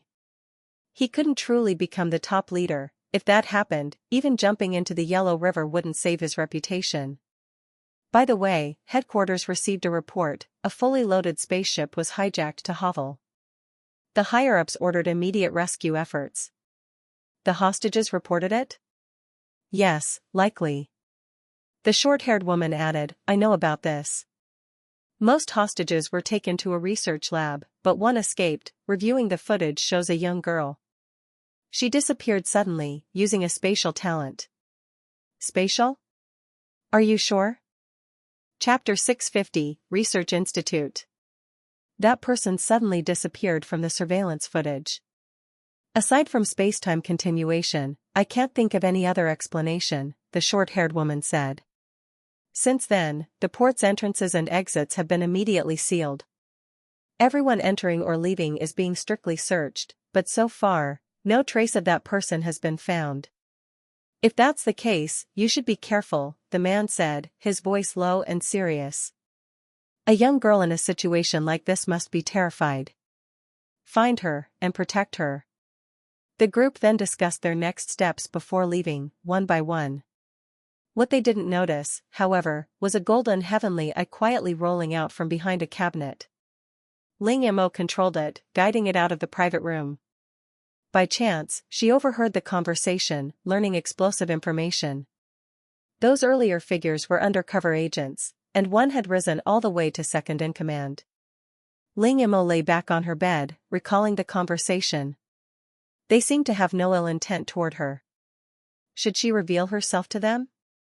Perhaps it was an opportunity to escape unnoticed. But the risks were too great. Revealing herself could expose her, and, worse, compromise the identities of the undercover agents. She abandoned the idea for now. Yet one piece of news had caught her attention: the research institute. The person kidnapped with her had been taken there. Ling Mo immediately issued orders to her surveillance network to locate the research institute. Just then, Qiaman's voice sounded. "Master, Jiang Xian is calling via video. Shall we answer? Will it expose us?" Ling Mo asked cautiously. "No, this room is secure." "Then answer it." A screen appeared before her eyes. Jiang Xian's face appeared. He first scanned Ling Mo's surroundings and, once assured of her safety, let out a sigh of relief. "You seem to be doing all right." "I'm fine.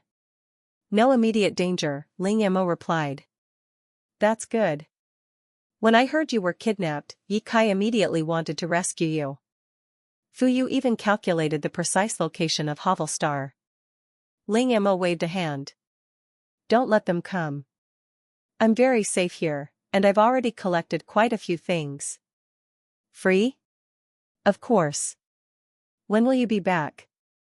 "Uncertain. I'll probably stay here until the game starts." Jiang Xian nodded.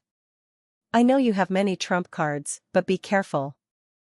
If anything happens, contact Fu Yu and have him perform a divination for you." Ling Mo smiled. "Got it. One more thing," Jiang Xian added. "The people sent from the base have already set off, following the coordinates you gave. If you don't return, we'll give them to you when the game starts." "Okay," Ling Mo said, feeling a warm glow from the care and attention of her friends. But her moment of warmth was abruptly cut short. A sharp pain shot through her hand. She sat up suddenly. Her spiritual power had been severed. Opening her palm, she saw a damaged heavenly eye, cleaved cleanly in two as if by a razor-sharp blade. Ling Mo quickly repaired it with her spiritual power, restoring it to full function.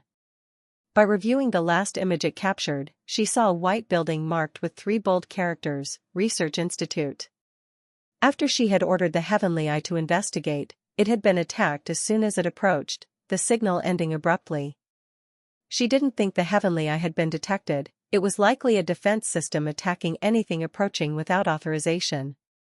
Ling Mo clicked her tongue. "How dare they damage my heavenly eye? I won't let this go. Whether or not it attacked first isn't the point." A malicious smile curled on her lips. The research institute was far from her hotel, so she decided to go out for a walk, minimizing the chance of exposure. The streets of Havel Star were unusually quiet. With the 3 major gangs mobilized, even the usual troublemakers dared not provoke anyone. Timid residents stayed indoors, realizing death would come swiftly and without mercy. Dressed all in black, Ling Mo strode down the street. After half an hour, she reached a restaurant. On Havel Star, only someone exceptionally strong, or with powerful backing, could run a restaurant here. This one belonged to the former. Rumor had it, the owner's talent granted invulnerability. She glanced at the menu and casually ordered a few dishes. While waiting, Ling Mo closed her eyes, seemingly dozing, but her mental energy probed subtly toward the research institute. The restaurant was close. This time, she extended her mental power in one direction only. Though the range was smaller, the operational space was far larger. Her intuition proved correct. The weapons outside the research institute remained inactive. Once inside, Ling Mo unleashed havoc. She destroyed weapons and defense systems, freed prisoners and experimental subjects, and crushed the hearts of every guard in her path. Circuits were shredded, plunging the facility into darkness. The institute descended into chaos. Screams and explosions echoed throughout. Previously, these screams had belonged to the experimental subjects. Now, it was the guards' turn. Those who had once inflicted inhumane punishments now became the victims of enraged subjects. One experimental subject opened its mouth and bit off half a researcher's head. Ling Mo withdrew her mental power with a hint of disgust. This should be enough. She had cleared all obstacles along their escape route. If the subjects still couldn't flee, that was no longer her concern. Chapter 651, Leaving. When Ling Mo opened her eyes, the dishes she had ordered were already on the table. The other patrons of the restaurant didn't notice anything unusual, assuming she had merely rested with her eyes closed. She picked up her chopsticks and sampled the food. To be honest, it was mediocre, neither particularly delicious nor bad, but sufficient to satisfy hunger. Just as she ate, a distant explosion rocked the city. The ground trembled with the shockwave, drawing some of the crowd outside to investigate, while others remained indifferent. That direction, toward the research institute, someone muttered. Ling Mo had intended to gauge their evaluation of the research institute, but the remark was enough. The onlookers' indifferent expressions told her all she needed to know. On Star, explosions were just another Tuesday. After finishing her meal in 10 minutes, Ling Mo elegantly wiped her mouth with a napkin, paid, and left the restaurant. Her plan had been to stay on Star until the game ended, but she wasn't about to ignore an opportunity to leave safely early. According to the latest information from her heavenly eye, her raid on the 3 major gangs' warehouses had thrown Star into complete chaos. The gangs, suspicious of each other, were now too busy guarding against internal sabotage to prioritize capturing Ling Mo. Opportunists and hidden forces moved in the shadows, seeking their own advantage. Meanwhile, wealthy nobles and buyers who had come to participate in auctions sensed the instability and were fleeing in their private spaceships. The problem for Ling Mo was their destinations. Private estates meant that anyone following her trail could easily locate their homes, greatly increasing her chances of being discovered. She decided to wait a little longer. Back at the hotel, Ling Mo sent her heavenly eye flying across Star, scanning for escape opportunities while checking for gaps in her defenses. This one won't work, neither will this, that ship has royal markings, nope. After eliminating multiple options, a subtle disturbance caught her attention. Her body tensed instinctively. 2 meters away, space itself began to distort. Someone, or something, was approaching. Had she been discovered? Her sense of crisis spiked to its peak. She conjured a throwing knife, ready for whoever emerged. The spatial fluctuations intensified. A figure struggled to squeeze through the distortion. Yi Kai. Ling Mo's heart skipped. She blinked, doubting her own eyes. Why was Yi Kai here? Was he the cause of the spatial disturbance? When had he awakened his spatial talent?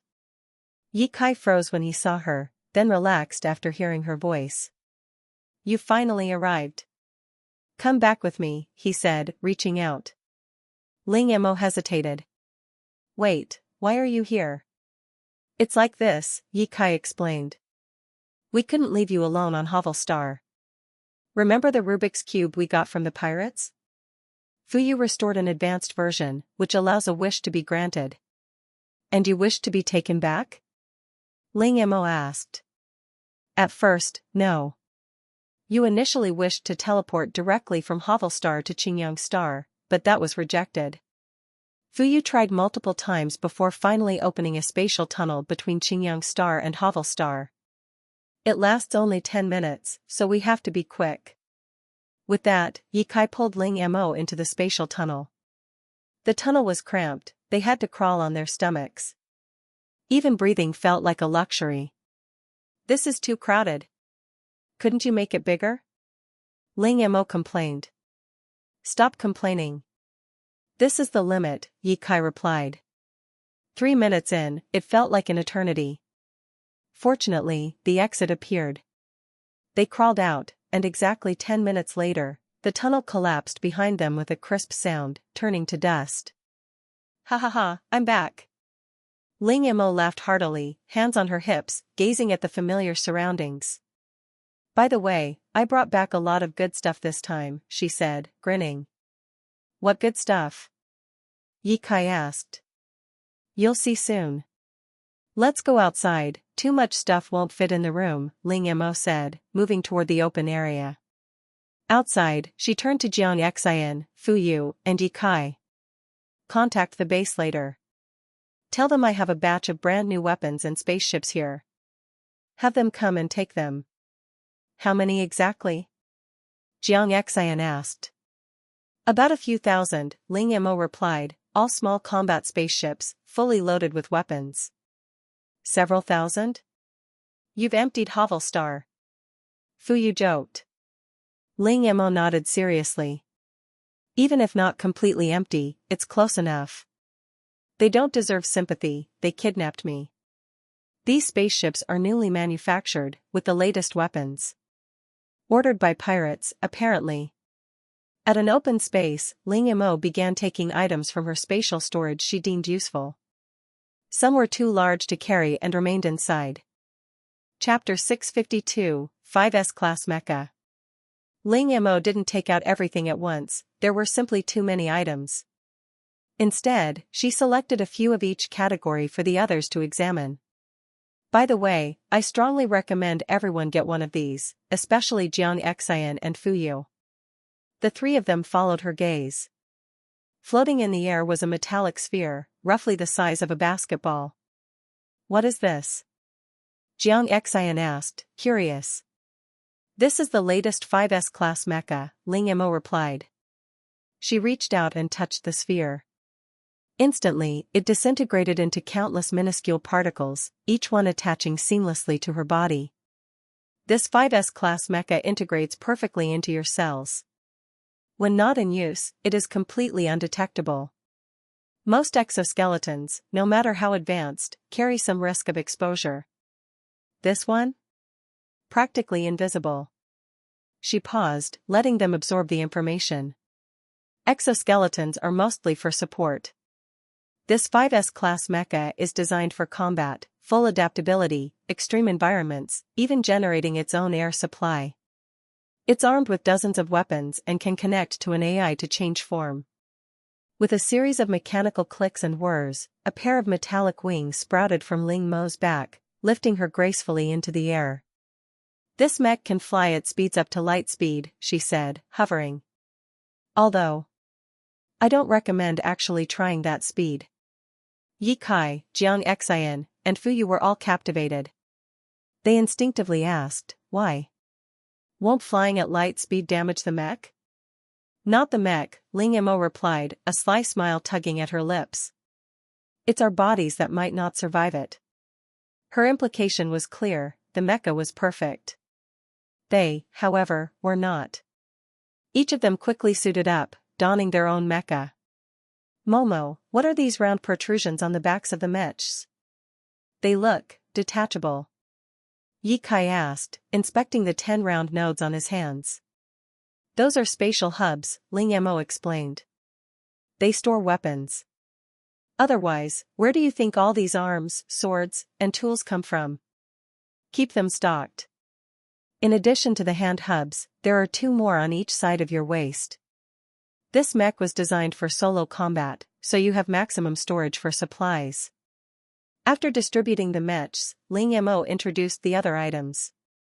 One jar contained a dark red, writhing liquid metal, constantly shifting as though alive. This metal was extracted from humans with the metal frenzy talent, Ling Mo said. It can form into melee weapons, but it's very hard to control. It also retains part of the original person's consciousness, so only someone with immense mental strength can wield it properly. Among them, only Ling Mo and Fu Yu had the mental power to control it. But since Ling Mo had the all-purpose glove, she wasn't concerned. Since you're not interested, give it to me. I need offensive methods, and this is perfect, Fu Yu said, tucking the jar away. The group spent the next while selecting supplies and weapons for the final game. Based on prior rounds, the challenges ahead would be extreme, and no preparation was too much. They also collected relief supplies, having learned from previous rounds that helping key players could shorten the game's duration. When they were done, Lu Zhenghua arrived with his men. Seeing Ling Mo, he could barely contain his excitement. "Ling girl. You're back safe, and you even brought the latest combat spaceships. Is that true?" He grabbed her shoulders, trembling, his grip tightening with emotion. Heaven knew, when he first received word, he had thought it impossible. Only after double-checking multiple times did he dare to come himself. "Good girl. Truly a child of the nation. Where are the spaceships? Can we leave now?" Ling Mo struggled free, rubbing her sore shoulder. "We can, but you only brought a few people. That might not be enough." "Not enough? How many did you bring? In total?" "About 5,000, Ling Mo replied calmly. Lu Zhenghua froze, blinking in disbelief. The scale of her haul was incomprehensible. 5,000 fully armed, fully loaded spaceships, intact and ready for combat. After a moment of dazed silence, he said seriously, 5,000, that's incredible. But don't worry, I'll find a place to store them." Don't bother, Ling Mo interrupted. "I already found a location, on a northern continent, all plains. The spaceships are there. You can go and collect them." Chapter 653, Hello. In the blink of an eye, more than 10 days had passed. As the start of the game drew closer, Ling Mo and the others allowed themselves a rare moment of relaxation. Meanwhile, back at the base, the team had prepared a massive arsenal for them, now that they knew the 5S mechs could carry weapons. The delivery included everything from firearms to explosives, along with abundant supplies for survival and combat. Professionals, after all, do everything professionally. Ling Mo scanned the supply list. It was far more comprehensive than what they had gathered themselves. To carry more, the group strapped on all sorts of spatial locks, maximizing their carrying capacity. Ling Mo even brought out all the lorry fruits she had accumulated. "Momo, what are these?" Yi Kai asked, inspecting the colorful fruits of all shapes and sizes. "I've never seen you use them before." "These came from the game store when it first launched," Ling Mo explained. "I never used them before because I simply didn't need to." "So you're taking them out now because the game's about to get harder?" Fu Yu asked. Ling Mo nodded. That was exactly why. Among the fruits were the basics, smoke fruit, bewitching fruit, elemental fruits, but also rarities like the Skynet fruit, stink fruit, and flash fruit. Ling Mo explained each in turn. The stink fruit, she warned, required careful distance. It produced an extremely foul, sticky gas that was nearly impossible to wash off. 2 days before the game's start, teams returned from other planets with rare items that could enhance their resistance. Flame lychee, increased fire resistance. Sandgrass, allowed burrowing underground and breathing in soil, but limited mobility. Strength berries, skin-fortifying apples, and other specialized foods. Looking at the mountain of supplies, Ling Mo and her team couldn't help but sigh. "If we eat all this, we'll be stuffed before even entering the game," Ling Mo said with mock despair. "Same here," the others echoed. They decided to store the mountain of supplies in spatial storage, planning to ration them during the game. First, they focused on strengthening their bodies, particularly Jiang Xian, Yi Kai, and Fu Yu. She remembered telling them their bodies couldn't endure flying at light speed in their armor. Even with delicious food, overeating would be dangerous, and some of the items tasted challenging, like chewing gritty sand. Before officially entering the game, Ling Mo took care of the people she had rescued, organizing their resettlement in spatial storage. She asked about their homes, expecting at least a few to be intact. Silence followed. Finally, the Merman King spoke for everyone. "The homes of our people have long been lost," he explained. "Even with citizenship, we are not recognized in interstellar space. Returning would mean imprisonment, or worse, we are not considered fully human anymore." Ling Mo fell silent. Qingyang Star had seemed like an option, but exposure there might lead to conflict with other races. She realized that while she had rescued a troublesome group, she would make the same choice again. Seeing hope in their eyes, she took a deep breath. I have a planet, she began, explaining Yunhai Star. If you want to live there, I can send you, but you must work for me. Will you agree? The Merman King didn't hesitate. We are willing, he said respectfully. Our people will serve you in exchange for proper accommodation. The others voiced their agreement one by one. Very well, Ling Mo said. I'll send you there now. Someone will meet you. There are also elf treehouses, you may stay in any of them, except those reserved for special use. With that, Ling Mo opened a portal. The Merman King and his people expressed their gratitude before stepping through. 2 days passed quickly. At midnight, Ling Mo and the others felt a strange disorientation. Then a cold, emotionless voice sounded. Third round of the game. Your task is to live here for 10 days.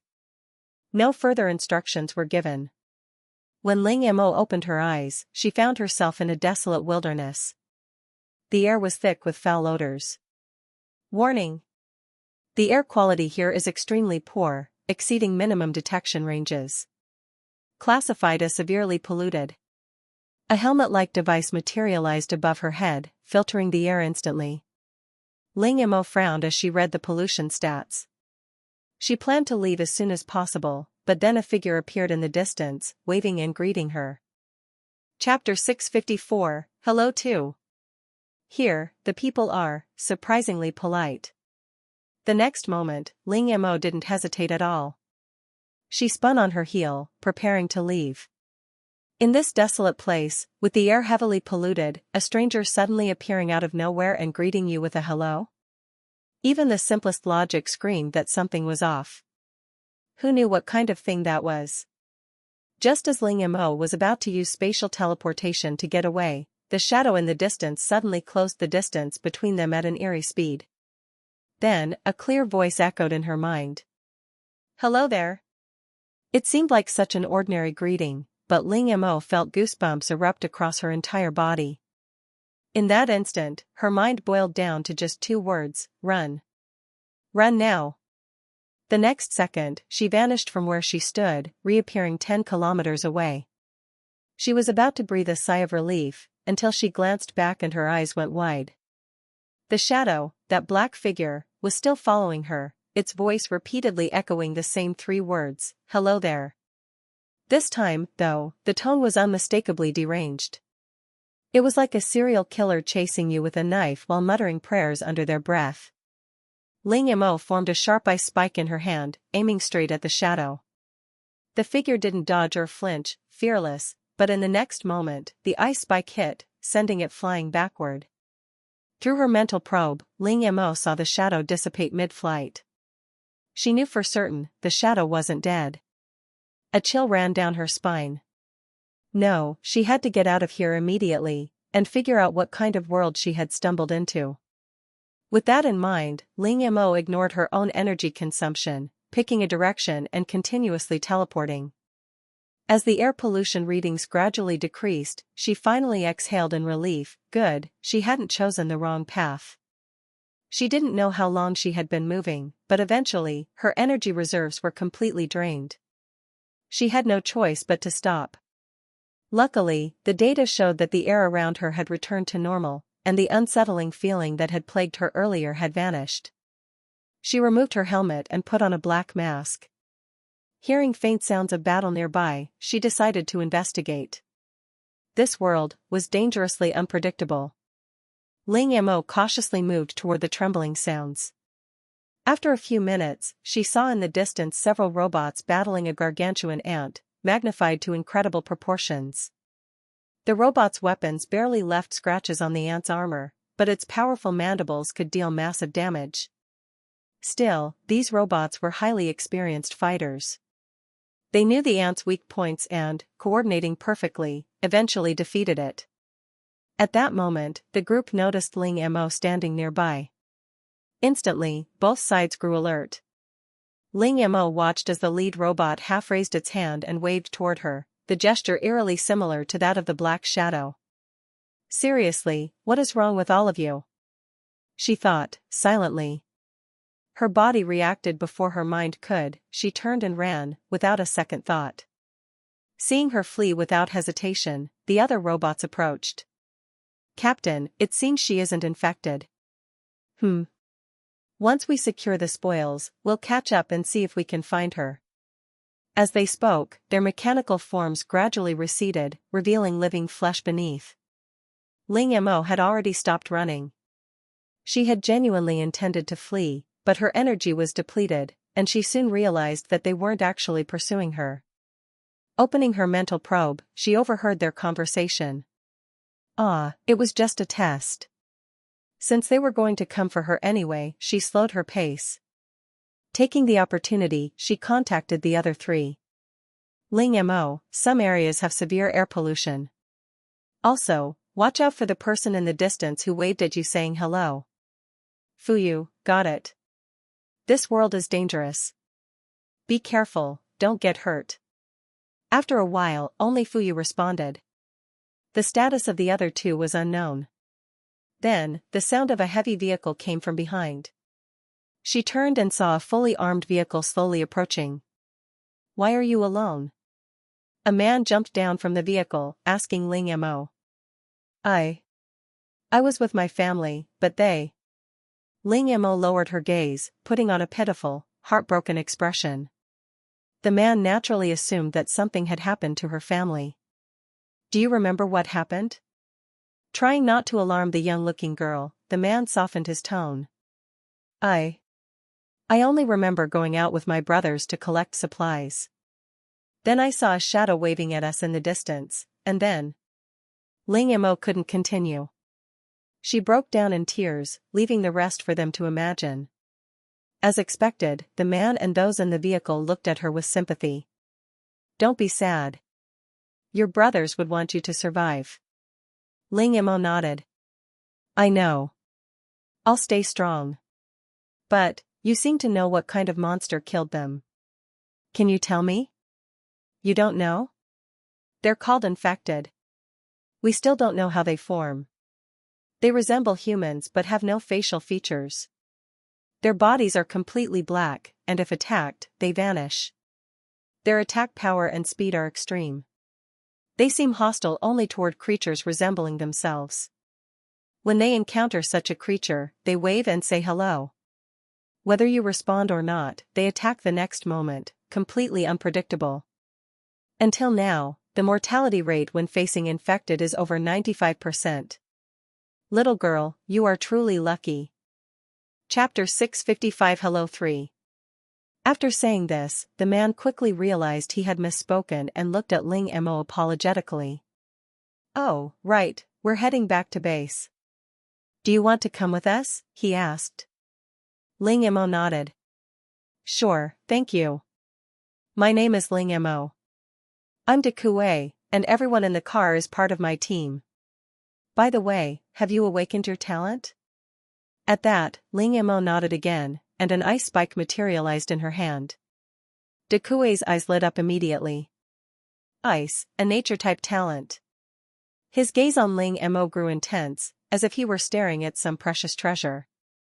At first, Ling Mo didn't quite understand, but then she realized, when the first person had asked if he could fill water in her flask, she got it.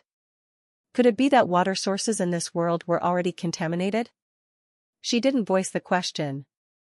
Such things were probably common knowledge, and asking would risk revealing her own ignorance. All right, no problem.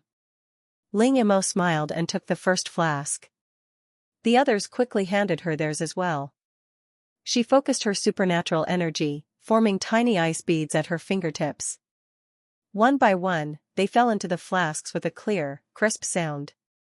Soon, the first flask was filled with ice beads. These ice beads will take some time to melt, you can wait a bit, she said. One by one, she filled the remaining flasks for the others, using her ice beads. The people held the flasks as if they were treasures. Then, suddenly, the ground shook violently. Not good. An earthquake. Get out of here.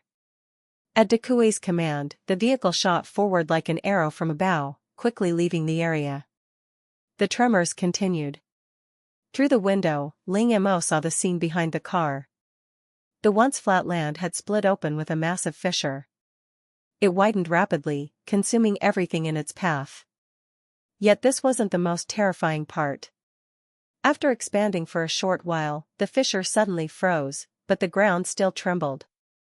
In Ling Mo's eyes, the previously terrifying, bottomless chasm closed in the blink of an eye. She widened her eyes in disbelief.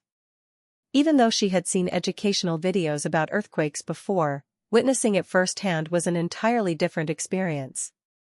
Her heart raced. If anyone had fallen into that fissure, there would have been no chance of survival. The car quickly left the earthquake zone, but seeing the solemn expressions on everyone's faces, Ling Mo knew this wasn't over. Sure enough, it wasn't long before the ground began shaking again, this time, different from the previous tremor. Ling Mo's gaze fell on a spot behind the car, realizing in her heart, something is catching up. Get out. Prepare for combat. Dekue slammed the vehicle into a sharp drift, bringing it to a halt. The team immediately jumped out.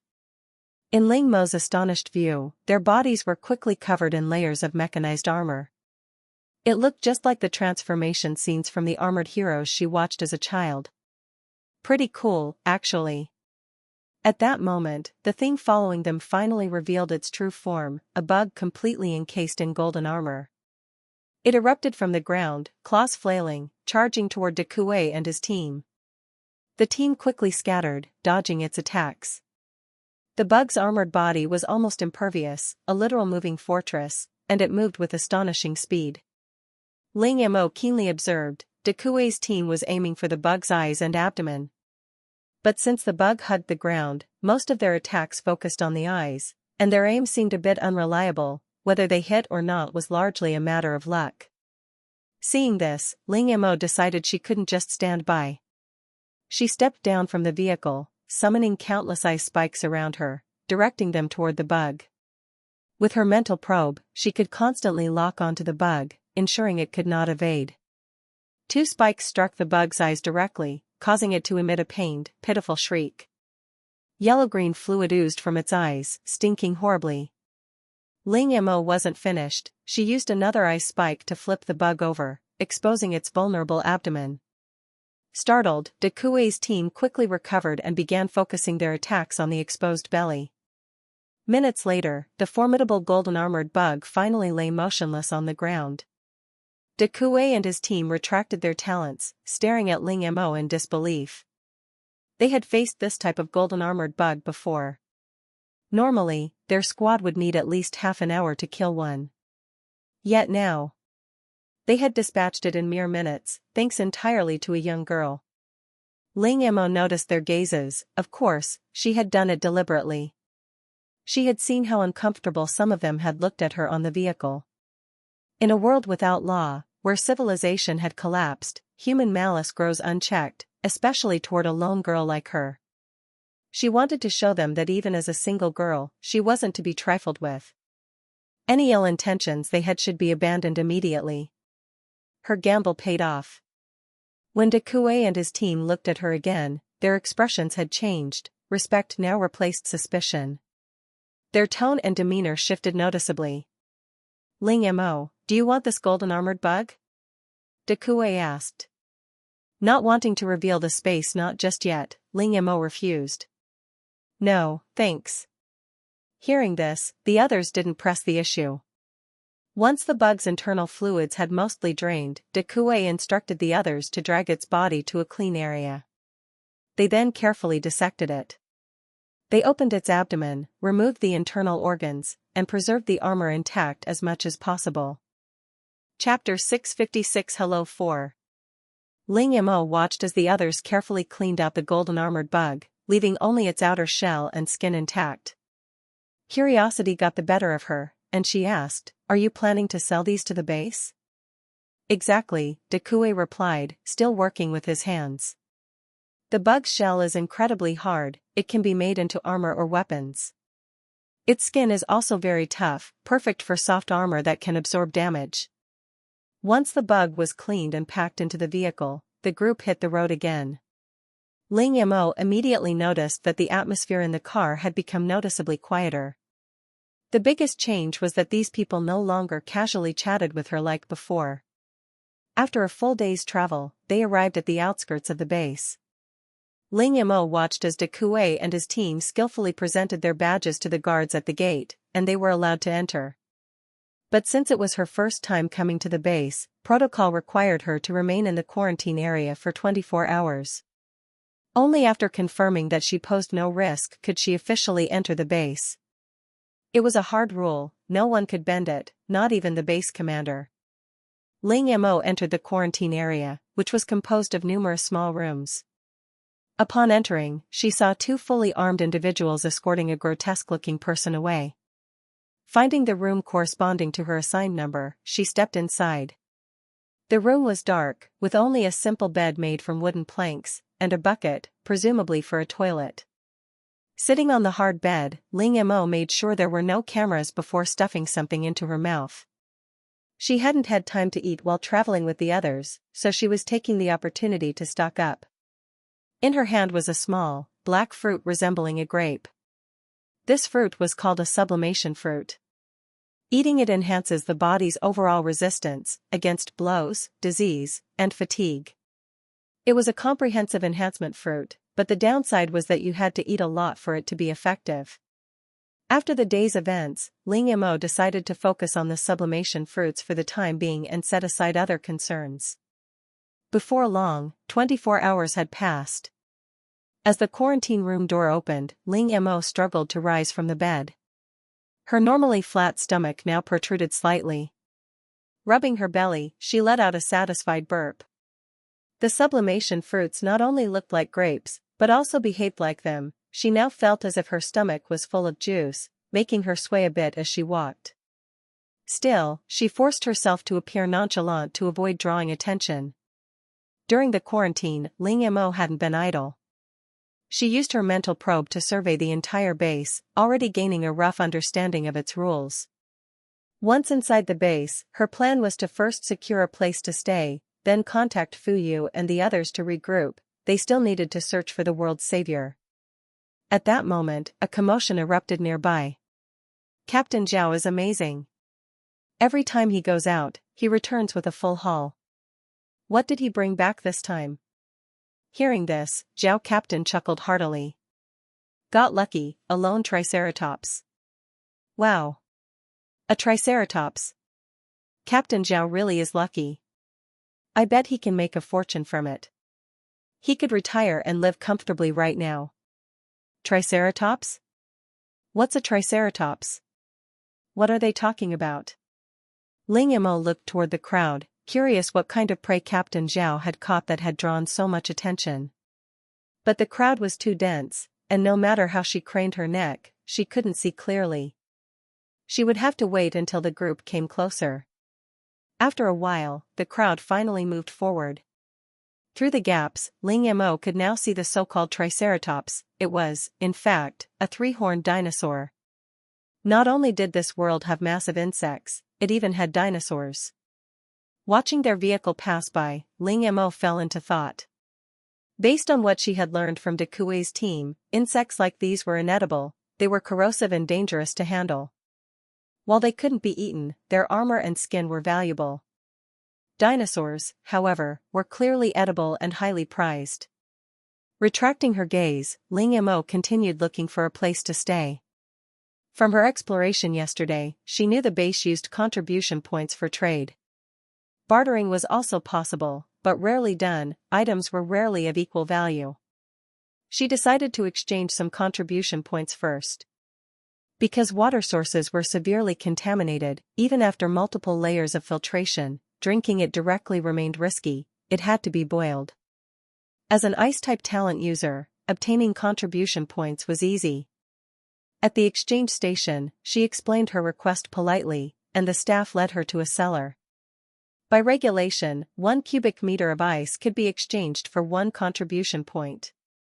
Since she hadn't been in the base for long, and considering the 2 days she had already spent traveling and in quarantine, she didn't plan to exchange too much.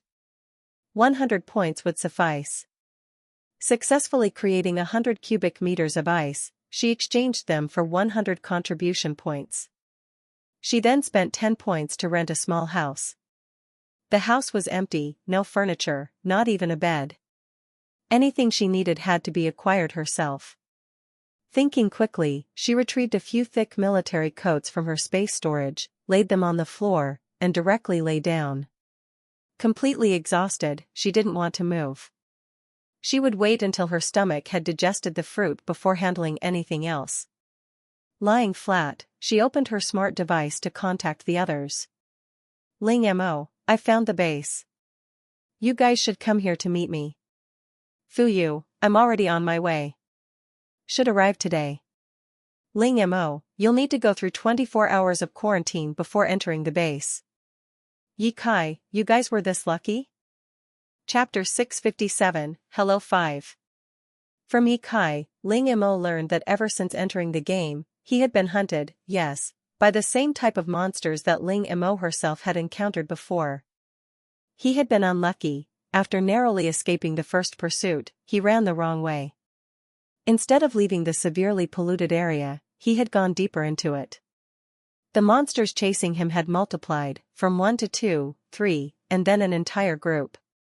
At the peak, nearly 30 monsters were trailing behind Yi Kai, relentlessly pursuing him, waving their hands, and repeating the words hello, in an eerily chilling tone. The feeling was even more terrifying than watching a midnight horror movie alone. Ling Mo ignored Yi Kai's complaints. If he still had the time to talk, it meant he was safe for the moment. The monsters weren't harming him. Ling Mo at Fuyu, can you divine where the savior of this world is? Fuyu, according to my divination, the savior of this world seems to be near the boss. Fuyu at Jiang Xian, boss, pay attention, do you see a particularly special girl nearby? She's the savior of this world. At last, Jiang Xian, who had remained silent until now, spoke. Jiang Xian, special, how special? I have a lot of girls here, and many are pretty special.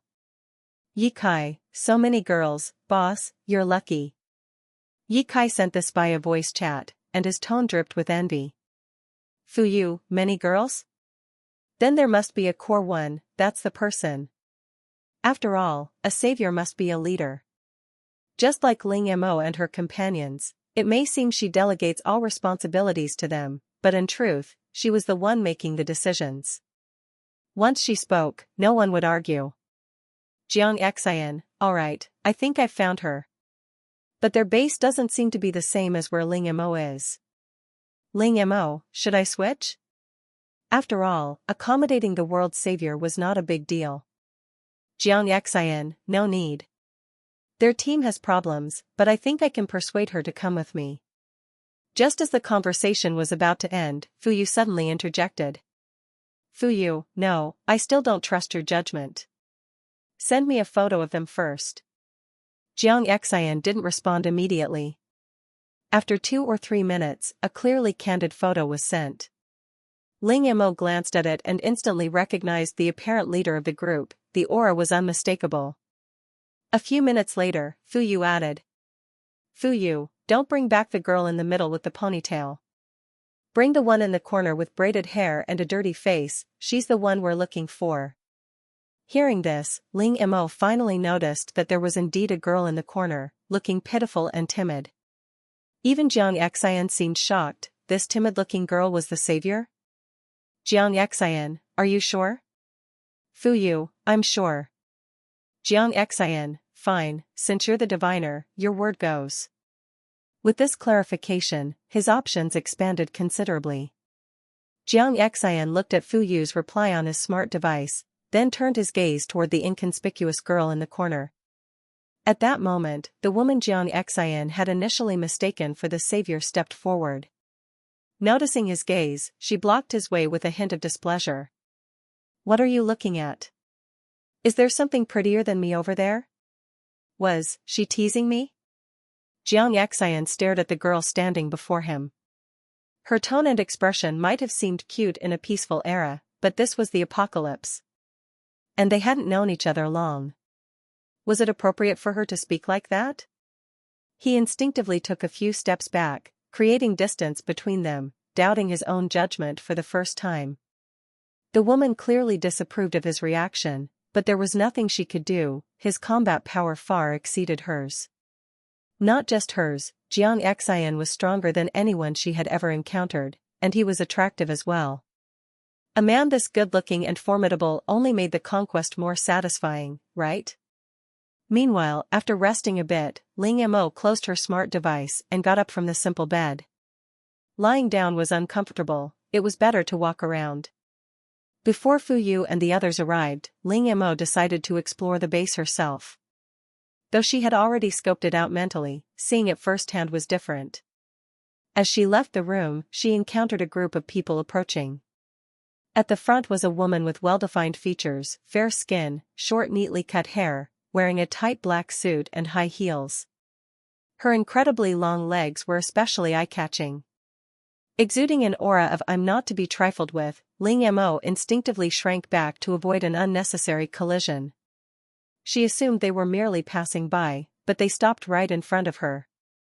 Looking up at the towering legs, Ling Mo could only see the other's chin. Her height must be over 1.8 meters, with heels, probably around 1.9 meters.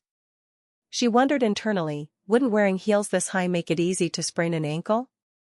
Lost in thought, she didn't hear what the woman had just said. Only when the person behind the woman shouted did she snap back. "Sorry, I was distracted," Ling Mo said, looking apologetic, but her eyes showed no fear, only curiosity. Why were these people approaching her? She had just arrived at the base. "Hello, my name is Li Jiayu. I heard you have ice-type talent and incredible combat ability. You killed a golden armored bug in minutes. I want to invite you to join our squad." The woman's voice was cold, expressionless, with a slight commanding tone, as if assuming the young girl would not refuse. "Sorry, I'm not interested in joining your team," Ling Mo replied firmly. "Why not?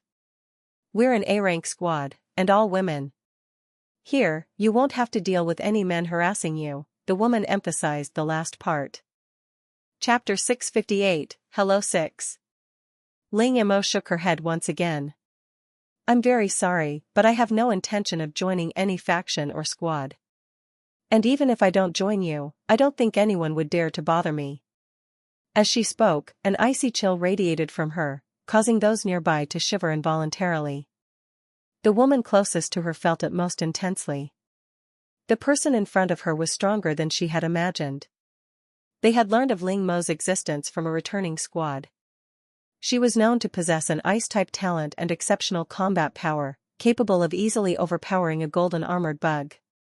One of their own squad's water-type talents had just left, so they had planned to recruit Ling Mo as a replacement. They had assumed it would be an easy matter, but the girl refused so decisively. And they had also underestimated her strength. "Since you're unwilling, forget it." Saying this, the woman turned and left without hesitation. Watching them go, Ling Mo breathed a sigh of relief. She didn't even know these people. Being invited to join a squad on the very first meeting, who knew what their motives were? Moreover, setting aside other factors, Ling Mo did not see herself as the charming type, beloved by everyone. She was not socially adept, and integrating into a group was not simple for her. In a dangerous situation, the one most likely to be abandoned, or worse, blamed, would be her. What she didn't know was that those who had just left were now discussing her. "Jiayu, are we really letting her go just like that?" "Yes, we personally invited her, and she refuses? How ungrateful. I think she's just arrived at the base and doesn't yet understand human cunning. I heard she's always been protected by her brothers. Refusing us now, she'll come crawling to us when she faces hardship later." They jabbered on, wishing for her to meet some misfortune and beg for their acceptance. "Enough, all of you, shut up. She's not as simple as you think," Li Jiayu scolded softly. Her current power came from having half of the squad's resources devoted to her. Yet just now, she had clearly felt that this newcomer's strength surpassed her own. Such power, how could she need anyone else's protection? After assessing Ling Mo's abilities, Li Jiayu completely abandoned the idea of recruiting her. She didn't want her hard-built squad to be handed over to someone else. But Jia Yu, now we have no water-type talent, and this ice-type talent rejected our invitation. What about our daily water supply? In this world, water was contaminated and scarce. Their squad had been able to live cleanly. Li Jiayu even enjoyed a hot shower when not on missions, all thanks to their water-type talent. However, that water-type talent had decisively left the squad yesterday. Since the base had mediated, they had no choice but to release Ling Mo. Previously accustomed to lavish water use, the squad had consumed the remaining water from their former water-type talent in less than a day. If they didn't find a replacement quickly. Li Jiayu's expression darkened. Now, water-type talents are either controlled by the base or tied to their own squads.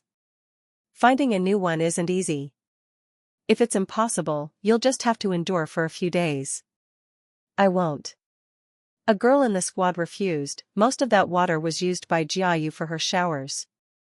We tried to stop her, but she wouldn't listen. Why should we pay the price? I won't stink, and if you don't find a solution, I'll quit. Her tone was brash and willful, yet no one contradicted her. Even Li Jiayu was speechless. She didn't feel she was wrong, she just took a shower. Everyone present had bathed too, she was just the first. Meanwhile, Ling Mo walked down the base's main street, passing numerous street vendors. Whenever she saw someone selling books, she would stop and buy them. The language and writing in this world were very similar to Earth's blue planet. In the previous game, she had collected many books to enrich her library. This time was the same, she preferred to save these books from being lost in the apocalypse and take them with her. Contribution points weren't a concern, she could earn more later. It was easy enough. After browsing, she bought some books but found nothing else of interest. She then headed to the task center. The task hall not only issued and accepted missions but also allowed using contribution points to exchange for supplies and weapons. She glanced at the exchange list, stopping at the top tier. The most sought-after item was not the most expensive, it was the one with the most redemption requests. Gene Modification Serum, injection temporarily enhances all physical and mental abilities. The effect lasts 1 month, after which re-injection is required. A note indicated that once the serum's effect fades, the user might feel a sense of loss, normal and not harmful. It had no addictive properties. It was like suddenly losing the crowd of people that made you feel excited and happy. Naturally, there would be a sense of disappointment, but nothing harmful. 1 vial cost only 10 contribution points, a bargain anyone could afford. Ling Mo clicked to exchange. Soon, her balance dropped by 10 points, and a sealed test tube containing golden liquid emerged from the machine. Chairman, can you analyze what this is? Ling Mo asked, holding the vial.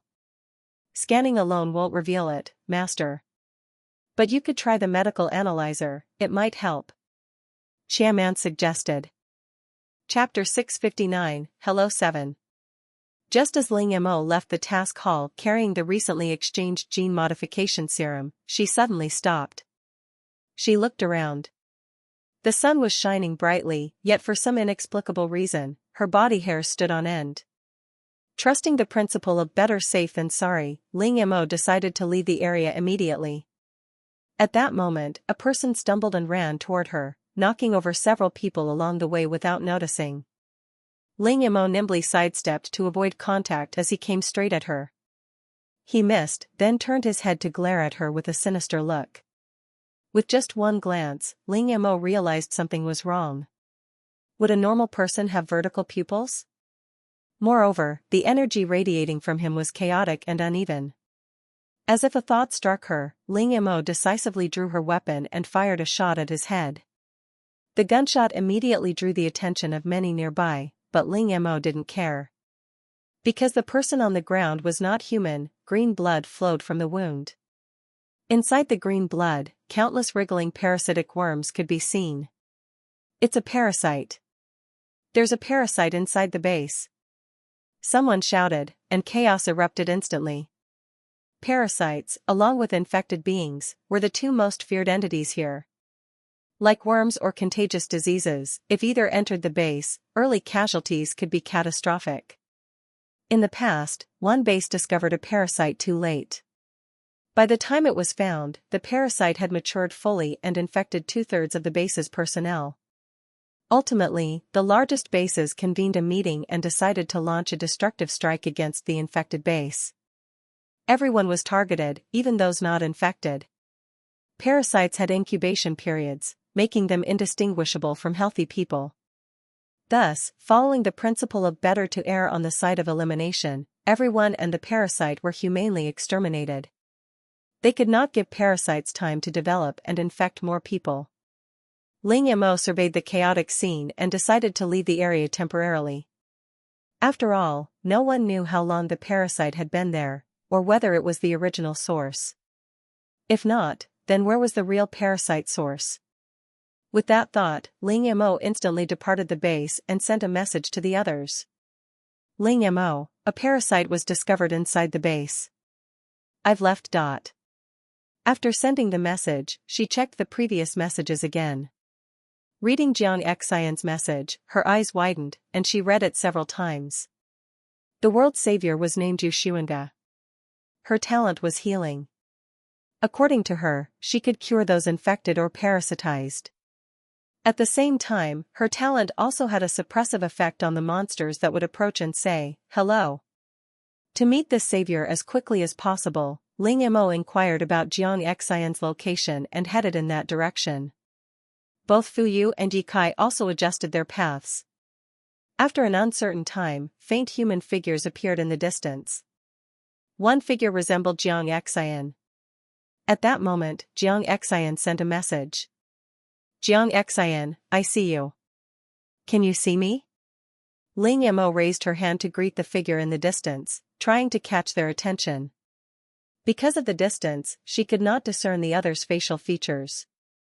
Just as Ling Mo thought the distant figures included Jiang Xian and the world savior, she sensed something wrong. Through her spiritual perception, there was no one at the location of the figures. Danger, run! In an instant, Ling Mo vanished from her original spot. Simultaneously, a long-limbed, emaciated black shadow appeared where she had just stood, emitting hoarse growls. The creature reacted extremely fast. Missing its target, it coiled its limbs and launched like a projectile toward Ling Mo's location. As the monster drew closer, Ling Mo could hear the harsh, raspy sounds from its throat. Hello. Meeting the monster's hollow eyes, Ling Mo realized it had locked onto her. Dodging would be useless. Hello. The shadow vanished instantly, leaving only a black afterimage. The next moment, alarm bells rang in Ling Mo's mind, and she instinctively stepped back to her left rear, narrowly avoiding the sudden attack. A black flame erupted from her body, instantly climbing up the monster's limbs. From her previous encounter, Ling Mo knew that physical attacks were largely ineffective against these creatures.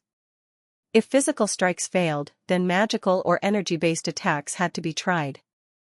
The Limia flames engulfed the creature, spreading rapidly over its body like an affliction. Aha! The monster shrieked as its body rapidly dissolved. This was the first time Ling Mo heard anything other than hello from these monsters. Watching the creature turn to ash, she breathed a sigh of relief. The attack had worked, her strongest method was effective. If even her ultimate attack had failed, she would have had no choice but to open a space to hide. Although this monster was dead, Ling Mo remained alert. The black shadow in the distance had not vanished. She looked up, its hand remained raised, yet it did not move. Ling Mo wondered why it had been observing from afar without intervening. Could it be that the recent monster was not its kind? As she puzzled over this, the black shadow finally moved. Faced with its lightning speed, Ling Mo did not panic, instead standing her ground. She had prepared for this, the surrounding area was already filled with Limia flames. Once the enemy approached. Chapter 660, Hello 8. In a vast, empty wasteland, Ling Mo sat in place. Before her was a swirl of black flames. Her gaze fell on the fire, meeting a pair of eyes full of hatred. Besides hatred, Ling Mo sensed something else from those eyes, above all, jealousy. Jealousy? Why jealousy? She had killed its companions, shouldn't there be more hatred than jealousy? Ling Mo couldn't quite understand. Forget it. Why it's jealous has nothing to do with her. Once she encounters them, she'll just burn them all to ashes. When the flames finally died out, Ling Mo clapped her hands and stood up, leaving the area. Before leaving, she glanced at her smart brain to check the locations of the others. Ye Kai, damn it, we almost got ambushed by those monsters just now. Fuyu, I was attacked too, but I dodged. These monsters jump very well, but they don't seem to be able to fly. Jiang Xian, I brought you Shuanga away from the main group. She seemed scared just now. Who among you can comfort a girl? Jiang Xian's eyes scanned the smart brain, then glanced at the girl clinging to him like a koala. He sighed helplessly. You can come down now. It's safe. Yu Shuanga didn't speak, only looking at Jiang Xian with her wet, innocent eyes, her grip tightening slightly. You're making it impossible for me to walk, Jiang Xian said helplessly. Hearing this, Yu Shuanga relaxed her hold a little, though she still didn't let go completely. Seeing this, Jiang Xian had to rely on the others through the smart brain, hoping they could offer a solution. He truly didn't know how to comfort a girl, his own sisters rarely cried in front of him. The few times they had, it was mostly fake crying. And after meeting Ling Mo, he found her far too formidable. The memory of her single-handedly lifting a gas cylinder still lingered vividly. Ye Kai, the hopeless bachelor, replied, I don't know how to comfort anyone. I only know how to make girls cry. That's not my strength. Fuyu, never done it. Jiang Xian at Ling Mo, you should know how to comfort girls, right? As the saying goes, women understand women best. Seeing Jiang Xian's plea, Ling Mo seriously recalled how she had been comforted when she cried. This life she hadn't cried much, but in her past life. Ling Mo, I don't know. I usually comfort myself. Jiang Xian. Ye Kai, poor Mo. How about I comfort you from now on? Ling Mo, you better back off. My situation is special. If I cry alone, it usually stops by itself. The more people try to comfort me, the harder I cry. Ling Mo, why not just hug her? Elsewhere, having received no clear instructions, Ye Kai turned off his smart brain, looked at the girl whose eyelashes still had tears, and gently said, all right, if you're scared, how about I carry you? Yu Shuanga glanced at Jiang Xian, blinking innocently. Seeing she didn't refuse, Jiang Xian took it as her consent. As for why it was a hug instead of a piggyback, well, unfolding wings for flight would be inconvenient if she were on his back. Jiang Xian bent down and lifted Yu Shuanga in a princess carry. You're so light, he said, weighing her a little. Feels like you haven't eaten properly. No meat on you at all. Yu Shuanga listened to his complaints but felt the gentle hands on her, her face flushing. Her heart, which had been panicked from the earlier monster ambush, finally settled. Seeing the girl stop trembling, Jiang Xian thought, unexpectedly, Momo's method actually works. To prevent another attack, Ling Mo, Ye Kai, and Fuyu all chose to travel through the sky. About an hour and a half later, they successfully reunited. Jiang Xian put Yu Shuanga down and introduced everyone. This is Ye Kai and Fuyu, and this is Ling Mo. Ye Kai, Fuyu, Mo, this is Yu Shuanga. You can just call me Xiao Ge, Yu Shuanga said softly. Ling Mo looked at her timidly, then glanced at Fuyu, as if silently asking, are you sure this is the one we're looking for? No need for Ling Mo to instruct, Fuyu was also double-checking her calculations.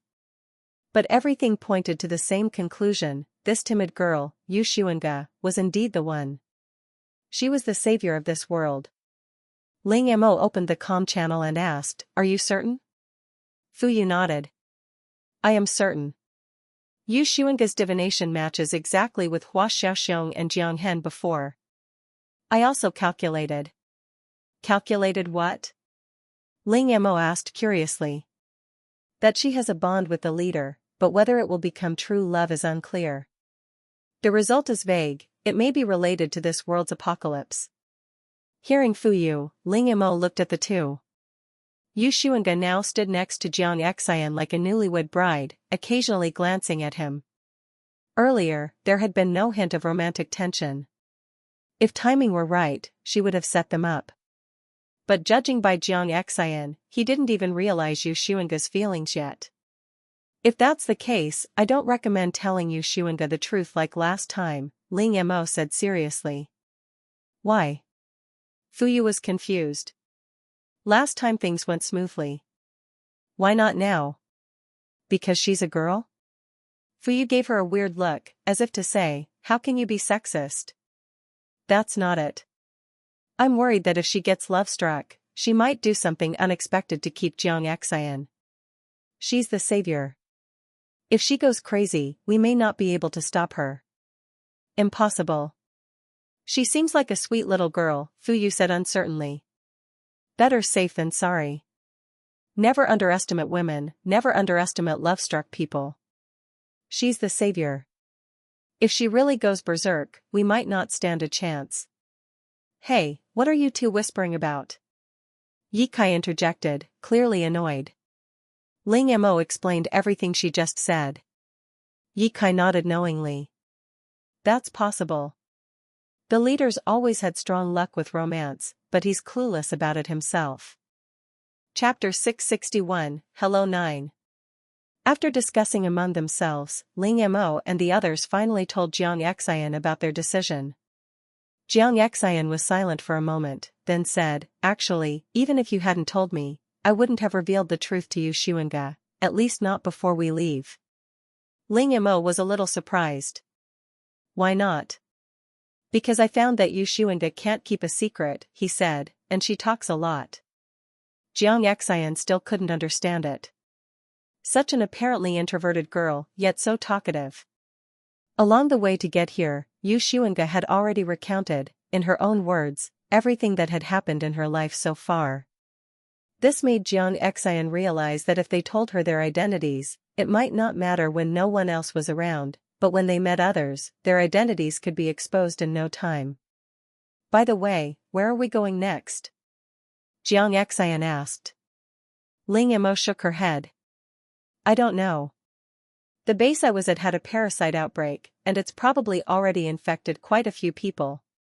Then we can't just stay outside, it's too dangerous. And besides, we still. Leafing through her thoughts, Ye Kai glanced at Yu Xuanga. Indeed, they were carrying a trailing baggage along with them. Let's go there. Can you accompany me to a place? Fu Yu and Yu Xuanga spoke almost simultaneously. Ling Mo looked at them in turn, then focused on Yu Xuanga. Where is your place? Under everyone's gaze, Yu Xuanga pointed in the same direction as Fu Yu had. Why go there? Ye Kai asked. Yu Xuanga shook her head. I'm not sure. My intuition tells me I should go there. Really, my intuition has always been very accurate. If it had been someone else saying this, Ling Mo and the others might have dismissed it, perhaps even suspecting that the person was crazy or infected. But Yu Xuanga was different, she was the savior. Moreover, the direction she chose matched the one Fu Yu indicated. This couldn't be a coincidence. Then let's go check it out, Jiang Xian said. Seeing that the others had no objections, Yu Xuanga looked at them in surprise. You believe me just like that? Don't you think I'm crazy? No, Jiang Xian replied gently, smiling warmly. Because we trust you. Seeing Yu Xuanga blush again, Ling Mo and the others exchanged glances. Words were unnecessary. To avoid being attacked by monsters again while traveling, this time they chose to fly. This allowed them not only to avoid monster ambushes but also to steer clear of sudden bugs on the ground, a two-birds-one-stone solution. By the way, Fu Yu, why did you choose this direction? Did you foresee something? Ling Mo asked quietly. Fu Yu nodded. I calculated that if we go in that direction, we might gain something important. It will help us a lot in completing the game. Hearing this, Ling Mo was about to nod, but the next second, she seemed to sense something and suddenly shouted, "Quick! Get out of here!" At her command, Fu Yu, Yi Kai, and Jiang Xian carrying Yu Xuanga immediately left the area as fast as possible. The very next second, a massive, gaping mouth filled with sharp teeth appeared in the spot they had just occupied, trying to swallow them whole. Thanks to Ling Mo's warning, they dodged the ambush, but the intense stench of the creature still made them reel. Only then did they see what had attacked them. It was a massive dinosaur-like creature, as tall as a small mountain, with a long neck. It's a long-necked chameleon beast. Be careful, they can turn invisible. Also, watch out for their necks, Yu Xuanga shouted after seeing the attacker's true form. Long-necked chameleon beast, that name really fits. It immediately sums up its resemblance to a sauropod, Yi Kai said, forming wind blades in his hands. With a swoosh, the beast's head was severed from its neck in one clean strike, without the slightest hesitation. The mountain-sized body collapsed with a thunderous crash, making the ground tremble. Yu Xuanga watched in disbelief. It's dead? She had seen a long-necked chameleon beast level a small base before, and she didn't know how many techniques were used to finally drive it off. Yes, it was driven off, not killed. Because its skin was incredibly tough, even missiles couldn't damage it. Yet in Yi Kai's hands, not even one move could touch him. And that wasn't all. Yu Xuanga's gaze swept over the others' faces. None of them showed the slightest shock or surprise. Killing a long-necked chameleon beast in one strike seemed trivial to them. For the first time, Yu Xuanga began to doubt the identities of the people before her. Who exactly were they, and why did they possess such terrifying power? Could these people possibly be genetically modified humans who escaped from some research institute after the apocalypse? Yu Xuanga chuckled at the thought. Genetically modified humans, that's something from TV dramas. How could they exist in real life? Impossible. Yet these people were so powerful, perhaps they had some rare encounter, like those legends of bases where extraordinary things happened. Yes, it must be that. Meanwhile, Ling Mo and the others didn't know what Yu Xuanga was thinking. They were busy figuring out how to handle the massive creature in front of them. After all, it had taken effort to kill it, and they couldn't let it go to waste. Moreover, they had only ever seen dinosaur skeletons in museums. This was the first time seeing a living one. Unfortunately, their space pocket wasn't large enough to take the entire long-necked chameleon beast back. So they could only take what was most valuable. With Yu Xuanga's help, Ling Mo, Yi Kai, Fu Yu, and Jiang Xian quickly dismantled the massive creature. They took the most valuable skin, leaving only some edible meat. According to Yu Xuanga, this meat contained energy that could enhance one's abilities when eaten. Isn't that common sense? You didn't know? Chapter 662 Hello 10. Above the gray, hazy sky, 4 figures sped past. These 4 figures were Ling Mo and the others, and behind them, 2 creatures that looked very similar to pterosaurs were chasing them relentlessly. Xiao Ge, don't those 2 big guys behind us have any weaknesses? Jiang Xian asked. As he spoke, he occasionally released lightning toward the back, but both creatures dodged quickly. Even when they failed to dodge, the lightning struck them without causing any damage at all. Yu Xuanga hid in Jiang Xian's arms. Occasionally when she looked up and saw the 2 giant beasts chasing them, she was so frightened that she quickly shrank back again. I only know their name is wind god beasts. They are very fierce and very rare. Oh, right, their wings. If you destroy their wings, they will lose the ability to fly. The wings, huh? Ling Mo gave Jiang Xian a look, signaling him to take Yu Xuanga and leave first, while she deliberately slowed down and lured the 2 wind god beasts in another direction. After Jiang Xian and the others disappeared completely, Ling Mo stopped running. With a raise of her hand, she sealed the surrounding space.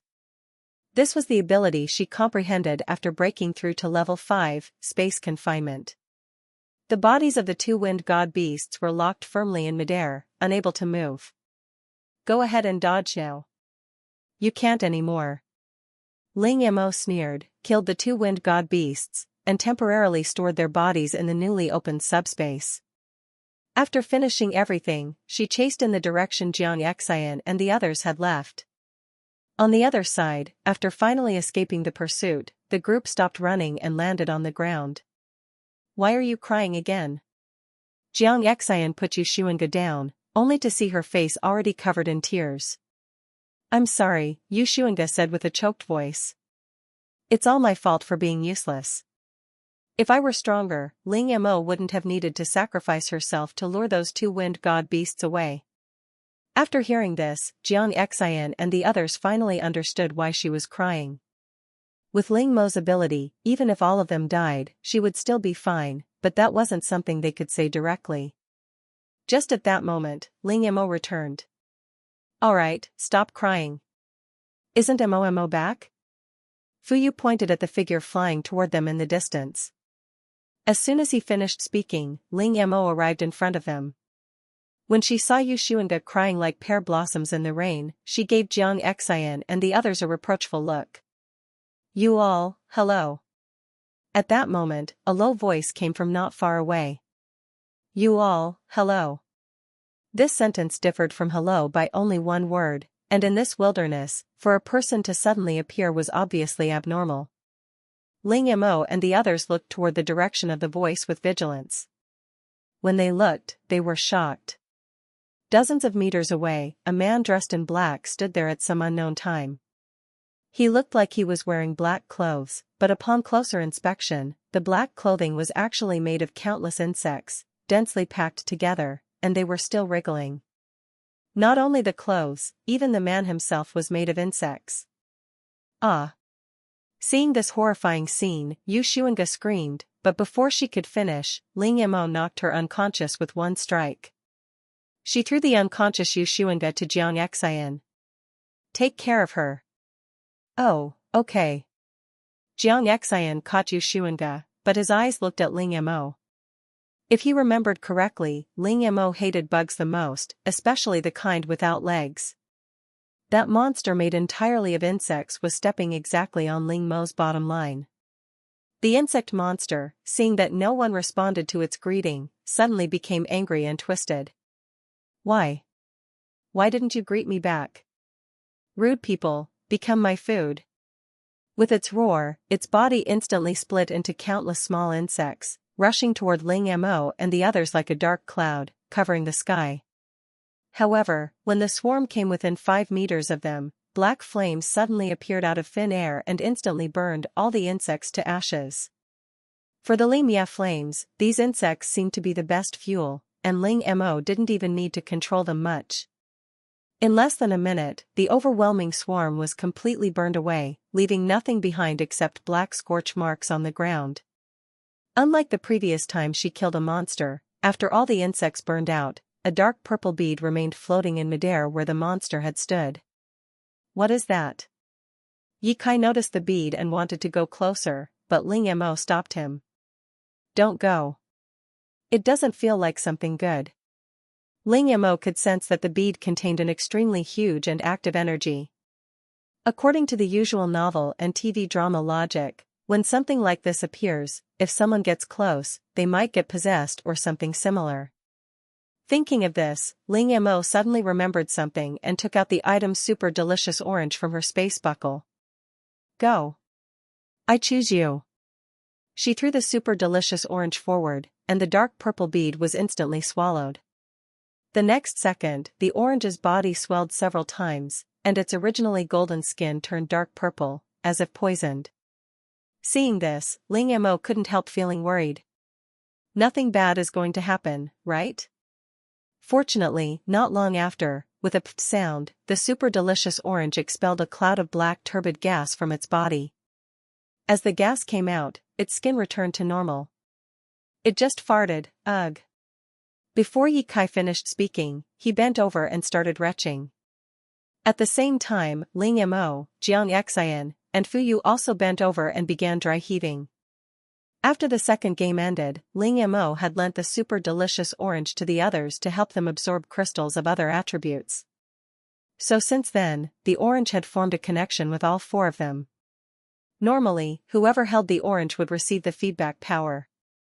But this time, the bead contained too much energy for one person to handle, so the orange simply split it evenly among the four of them. So the reason they looked like this now was simply they were stuffed with energy. Ugh. Chapter 663 Hello 11. Why, ugh, even we also, ugh. Ye Kai almost gagged every few words he spoke. You, ugh, better, ugh, stop talking, ugh. Ling Mo's condition wasn't any better either. That feeling of food stuck in the throat, as if she would throw up the next second, did not improve even after Yu Xuanga woke up. What's wrong with you? Do you want some water? Originally still a bit unhappy about being knocked unconscious, Yu Xuanga woke up only to see everyone, including Jiang Xian, sprawled on the ground dry heaving, looking extremely uncomfortable. And when the others heard the words drink water, they immediately gagged even harder. And no, we're fine, we just need to rest for a while, Jiang Xian said with difficulty. Their condition wasn't really because they ate too much, but because the energy inside their bodies was overly saturated, causing side effects. Right now, they either had to release the energy or absorb it. Thinking this, they decided to rest where they were. Otherwise, with the way they kept gagging, if danger appeared, they probably wouldn't even be able to run. To be safe, Ling Mo released countless sky eyes to keep watch, and even sent out the little fox. Don't eat anything randomly. That was Ling Mo's only request to the little fox. Seeing this, Jiang Xian and the others also summoned their own spirit forms. This scene left Yu Xuanga completely stunned. Who am I? Where am I? Why am I here? What was that just now? Why can they summon divine beasts? Am I a side character in a novel world? At this moment, Yu Xuanga had fallen into deep self-doubt. Unfortunately, the only people who could explain things to her, Ling Mo and the others, were all busy digesting the energy inside their bodies, with no time to talk. They stayed there until the next morning, when Ling Mo slowly opened her eyes. She first sensed the energy inside her body. Although she was still in a state of excess energy, it was clearly much better than yesterday. Now she felt at most 70 to 80% full. This was the advantage of having many talents. More mouths to eat meant faster consumption. After Ling Mo, Ye Kai was the second to wake up. As someone with dual talents, his condition was slightly worse than Ling Mo's, but he no longer felt like gagging and could even eat a little. In comparison, Jiang Xian and Fuyu didn't look so good after waking up. Fuyu even gagged when he saw the breakfast Yu Xuanga had prepared. Seeing this, Yu Xuanga held the food awkwardly.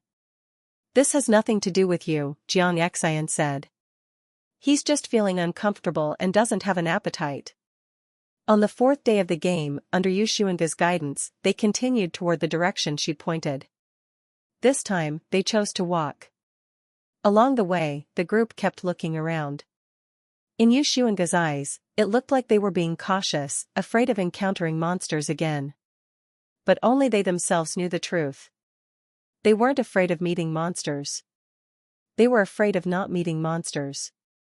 Right now, they desperately needed a fight to release the energy in their bodies. Especially Jiang Xian and Fuyu. However, for some reason, the journey today was unusually smooth, and they didn't encounter any danger at all. At noon, they stopped to rest, and Yu Xuanga again offered to prepare food for everyone, but she was refused. The air pollution here is too severe. If we cook here, the food will be contaminated the moment it's taken out, Ling Mo said. Yu Xuanga showed a look of sudden realization. Sorry, I almost forgot about that. At this time, Ling Mo and the others had already covered their whole bodies with 5S level battle armor, with the purification system running at maximum. In sharp contrast was Yu Xuanga. She had no protective measures at all. When they first entered this heavily polluted area, they had worried about her safety. After all, she was the savior. If something happened to her under their watch, no one knew whether the world's will would retaliate against them. They didn't have extra 5S armor, but they still had gas masks. When Ling Mo wanted to give her one, Yu Xuanga refused. According to her, the pollution here couldn't harm her at all. She even said the air here smelled nice. This once made Ling Mo feel that she might be an idiot. This was heavy pollution. Breathing this air was no different from breathing poison gas. Although Yu Xuanga refused the mask, Ling Mo still told Xiaoman to constantly monitor her condition. If anything strange happened, like gene mutation or variation, they needed to be prepared. However, after several hours passed, Yu Xuanga was truly fine. Not only fine, according to Xiaoman and the medical device, her physical abilities were actually increasing.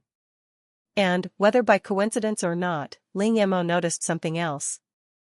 The pollution level in the surrounding air was dropping. This made a ridiculous thought appear in Ling Mo's mind. Could the savior of this planet be saving the world by acting as an air purifier? That shouldn't be possible, right? But once the thought appeared, the more Ling Mo looked at Yu Xuanga, the more she felt like she was looking at a purifier. Hey, you've been spacing out for a while now. What's going on? Fuyu came over and asked curiously. Ling Mo looked around, then simply opened the communication channel and told Fuyu her guess. After hearing it, Fuyu looked at her with an expression that clearly said, "Are you kidding me?" Seeing that he didn't believe her, Ling Mo directly showed the evidence she had found. Look, these two analysis reports. The pollution level in the area we're in is 0.5% lower than other places. Even though it was only 0.5%, it was enough to prove something. And not just here. Every place we stay long enough, the pollution level keeps going down. The most it dropped was 5%. Could it be the 5S armor? Fuyu said. I remember it has an air purification function. He still didn't believe it. After all, the savior chosen by the worlds will turning out to be an air purifier. That was just too absurd. Chapter 664 Hello 12. There are all kinds of strange things in this world. And the 5S level armor on us may claim it can purify the air, but in reality it only purifies the small portion we breathe.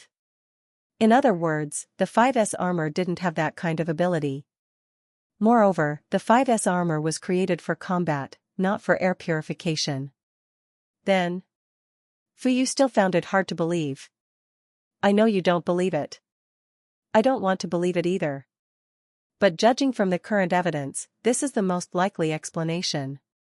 Of course, it's also possible that our deduction is wrong. Hearing this, Fuyu sighed and said in a deep voice. I need some time alone. By the way, tell the boss and Ye Kai about this later and ask what they think. What? After hearing Ling Mo's explanation and guess, Jiang Xian couldn't help shouting. What happened? Yu Xuanga asked curiously. Nothing, I just stepped on his foot, Ling Mo said casually, then reminded Jiang Xian to keep his voice down and opened the communication channel. Mo, this isn't the time for jokes. How can a person be an air purifier? Ling Mo didn't argue. She simply took out 2 air quality reports. One was from when they had just arrived, and the other was from just now. In this short time, the original 0.5% difference had become 1%. Even so, that doesn't prove anything, Jiang Xian said. Ling Mo didn't refute him. She only added. I secretly asked the medical device to scan Yu Xuanga just now. Compared to when we first met her, her physical condition has improved significantly. It's like someone has been feeding her tonics the whole time. But the 4 of them had been with Yu Xuanga the entire way. Whether she drank any tonics or not, no one knew better than them. At that moment, Fuyu walked back with a serious face, holding a restored 5th-order Rubik's Cube in his hand. Seeing the cube, the others instantly understood what he had just been doing. Ye Kai asked impatiently. Well? What did you find? Fuyu didn't look at Ye Kai. He looked at Ling Mo instead and said. You guessed right. Just 4 words, but they froze everyone in place. Guessed right? Guessed right. Yu Xuanga really was an air purifier. What exactly is going on? Jiang Xian asked angrily. In everyone's understanding, a savior, even sacrificing themselves, was acceptable. But that should be based on the savior's own willingness. And Yu Xuanga clearly knew nothing. In that case, calling her a savior, wasn't that no different from a sacrificial offering? This planet became like this because of severe pollution, Fu Yu said. And Yu Xuanga is the purifier it carefully chose. You could say her birth was for the sake of facing this disaster. What do you mean? It means Yu Xuanga is a child born from this planet itself. Purifying the pollution is her mission. The planets will told us not to interfere with this matter. As long as we help Yu Xuanga eliminate those black shadow monsters, it will allow us to clear the game. The last sentence sounded faintly like a threat. Jiang Xian still looked unhappy. Fu Yu said seriously. Boss, I know this is hard to accept, but we have to prioritize. How this planet chooses to save itself has nothing to do with us. Don't interfere. Ling Mo and Ye Kai didn't speak, but from their silence and expressions, it was clear they stood on Fu Yu's side. After a long time, Jiang Xian took a deep breath. I understand what you're saying. Ling Mo patted his shoulder. Boss, don't look so down. Yu Xuanga is this planet's child. A mother won't harm her own child. Didn't I say before? Her physical condition keeps improving. Maybe what we call pollution is actually nourishment for her. After confirming their mission from the planet's will, they began deliberately searching for the black shadow monsters. According to the information Fu Yu obtained, those monsters were actually formed from the polluted air, gaining intelligence for unknown reasons. Perhaps because their origin was so ugly, they began imitating the most intelligent species on the planet, humans. When they realized that no matter how much they imitated, they could never truly become human, they developed the idea of replacing them. Their mission now was to escort Yu Xuanga safely to the designated location, the center of the pollution source, so she could stay there and purify it.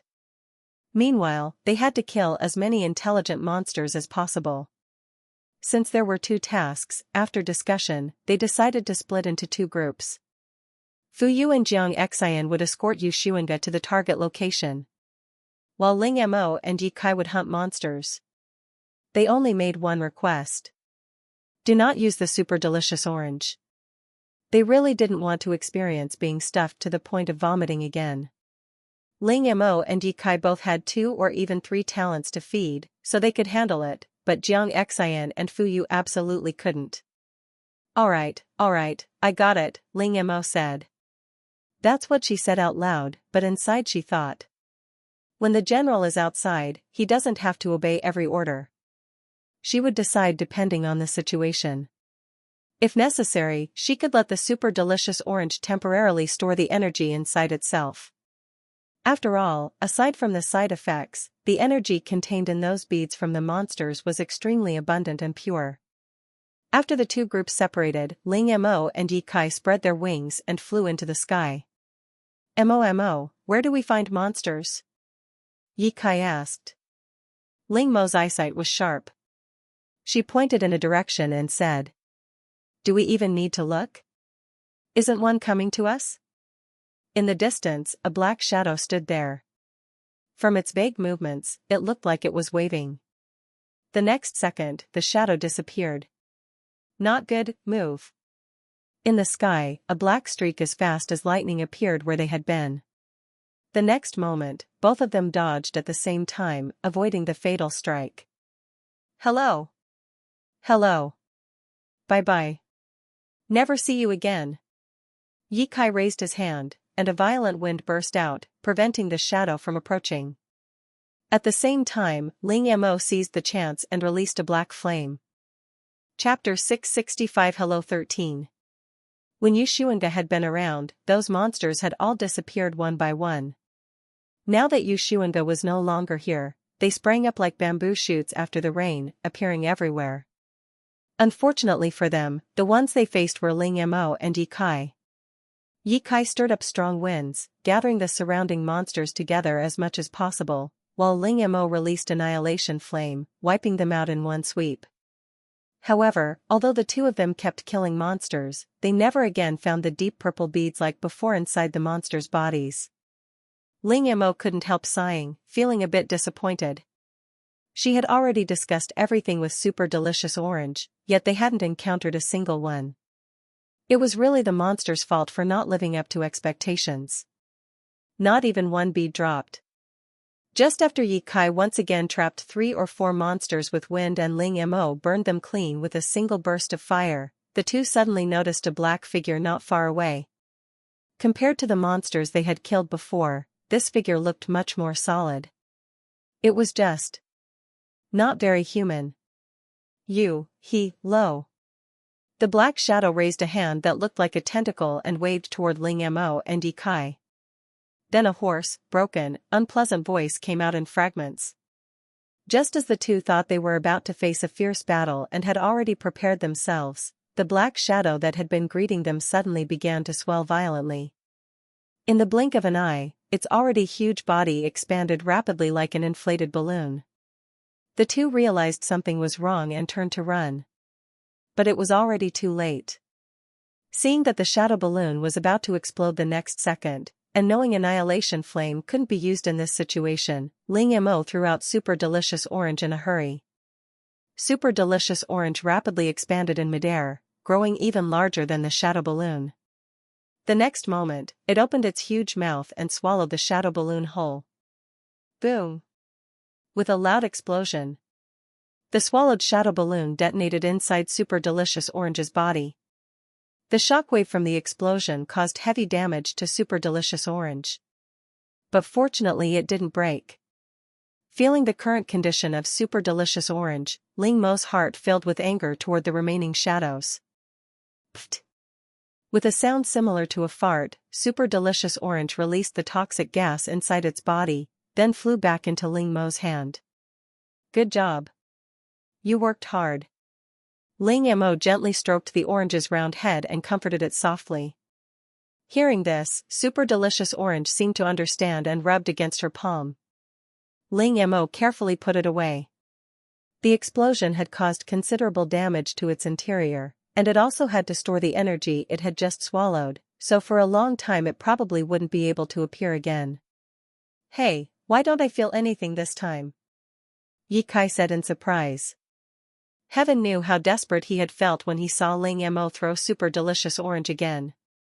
Although he knew that, given this situation, it had been the best solution.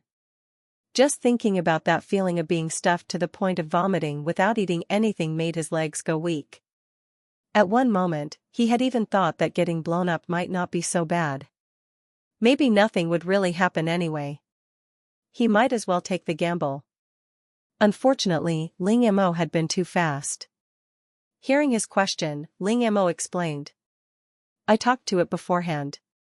I asked it to temporarily store the energy inside itself, then slowly transfer it to us bit by bit.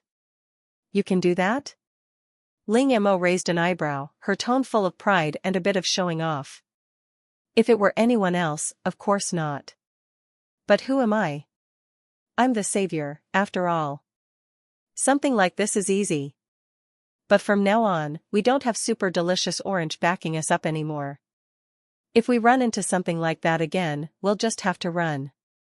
Who could have expected these monsters to self-destruct the moment things didn't go their way?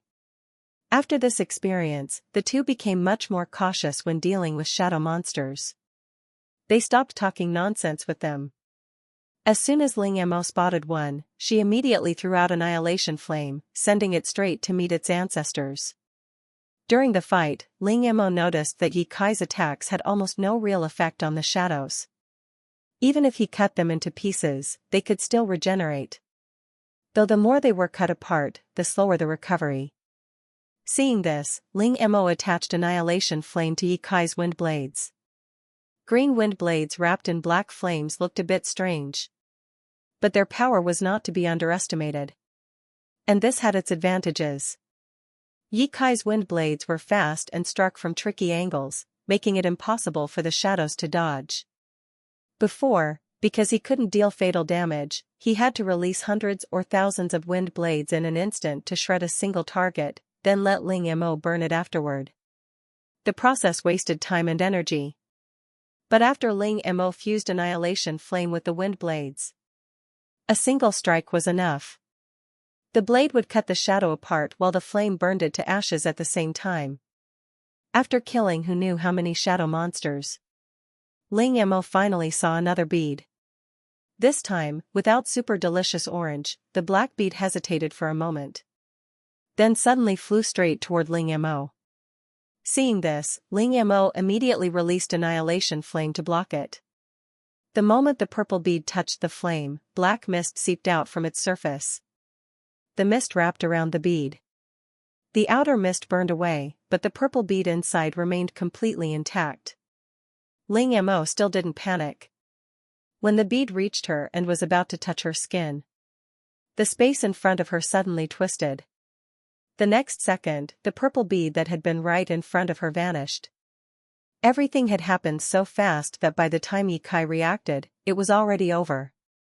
Mo, are you okay? He asked anxiously. Ling Mo shook her head. I'm fine. At the moment it touched me, I created a temporary subspace in front of me. The bead is inside now. A subspace? Could that cause problems? Your subspace usually needs time to build. A temporary one isn't very stable. Shouldn't we just use super delicious orange? Ling Mo shook her head. I have another way. Chapter 666 Hello 14. The method Ling Mo mentioned was to open that subspace again and, before the purple bead inside could react, throw a ball of healing flame into it. Yes, she was still a bit reluctant to give up the energy contained inside that purple bead. Moreover, earlier when super delicious orange swallowed the bead, its body first turned purple, then after letting out a fart, the purple color disappeared, leaving behind only the purest energy. This was enough to show that the pollution inside the purple bead could be removed. She silently told herself in her heart that she would only try this once. If it didn't work, she would have no choice but to give up. Coincidentally, they had just killed almost all the shadow monsters in this area, and it would take some time for other shadow monsters to arrive. Taking advantage of this time, they could rest for a while. If they wanted to eat, they would just drink nutrient solution. After absent-mindedly drinking a bottle of nutrient solution, Ling Mo focused all her attention on the subspace that contained the purple bead. Black flames filled every corner of the subspace. The purple bead struggled and twisted continuously within the flames.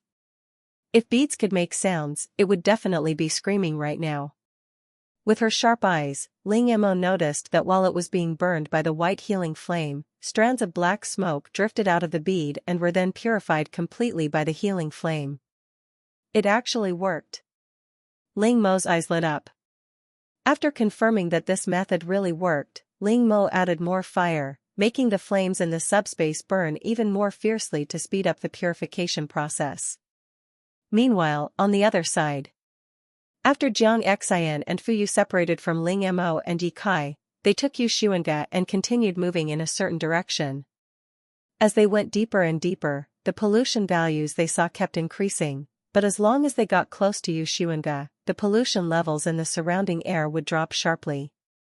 Previously, this situation had not been very obvious, but as the pollution grew more severe, the contrast became increasingly noticeable. Besides this, they made an even greater discovery. Jiang Xian glanced at Yu Xuanga, then looked behind her.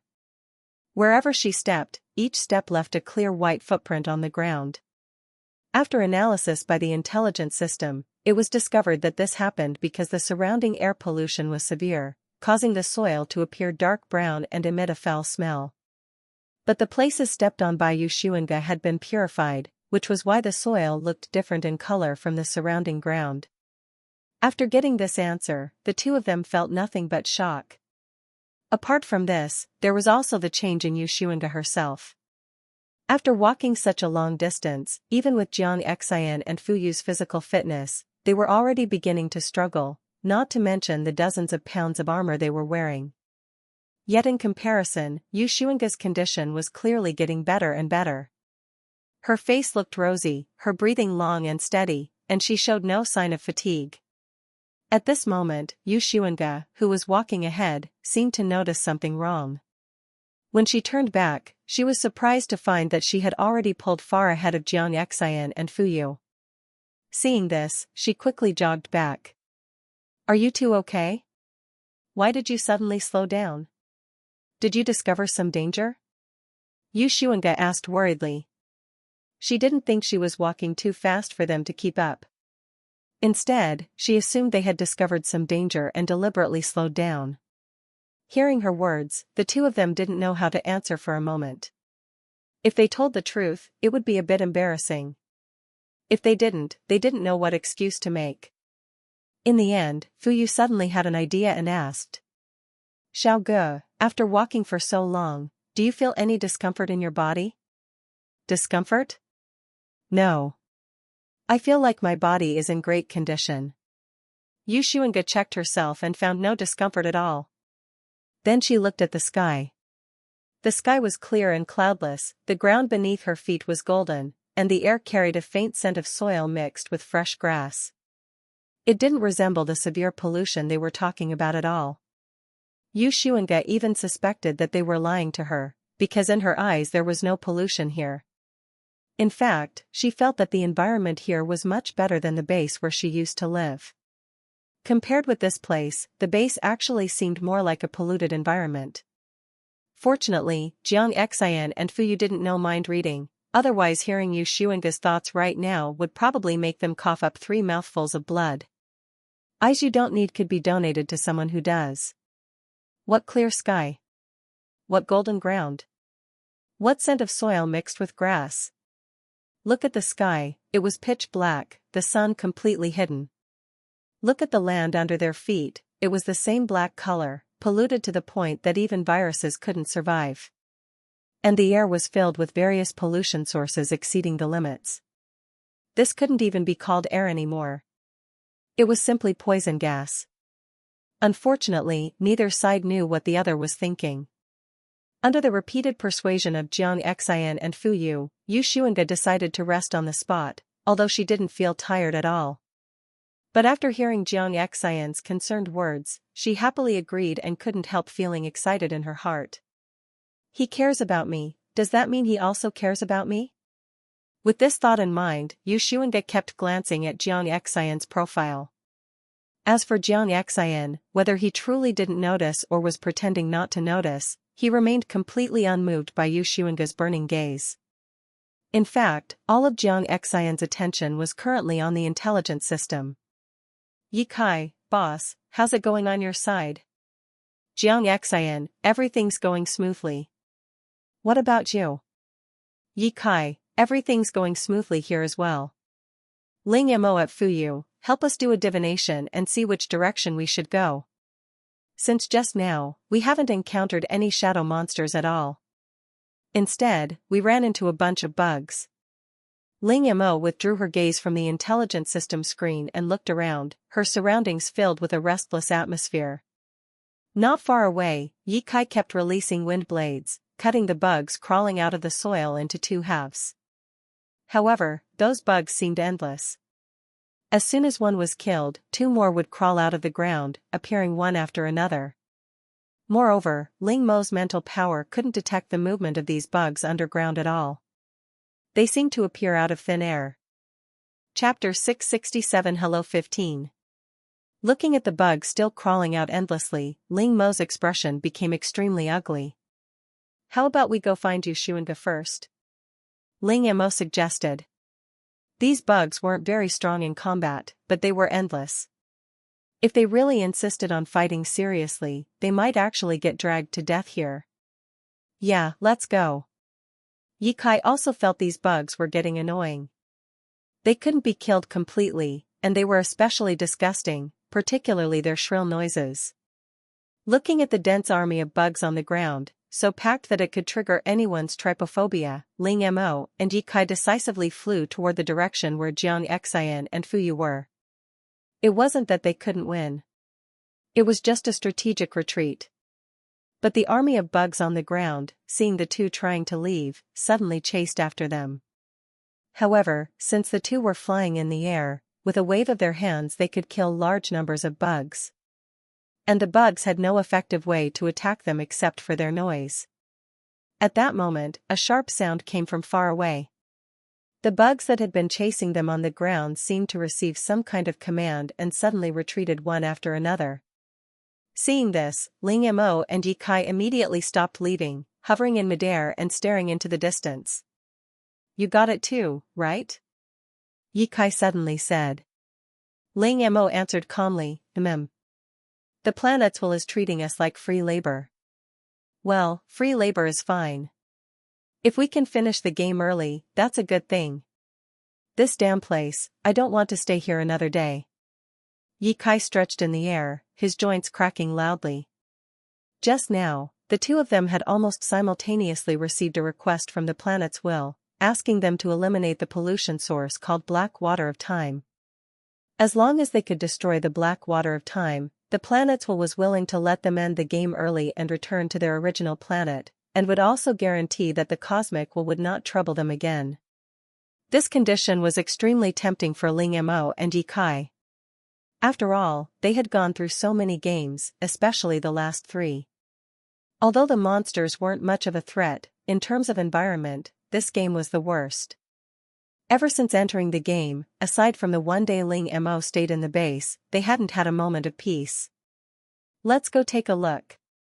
I've already locked onto the exact location of that sound," Ling Mo said. Since this was the final battle, and what they had to face was the pollution source itself, they definitely had to bring out all their trump cards. After preparing their weapons and placing their items where they could be used quickly, and confirming they were fully armed, they flew toward the location Ling Mo had locked onto. After some time, maybe short, maybe long, the two arrived at a lake that looked strange in every way. The reason it was strange was because the black fog here was the thickest, almost solid. Their intelligence systems and 5S armor kept issuing warnings. The pollution here was so severe that even the 5S armor was struggling to withstand it. Gray, decaying mist spread through the air. The lake before them stretched endlessly, completely black. It looked like stagnant water. In such a harsh environment, even the toughest life form shouldn't be able to survive inside it. However, Ling Mo could clearly sense that beneath the lake, countless life forms were hidden, giving off a terrifying aura. Ling Mo and Ye Kai looked at each other, both seeing a trace of despair in the other's eyes. They were strong, but that didn't mean they were omnipotent. The thing in front of them, the so-called Black Water of Time, was obviously not something they could handle. Especially since the Black Water of Time seemed to be nurturing unknown monsters inside. At that moment, Ling Mo suddenly had an idea and confirmed with Ye Kai. "We only need to deal with the Black Water of Time. It didn't say we have to use any specific method, right?" Ye Kai nodded. "That's true. Did you think of something?" Ling Mo shrugged. "With our strength, even if we add Jiang Xian and Fuyu, we probably still can't do anything to this pool of black water. Unless Yu Shuanga turns into a water buffalo and drinks it all in one go. But that was obviously impossible. So what are you going to do?" Ye Kai asked. While speaking, he kept watching the lake surface. At this moment, the previously calm water had started bubbling, as if something was about to emerge. "Not long ago, I spent a lot of money to plant 3 bionic bodies for Qiaman, you remember, right? Before entering this game, I left each of them an item. They should already be on their way now." Ye Kai seemed to realize what Ling Mo planned to do and said worriedly. "But if you do that, the location of this planet will be exposed. Are you sure that's okay?" Ling Mo let out a cold laugh. "If it isn't exposed, this planet and everyone on it will die. If it is exposed, they might still get the chance to migrate to another planet. Do you really think people can live under this level of pollution without consequences? And Yu Shuanga, even if she goes all out and purifies everything, it would still take hundreds of years. So I'm saving them." After saying that, Ling Mo opened her chat with Ayers and directly started a video call. The call was quickly connected.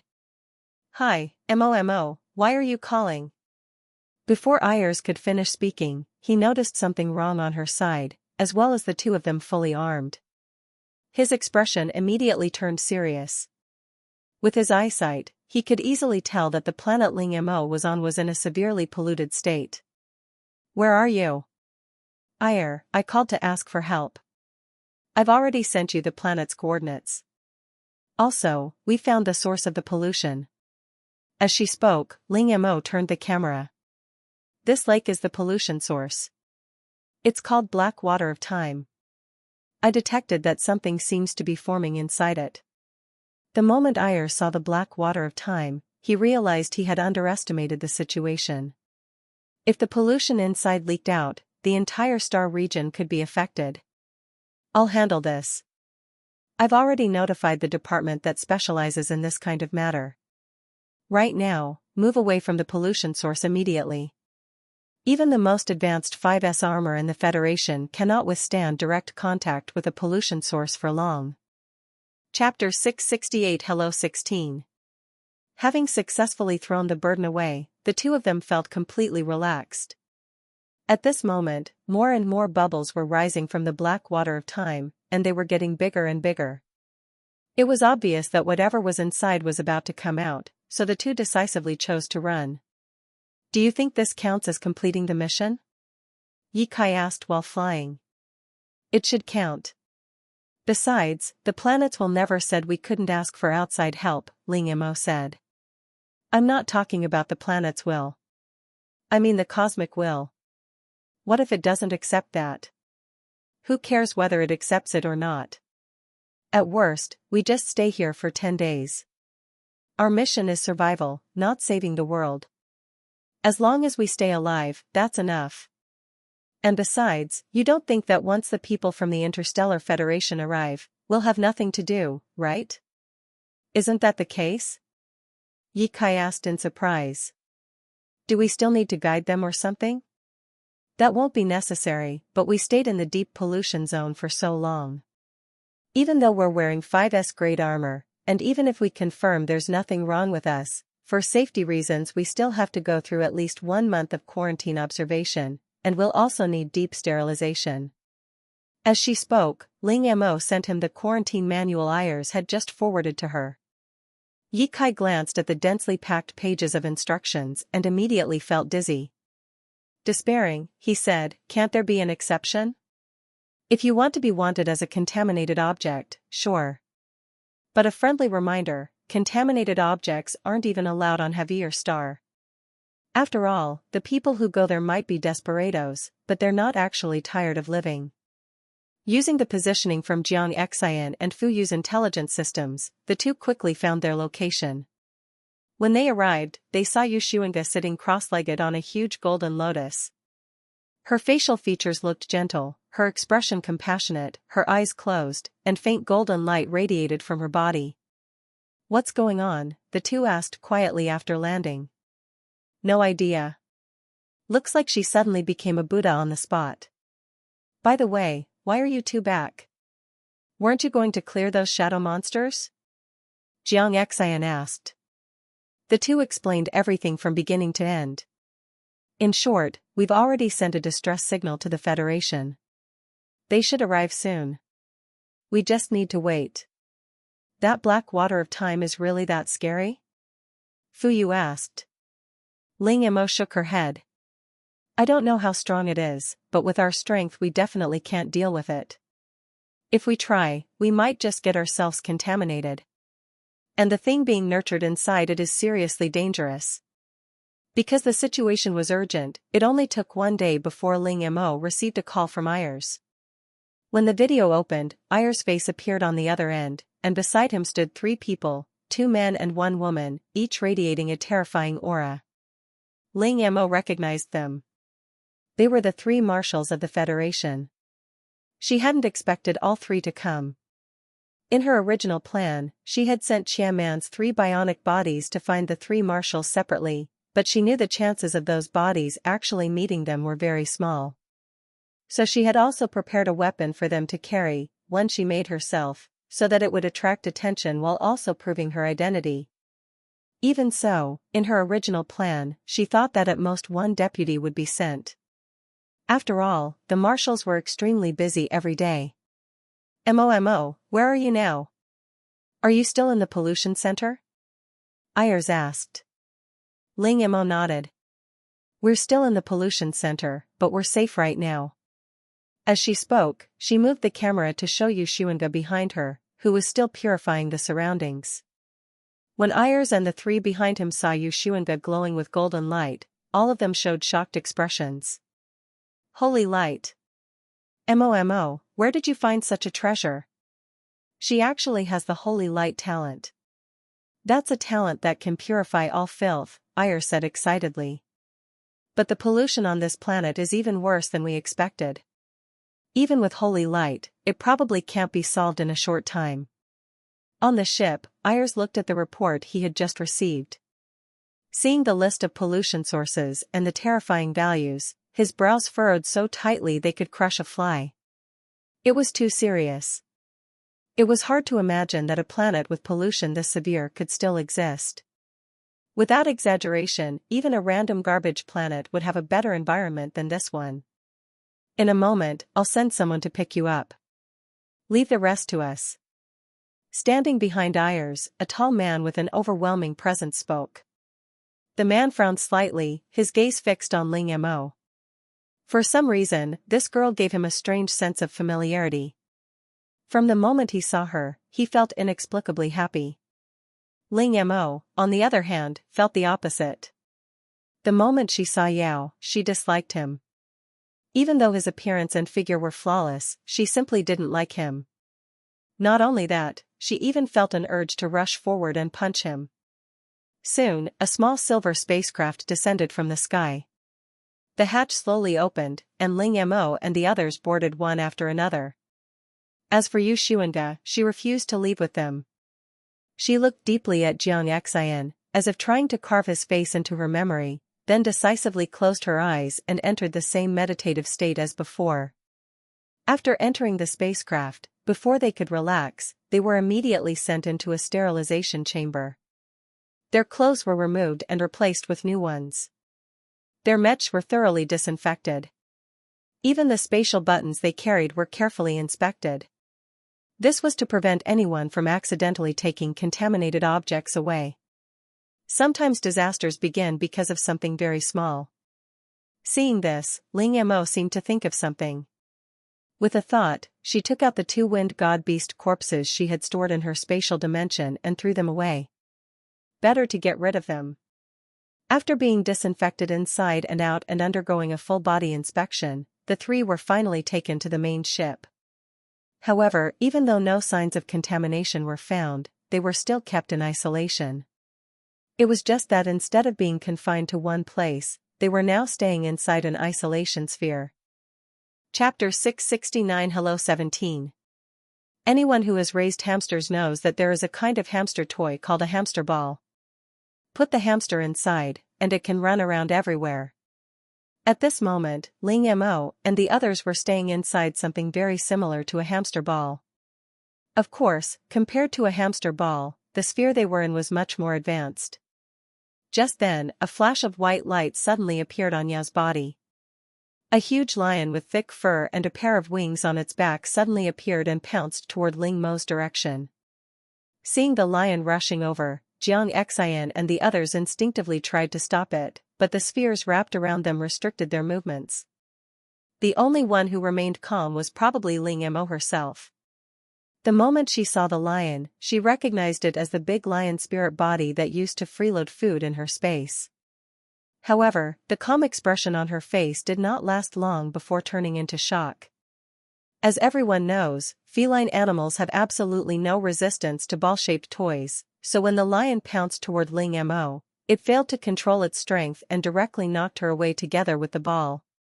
Seeing the ball fly out, the lion pounced again, then chased again, then pounced again, then chased again. Soon everyone saw a huge white lion chasing a rolling ball all over the spaceship. Inside the spatial sphere, Ling Mo was knocked around until she was completely dizzy, unable to tell up from down, and couldn't even shout for help. No one knew how long it lasted. At least for Ling Mo, it felt like a very long time. Finally, Yao spoke and stopped his out-of-control spirit body. Hearing the command from its main body, the big white lion let out an unhappy roar. This human was really a killjoy.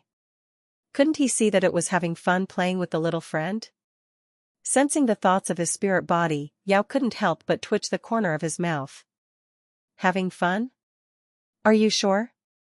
However, after this commotion from his spirit body, he finally understood where the strange sense of familiarity and joy he felt earlier had come from. It turned out the feeling came from his spirit body. Yao walked toward Ling Mo. At this moment, Ling Mo had already been helped upright by the ship's staff who rushed over, but she was still dazed. When she saw the tall, broad-shouldered, long-legged, silver-haired, outrageously handsome man walking toward her, she froze for a moment. "Hello. My name is Yao. Thank you for saving my spirit body some time ago." After hearing Yao's words, the other two people, including Ayers, also turned their gaze in this direction. They all knew about this matter. About a year ago, Marshal Yao had been betrayed by an insider and fell into a trap set in advance by pirates. At that time, Yao fought a fierce battle with the pirate leader. Although he eventually killed the pirate leader, he himself was seriously injured, and even his spirit body disappeared.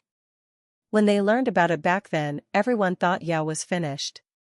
Even if his physical injuries could be healed, losing his spirit body would greatly reduce his combat strength. Not to mention that when the spirit body disappeared, it had already been severely injured, and it wasn't even certain whether it could survive. Among the three marshals, Yao was the youngest. Just when the other two were feeling regret over the fall of a genius, something miraculous happened. Yao not only recovered in a very short time, but his spiritual power was not damaged at all. In fact, he even became stronger than before. It could be said that aside from being unable to summon his spirit body, he had become even more powerful. Because of the overwhelming combat strength he showed, even after losing his spirit body, he still firmly held his position as marshal. And in the interstellar world, it was not unheard of for someone to condense a new spirit body after losing the first one. Just when everyone thought, and hoped, that Yao would someday form a new spirit body, his original spirit body came back. And it came back openly, without hiding at all. After careful examination, they were shocked to find that the white lion spirit body not only had no lingering injuries, but had even become stronger. Only then did someone connect Yao's changes during that period with his spirit body. Everything made sense. They had thought Yao recovered so quickly because he himself was strong, but it turned out to be feedback from his spirit body. And now, they had learned something even more shocking. It was actually the young girl in front of them who had saved Yao's spirit body. At this moment, Ayers, seeing the shocked expressions of the two, added from the side. "Not just Yao. Back when I was attacked, Mo saved me too." Now the way the two looked at Ling Mo became even more intense, and even Yao showed a slightly surprised expression. Back then, when he asked Ayers about that incident, the other party refused to say anything. He hadn't expected it to be because of her as well. Thinking about the gift sent earlier by the bionic body, Yao's eyes flickered slightly. The person in front of him very likely possessed an extremely rare dual talent. With that thought, a determined look flashed in his eyes. "Ling Mo, in my capacity as marshal, I formally invite you to join my legion. As long as you agree, you can name any condition you want." If his guess was correct, forget conditions, even if Ling Mo wanted to sit on his shoulders every day, he wouldn't object. Ling Mo was stunned by Yao's words. What kind of situation was this?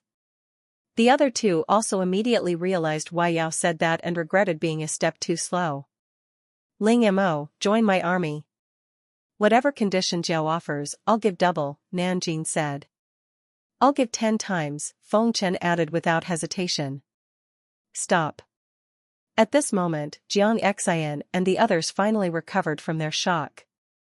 3 hamster spheres worked together and pushed Ling Mo's sphere out of the crowd, then firmly protected her behind them. "Mo is ours. She has nothing to do with you," Ye Kai said. Because of that single sentence, both sides fell into a confrontation. Yao, Nanjing, and Fengchen held high positions for a long time, and their aura was naturally not something ordinary people could compare with. But there was a saying, newborn calves are not afraid of tigers. Jiang Xian and the others didn't even know who these three people were. Even though they felt the pressure, they still didn't step back. If strength wasn't enough, they made up for it with talent. Seeing this, Ling Mo quietly rolled her sphere a little toward Ayer's side. Chapter 670 Hello 18. What will you do with this planet? Ling Mo asked curiously. Ayers didn't even raise his head as he replied, the pollution on this planet is too severe, and it has already seeped into its very core. Even with holy light, it can no longer be completely saved. He paused for a moment before continuing. Fortunately, you contacted us decisively at the time. Otherwise, once this planet became completely polluted, it would turn into a poison egg. Not only would it contaminate the star region it belongs to, it could even affect other star regions. After speaking, he pointed at the black water of time on the monitor and said, at that point, this entire star system would turn into black water of time. Hearing the words cannot be saved, Ling Mo was silent for a long time before asking, is there really no way at all? There is a way, but it's a very long process. Ayers turned to explain. Actually, every planet has its own purification system, just like the immune system in the human body. For small illnesses, the immune system alone can recover without medicine. But for serious diseases, doctors have to intervene. Right now, this planet is like a critically ill patient. Its own immune system can no longer heal it. And the role we are playing now is the doctor. So first, we have to remove and eliminate all pollution sources on this planet. All of them? Ling Mo looked at the monitor showing the black water of time and noticed that people had already started taking action. Where will these black waters be taken? Ling Mo asked. Pollution at this level is extremely difficult to completely eliminate. If we're not careful, it could cause new contamination. So for safety, they will temporarily be stored in the highest security military warehouse, and only after an effective method of disposal is developed will they be destroyed. Ling Mo nodded, agreeing with Ayer's explanation. When she turned to look at the other monitors, she saw groups of armed personnel carrying out humane extermination on the polluted animals and plants on the planet.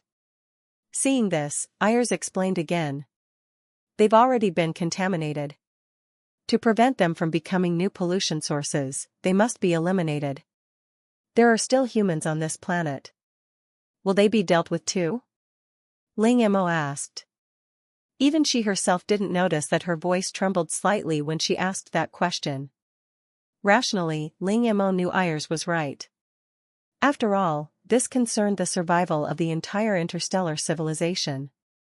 And the planet had been polluted to this extent, the people living here were the biggest cause. But emotionally, she still felt a bit unwilling to accept it. You don't need to worry about that, Ayers said.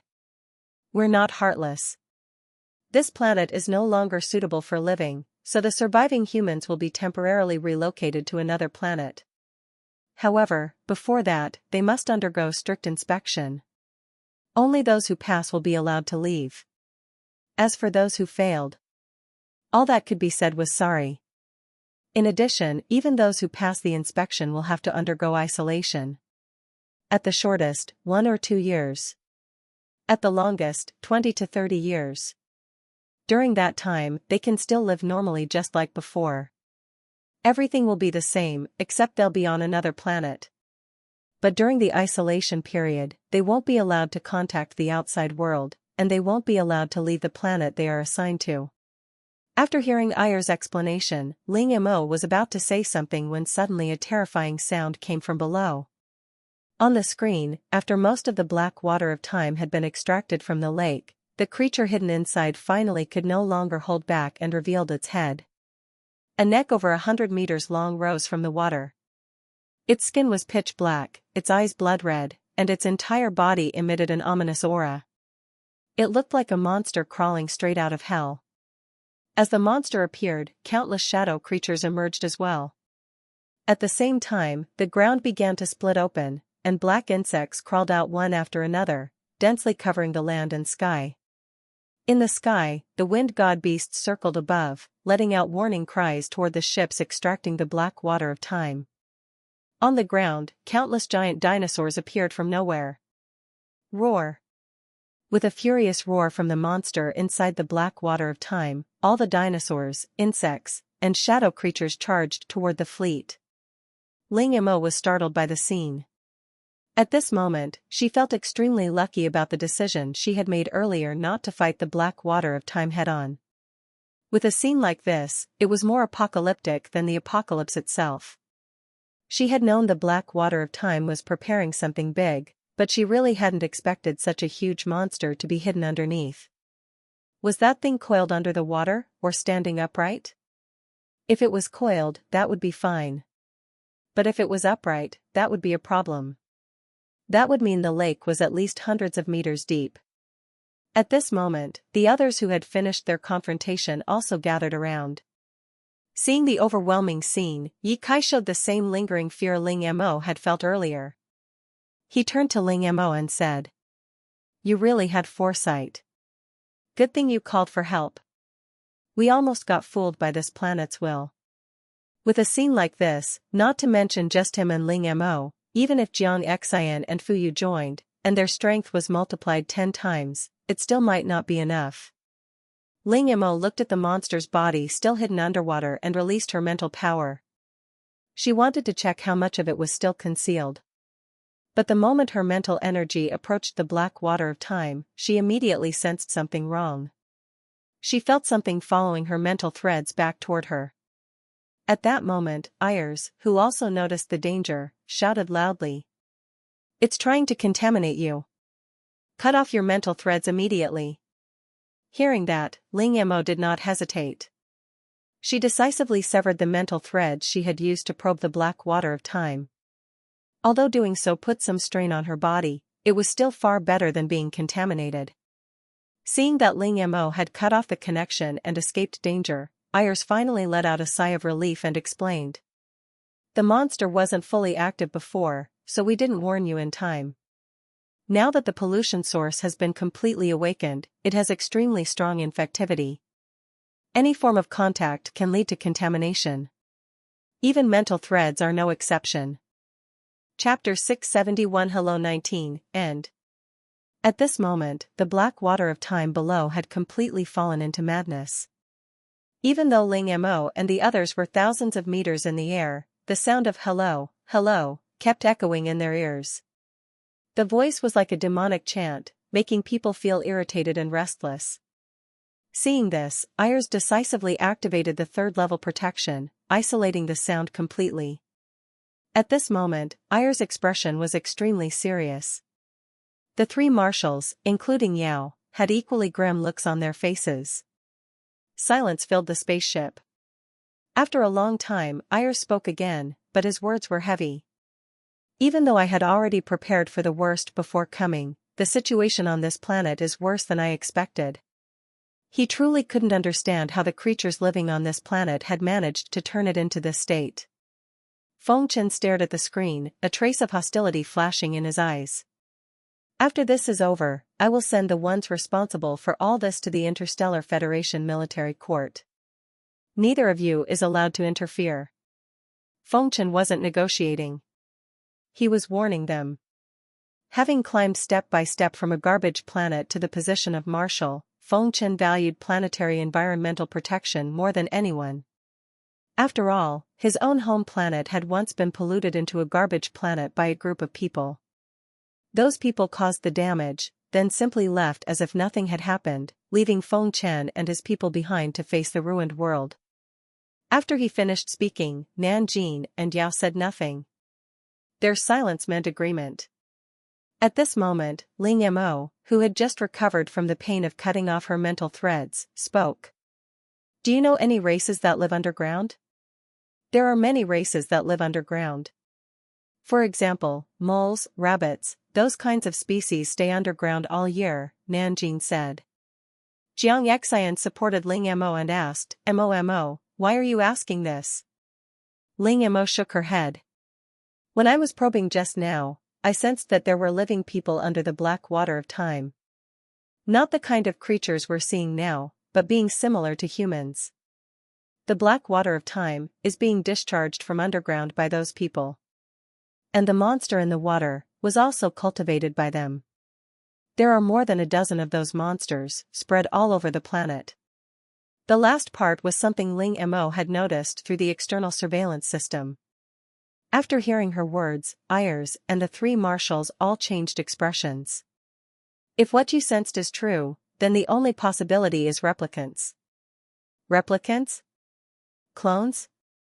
Hearing the word, Ling Mo and the others immediately thought of cloning. But Yao shook his head. Replicants and clones are different. Seeing the confused expressions on their faces, he explained. This happened a long time ago. It's normal that you don't know.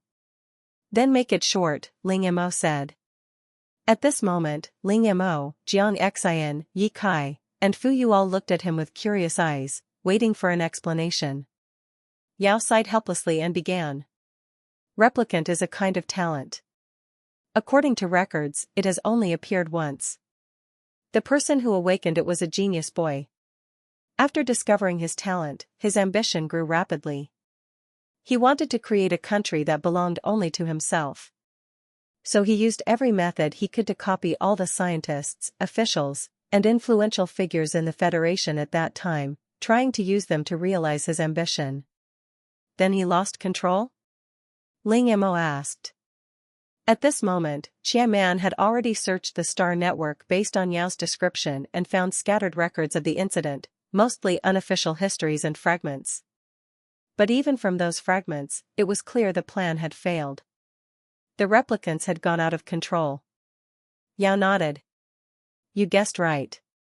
The replicants did lose control. Those copies obeyed his orders, but they also had their own thoughts. They didn't want to live forever as hidden copies. Some even killed their originals and took their place. When the truth was exposed, all replicants, including that genius boy, were sentenced to death. But the day before the execution, the boy disappeared. Along with him, a large number of replicants also vanished. Nanjing continued. At that time, the Federation issued a wanted order for those replicants. But they disappeared as if they had evaporated. If your sensing was correct, then the ones living under this planet should be them. How can you be sure? Jiang Xian asked. We don't need to be sure, Fengchen said coldly. Whether they are or not, they deserve to die. If they aren't replicants, then polluting a planet like this is already a capital crime. If they are replicants, then they deserve death even more. Hearing this, Ling Mo thought to herself that at least the people on the surface were safe. In the Federation, destroying or polluting a complete, habitable resource planet without reason was a serious crime. Life imprisonment would be considered light punishment. As for the people underground, she was certain she hadn't wronged them. Because of Ling Mo's discovery, the purification operation turned into a suppression campaign. During this time, Ling Mo and the others stayed on the spaceship until the game ended. Once again, the emotionless voice sounded in their ears. Congratulations on completing the mission. Player Ling Mo, Player Jiang Xian, Player Yi Kai, Player Fu Yu. I will fulfill my promise. The environment of Blue Star will return to normal within 1 month. Now, do you choose to leave? Hearing the cold voice, all of them let out a sigh of relief at the same time, as if a huge stone had finally fallen from their hearts. As for leaving, they all chose no without discussion. Their quarantine period wasn't over yet. If they went back now and caused secondary contamination, it would be a disaster. However, they immediately sent the good news back to Blue Star so preparations could begin early. With the burden lifted, all of them felt indescribably relaxed. Mo, Yi Kai said mysteriously as he leaned closer, Blue Star just sent a message. To honor our contribution, they want to record our deeds in textbooks, and even build statues of us. Putting it in textbooks is fine. But forget the statues. Thinking about walking down the street in the future and seeing her own statue everywhere, Ling Mo firmly refused. Just imagining it felt terrifying. Chapter 672 Returning to Blue Star. Finally, under Ayers and the others' investigation, it was confirmed, the people hiding inside the planet were indeed the long-missing replicants. From the captured replicants, they also learned the truth of the past. It turned out that the first person the genius boy with the replicant talent had copied was himself. At that time, when his ambition was exposed, he was imprisoned. And it was the genius boy's own replicant who rescued him. From then on, these replicants had been hiding throughout the galaxy. Yet the genius boy never abandoned his ambition, and his replicant's ambitions were even greater. The genius boy only wanted to build a country centered on himself to satisfy his desires, while the replicants wanted the entire galaxy to submit under their rule. When two individuals with immense ambition collide, the weaker is inevitably devoured by the stronger. And so, the genius boy was literally eaten by his replicant, not figuratively, but in the truest sense. Under the leadership of the genius boy's replicant, these replicants had been striving, in their small way, to dominate the galaxy. You might ask why, after so many years, their efforts achieved nothing. Even this planetary pollution was merely an accident. While Ling Mo and the others were working outside to solve the issue, inside, these replicants were also dealing with their own internal conflicts. Why no results? Because over the years, they were constantly at war with each other. Yes, internal war. The essence of the replicant talent is that it copies the entire person, including their personality. But being a copy, there are inevitable personality flaws. For example, the genius boy's replicant had an ambition even greater than the original. These replicants constantly blamed each other and refused to submit. Especially after the original genius boy who created them died, they completely lost control. If it weren't for the outstanding wanted orders on them, they would have disbanded long ago. Over the years, the leader of the replicants had already changed several times. Now, the leader of the replicants was the replicant of a replicant of a replicant, and so on. The same applied to other replicants. Even so, the internal struggle never ceased, perhaps the cost of too many intelligent individuals in one place. No one wanted to lose or be outdone. After hearing the entire story, Ling Mo and the others could only shake their heads in disbelief, wondering if these people were insane. Even Ayers and the others found it absurd. Especially because these replicants had lived underground for years, their bodies had mutated, and their eyes had degenerated. Accustomed to living without sunlight, their skin had become almost transparent. Though they looked human, it was merely an appearance. Ling Mo asked Yao, "What will you do with these people?" Yao replied, "If nothing unexpected happens, the replicant possessing the replicant talent will be executed personally by the three of us, to prevent any more incidents. As for the rest," he paused. After all, the replicants were essentially innocent. The crimes were committed by the first generation of replicants. Even then, the first-generation replicants hadn't been born voluntarily. From their perspective, everything they did was just an attempt to obtain legitimate identities, albeit by the wrong means. "They are not innocent," Fengchen said, stepping forward. "This planet becoming what it is now, that's on them." "Fengchen, it was just an accident," Yao said calmly. "So, because it's an accident, you intend to shield those replicants who look neither fully human nor fully beast?" Fengchen said bluntly. "I am not," Yao said, eyes sharp. "I'm only stating the facts. Their crimes should be judged by the Federation Court, not by vigilantism." Fengchen looked at Yao, said nothing, snorted, and turned away. Nanjing walked over, shaking her head slightly. "You knew he was stubborn about this. Why provoke him?" "I'm only reminding him not to act on impulse," Yao said. Nanjing then turned to Ling Mo with a soft, flattering smile. "So, Mo, have you considered my previous proposal? If you join my army, I guarantee the best treatment, better than even me. And, of course, I'll arrange your partners. You can choose from my soldiers freely. Want 3 palaces, 72 concubines? No problem." Ling Mo, "No thanks." Just as Ling Mo was about to speak, her hamster ball was suddenly pushed to the side by a strong force. Seeing Ling Mo being moved away by the white lion, Nanjing glared at Yao. "What do you mean by this? I was about to succeed." Yao remained expressionless. "Sorry, he suddenly wouldn't obey me." His helpless expression infuriated Nanjing even more. Everyone knows a spirit body reflects the master's true intentions. If it doesn't obey you, it's because it's too obedient. In the end, Ling Mo never agreed to join any of the armies. Finally, the three marshals compromised slightly, allowing Ling Mo to be nominally attached to their armies and ordering a batch of weapons from her. When they learned that Ling Mo could craft both melee and ranged weapons, their eyes sparkled as if looking at a priceless treasure. After the 30-day quarantine was over and no contamination was detected, Ling Mo and the others were finally allowed to return home. What? A celebratory banquet? No. I can't. I won't. Impossible. Learning that Blue Star was holding a grand banquet in their honor, Ling Mo panicked. Heaven knows she was most terrified of such social situations, otherwise she wouldn't have tried to hide her identity. A large part of that was also to protect herself. Mo, I've been meaning to ask you, when you promised to be our friend back then, were you just trying to get free labor from us? Ye Kai asked. Ling Mo lifted her head. It wasn't you two who came pestering me first? I only agreed because you knew when to back off. Chapter 673, Plans for the Future. Even though Ling Mo hated crowds, she was still brought to the celebratory banquet.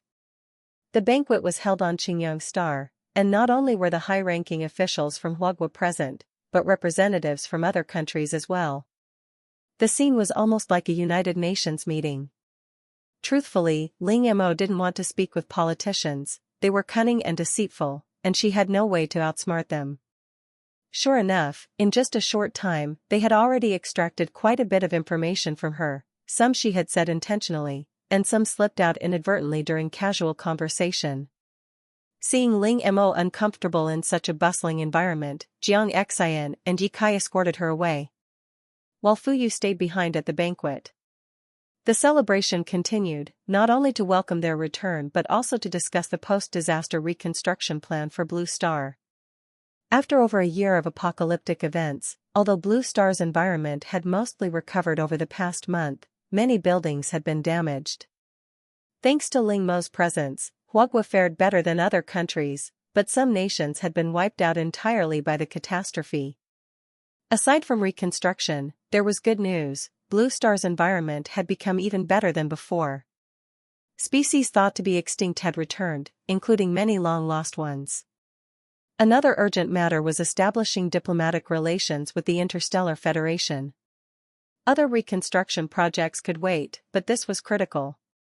With Federation support, Blue Star's rebuilding would be safer and less prone to pollution.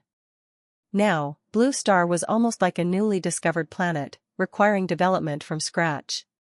Meanwhile, Jiang Xian and Ye Kai, who had left with Ling Mo, asked, Mo, what are your plans next?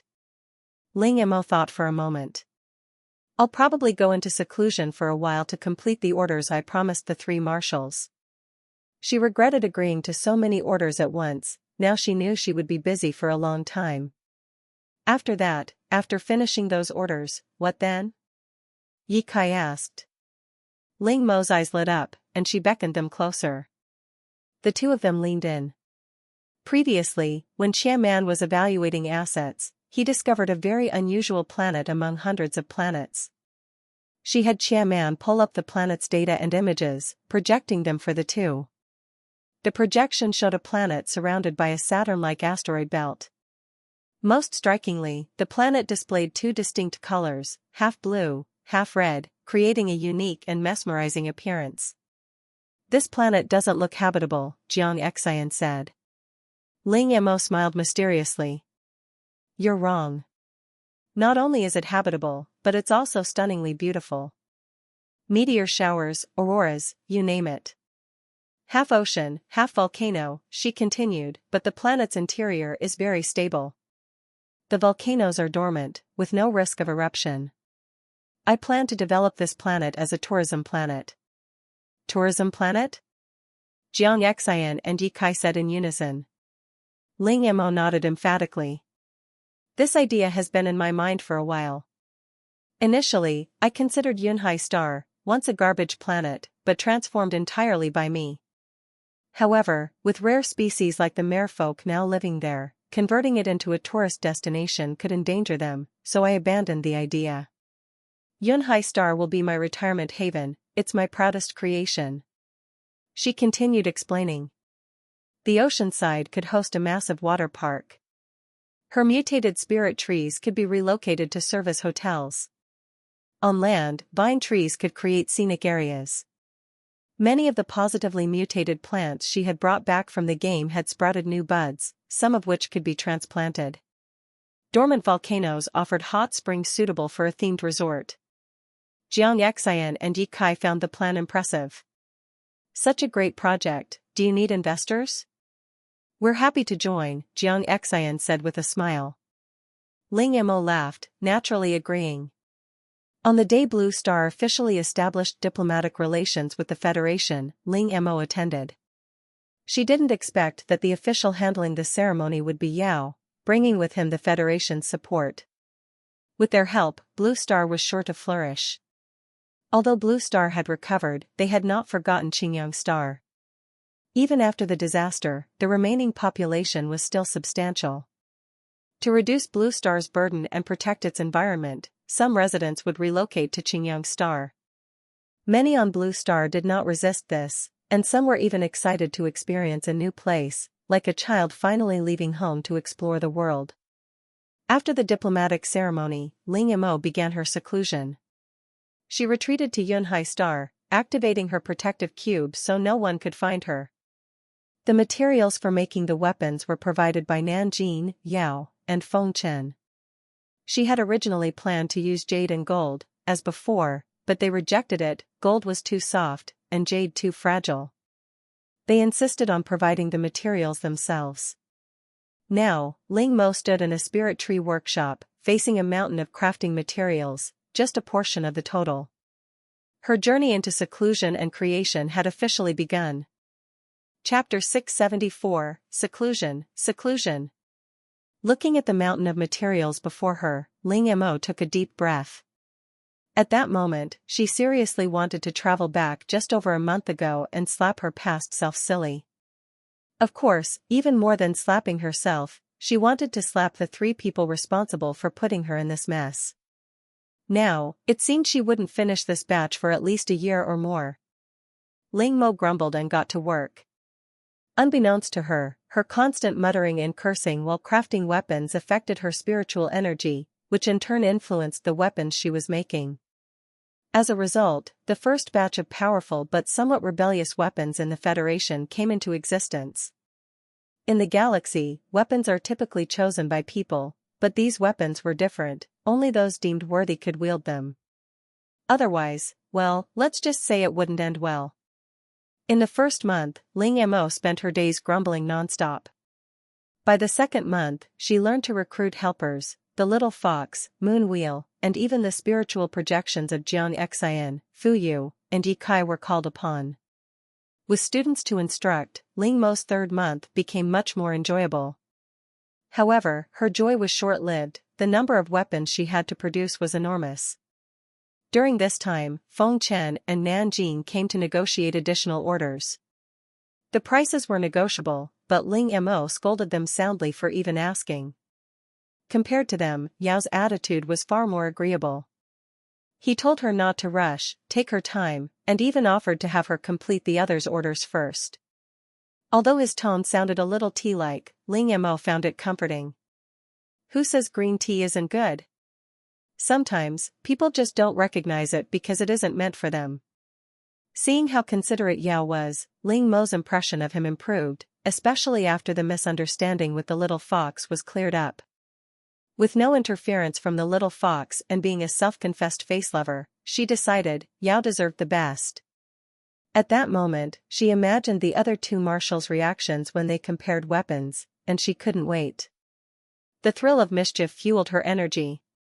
Determined, Ling Mo even self-taught the art of creating clones, producing spiritual duplicates to assist with crafting. With 2 clones and numerous spiritual helpers, she cut the production time in half. When she notified the marshals to collect their weapons, she reminded them to provide immediate feedback on the usage experience. That very day, she received 3 sets of feedback. Yao's feedback was flawless, filled with gratitude. He even prepared a small gift to thank her. The other 2 marshals' feedback was less smooth. Ling Mo couldn't ruin her reputation, so the weapons had no major flaws, but minor quirks existed. With proper handling, these small quirks didn't hinder use, in fact, they enhanced the weapon's power. After reviewing the feedback, Ling Mo carefully sent detailed instructions back. Her lips curved into a satisfied smile, it wouldn't fade for a long time.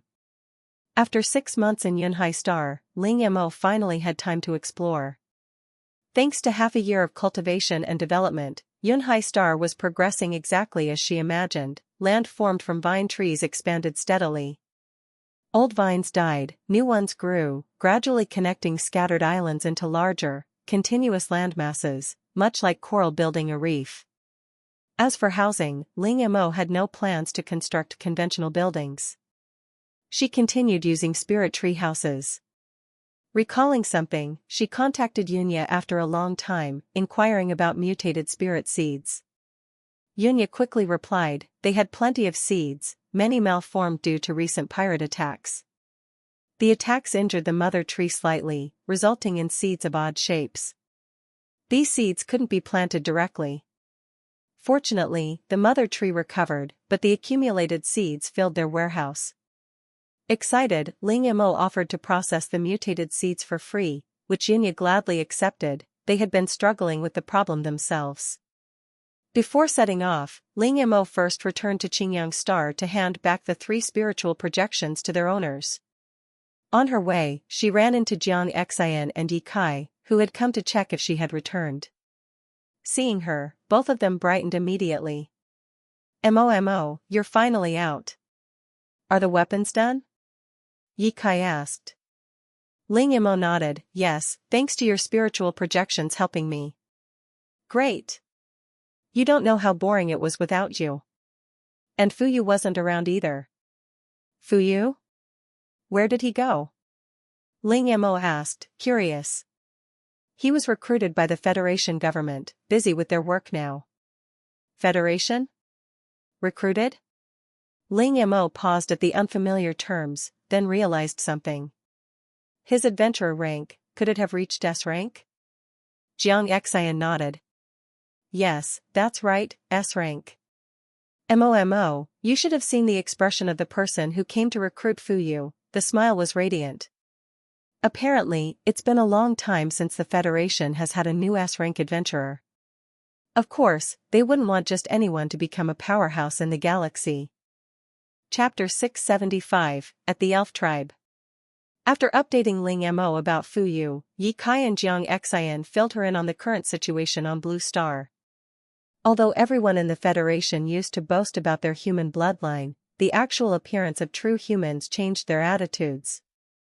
Especially the royal families, their wealth and status had always relied on the concentration of human blood in their veins. But now, with real humans appearing, even the purest royal blood couldn't surpass 100%. You wouldn't believe what happened while you were gone. That so-called royal family actually tried to hire space pirates to kill us all. Space pirates? How did you even find out? Normally, this would have been classified information. Yet Jiang Xian and Yi Kai seemed completely casual about it. Yi Kai chuckled. The space pirates themselves told everyone. Somehow, right after the royals paid half the deposit, the pirates publicized the entire plan on the Star Network. Ling Mo. What did the royals do then? What reaction? Of course, they denied everything, calling it slander. But the pirates went live and presented evidence for everyone to see, completely destroying the royals' reputation. Yi Kai's face bore a smug grin, he had zero sympathy for the royals. After all, if the plan had succeeded, they would have been the victims. These royals were sinister, they wanted the pirates to kill all men and most women on Blue Star, keeping only a few select women to continue their lineage. Children born with true humans would have even purer human blood. Meanwhile, some Star Network users started saying that the royals should abdicate now that true humans appeared. If it weren't for our leaders uniting with other nations to issue a statement clarifying no intentions against the royals, who knows how far this would have escalated. Even so, the royals' prestige took a huge hit. Ling Mo shrugged. Who knows why the pirates sided with us? Maybe they just got tired of the royal schemes. Remember, the royals often used them to boost their reputation. Jiang Xian and Yi Kai nodded thoughtfully. By the way, are you too busy? Ling Mo asked suddenly. Not busy, actually pretty free, Yi Kai replied honestly. Why? You need something? Jiang Xian asked. Ling Mo nodded.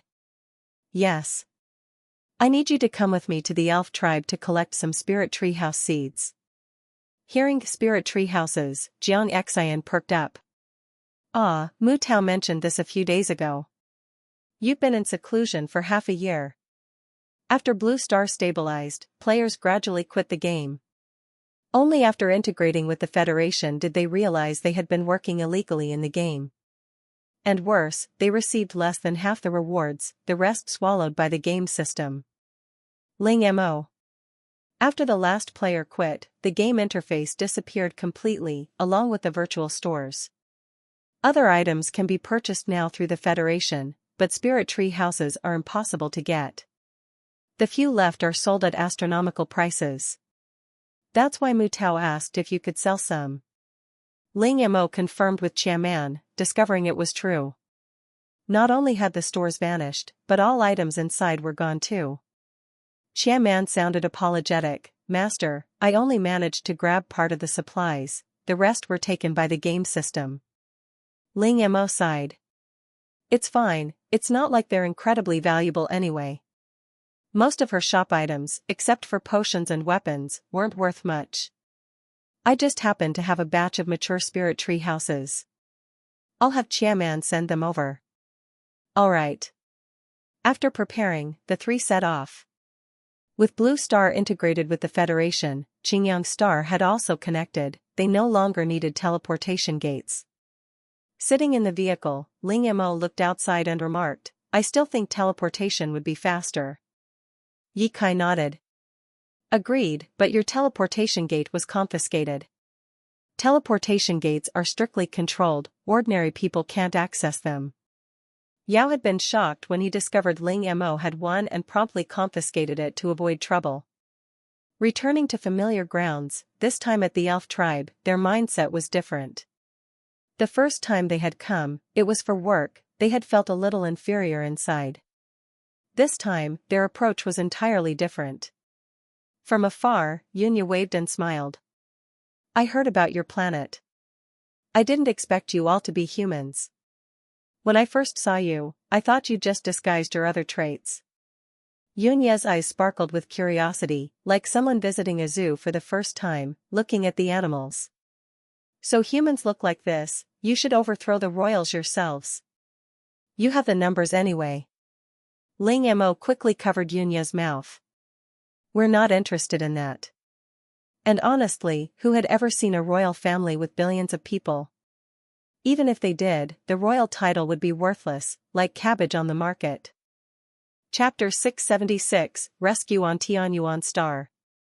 Hearing Ling Mo's words, Yunya looked a little regretful. She led the three to the entrance of a warehouse. Everything is inside. This row of warehouses is full of defective spirit treehouse seeds. Take as many as you can carry, we'll figure out the rest later. Ling Mo smiled confidently. Don't worry about it. I can take all of them. Yunya didn't speak, but her expression clearly showed disbelief. Although she had already witnessed Ling Mo's abilities before, she wasn't a professional recycler. The sheer number of spirit tree seeds would normally drain all the energy in the planet's ecosystem if planted at once. That's why the elf tribe insisted on discarding oddly shaped seeds, even if some might bloom into mystery box variants, the risks outweighed the benefits. Yunya didn't know that Ling Mo had a bug-like space capable of rapidly cultivating spirit tree houses. The key point, spirit tree houses only consume massive energy while growing. Once mature, they no longer drain energy, instead, they return energy back to the planet through their roots. It was just a very long process. Seeing Yunya's skepticism, Ling Mo decided to show a little demonstration. She instructed Yunya, Jiang Xian, and Yi Kai to open all the warehouse doors. Then, she released her full spiritual power. The next second, the warehouses, previously filled to the brim with spirit tree seeds, instantly halved in quantity. Not just one warehouse, all of them were reduced by half in an instant. The remaining half was also quickly collected by Ling Mo. Yunya was stunned. Elves are natural warriors. Immediately, she realized that spiritual power was involved. Even more shocking was Ling Mo's level 6. Yes, after 6 months of seclusion, Ling Mo's innate talent had reached level 6. Combined with constant spiritual power use, her control had become masterful, which explained why Yunya hadn't noticed earlier. "Looks like I underestimated you," Yunya said, smiling. Her tone unconsciously carried a hint of respect. Ling Mo didn't stay long at the elf tribe. Once the seeds were collected, the three left. But instead of returning the same way, they boarded a ship bound for Tianyuan Star. While at the elf tribe, they had received Fu Yu's distress signal. He claimed his life might be in danger and asked them to come quickly. On the ship, Jiang Xian asked curiously, "Ling Mo, when did your talent level break through?" Ling Mo thought for a moment. "I'm not exactly sure. I was focused on making weapons. By the time I noticed, I had already broken through." Although she wasn't certain when, she knew the biggest contributor was definitely the delicious oranges. After repairing themselves, the oranges continuously transferred stored energy to her. Ling Mo hadn't noticed because she had been focused on weapons and maintaining 2 clones, a huge energy drain. 2 days later, they arrived at Tianyuan Star, a picturesque, spring-like planet. Following Fu Yu's address, they found him on the top floor of a hotel. They rang the doorbell, but no one answered. Jiang Xian wanted to message him, but Ling Mo sensed something was wrong. She kicked the door and frame off in one motion. The loud crash startled Jiang Xian and Yi Kai, and everyone inside the room. Inside, Fu Yu was tied up, wearing only shorts, gagged with tape. Around him were 7 or 8 tall men wearing sunglasses. Nearby, a dark-clad woman with her hair in a high ponytail sat on a sofa, legs crossed. Because of their entrance, the woman still looked shocked. Ling Mo gave them no chance to react. Being in the city, they couldn't use talents, so they attacked directly. Ling Mo kicked the woman along with the sofa. Jiang Xian and Yi Kai drew their weapons and fought the men. Even without talent, the three held their own against superior numbers. Ling Mo focused on the knocked-out woman. She lifted her and slapped her across the face, waking her with a terrifying gaze. "Shut up." Another slap sent blood from the woman's mouth, a tooth even fell out. Fu Yu, finally free, didn't stop Ling Mo, he even said, "Good job." The trio quickly subdued everyone. Fu Yu tied them up with ropes, stripped them to shorts in retaliation for their treatment of him. The woman was given a small top, Ling Mo's choice, sparing her completely. Once finished, they asked Fu Yu what happened. "These people, when they discovered I'm human, they tried to force me into marriage," he said, his face a mix of anger and humiliation. Chapter 677, Never Seen Such Shameless People. In truth, Fu Yu's "they wanted me to marry into their family" was a polite understatement. These people had somehow learned about his race and talents and set their sights on him. First came the honey trap, but Fu Yu didn't fall for it. Even though equality among races was promoted throughout the galaxy, as someone who grew up on Blue Star, he didn't want his partner to be a wild boar. Yes, those tied-up people on the floor were Hachi clan members, whose appearance closely resembled wild boars. When the soft approach failed, they tried force, catching Fu Yu off guard and bringing him here. Their goal: coerce him into signing a marriage consent form. Ling Mo picked up the marriage consent form that had fallen during the fight. At first, she was curious about the appearance of such forms, but when she looked, she was utterly shocked. The form stated, "From the moment of signing, all of Fu Yu's assets automatically transfer to the woman. After marriage, any of Fu Yu's actions require the woman's consent, including the use of his talents. Children must maintain at least 50% human bloodline. All of the woman's relatives must marry into the human race." The form even mentioned Ling Mo, Jiang Xian, and Yi Kai. The Hachi clan's investigation was thorough. It specified, gifts at the wedding must include 3 resource planets, and Ling Mo must treat the family elders to extend their lifespans. Looking at this so-called marriage consent, which was essentially a slavery contract, even Ling Mo, despite not being the target, was fuming with anger. Her eyes then scanned the unconscious woman. She spotted the baseball bat, thinking, "Today, if I don't teach her a lesson, I won't be Ling Mo." Jiang Xian and Yi Kai also read the document and were equally astonished. Originally, they only planned to teach the offenders a lesson, but now, they decided they had to make an example of them. Ling Mo first called the police, then uploaded the whole incident to StarNet. After Blue Star connected with the galaxy, Ling Mo's identity became public. Once people realized she was the one publicly proposed to, and the reason why, the entire galaxy was stirred into chaos. Many people wanted to find her. After all, everyone wants to survive, but how they survive matters. Being hooked up to life support in a hospital is surviving. Being healthy, eating, and drinking normally is also surviving. Everyone would prefer the latter. Especially after witnessing someone revived from the brink of death and even rejuvenated, people were utterly astonished. Eventually, the matter was only resolved after Fu, Nanjing, and Feng Chen, the 3 marshals, stepped in. Otherwise, Ling Mo wouldn't dare walk around openly. Thanks to this incident, Ling Mo's StarNet account now has over 1 billion followers, and the number keeps growing. Her healing talent is unquestioned, and she receives countless private messages and tips daily, which she ignores. For this post, she broke precedent, posting an embellished account of the incident, declaring that since these people were so shameless, there would be no mercy. The post quickly went viral, shocking everyone at the Hachi clan's brazenness. "I've seen a lot, but never anyone shamelesser than my ex, and he was a dragon. I'm a lawyer, I can tell you these terms are legally invalid. Hachi clan really has no shame, targeting Ling Mo like that.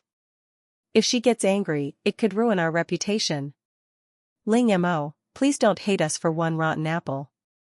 I hope your awakening potion gives a great talent." Even though Ling Mo didn't treat anyone this time, mainly due to lack of time, medications from the pharma division are extremely popular in the galaxy. Especially the awakening potions, which have helped many who failed their first awakening achieve success on the second attempt. Her potions are now highly sought after, nearly impossible to get. After handing the offenders to the security officers, Ling Mo and her companions left. "I've reported this back to Blue Star. Everyone there must be careful, especially those with talents, to avoid abduction for breeding. This time, Fu Yu acted quickly and notified us in advance. Our speed prevented a tragedy."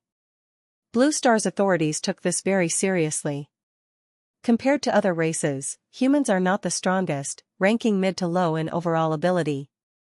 Soon, Blue Star launched the Protect Yourself While Traveling campaign and created the Blue Star Code, restricting unawakened humans to designated planets.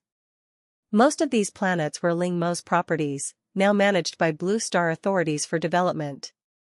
With Ling Mo's support and involvement, Blue Star's rise has been rapid, even outpacing several other races.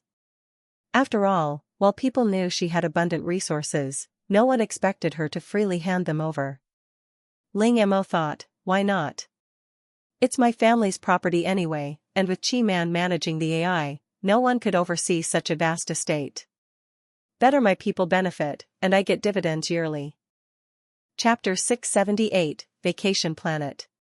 Ling Mo and the others didn't return to Blue Star, instead heading to a planet that had previously been sharply divided into red and blue regions. Mo, This is the planet you said you want to develop into a vacation paradise? Ye Kai asked, looking down at the planet below. The planet was truly beautiful, looking like a dual-colored gem from above. Ling Mo nodded. Before my retreat, I already had Chi Man prepare the basic infrastructure here. By infrastructure, she meant planting chow vines in the ocean regions to create usable land, marking all hot spring locations near the volcanoes and modifying them for resort use. Jiang Xian and Fu Yu were wearing 5S grade mechs, while Ling Mo and Ye Kai had grown wings. The four of them flew above, observing robots busily working below. After 6 months, the chow vine coverage had reached a preliminary scale. Although it hadn't yet formed a full landmass, with time, the vines would connect and form vast islands. At that point, it would be time for the elf treehouses to be installed. Ling Mo had several mutated treehouses in her space waiting to grow. Flying leisurely, the four looked like leaders inspecting their holdings. Jiang Xian, Ye Kai, and Fu Yu offered suggestions, which Ling Mo had Chi Man record. Reasonable requests would be accommodated, the absurd ones discarded. As they moved, they came to an area where the sea was lighter in color, with a faint green tint, and different species of fish swam there. A clear dividing line formed on the sea surface, echoing the dual-color nature of the planet. Mo, why are the colors different? Is it a different source? Jiang Xian asked. Ling Mo nodded. Yes, the sources differ. But more importantly, she gestured, and several cups materialized, filled with water from the ocean, and floated to their hands. She took a sip from one. It's actually freshwater, not seawater. That's why the color is different. Freshwater? Jiang Xian, Ye Kai, and Fu Yu tested it. Sure enough, it was sweet and delicious. Ling Mo explained, I scanned this planet before. Its interior stores abundant minerals and water. Though it seems half volcano and half ocean, the underground water is 20 times more than the surface, rich in minerals. Drinking it over time improves skin and health. The trio was impressed. Their attention was then drawn to a massive water park made of elf treehouses. Mo, did you make this too? Ye Kai asked. Yes.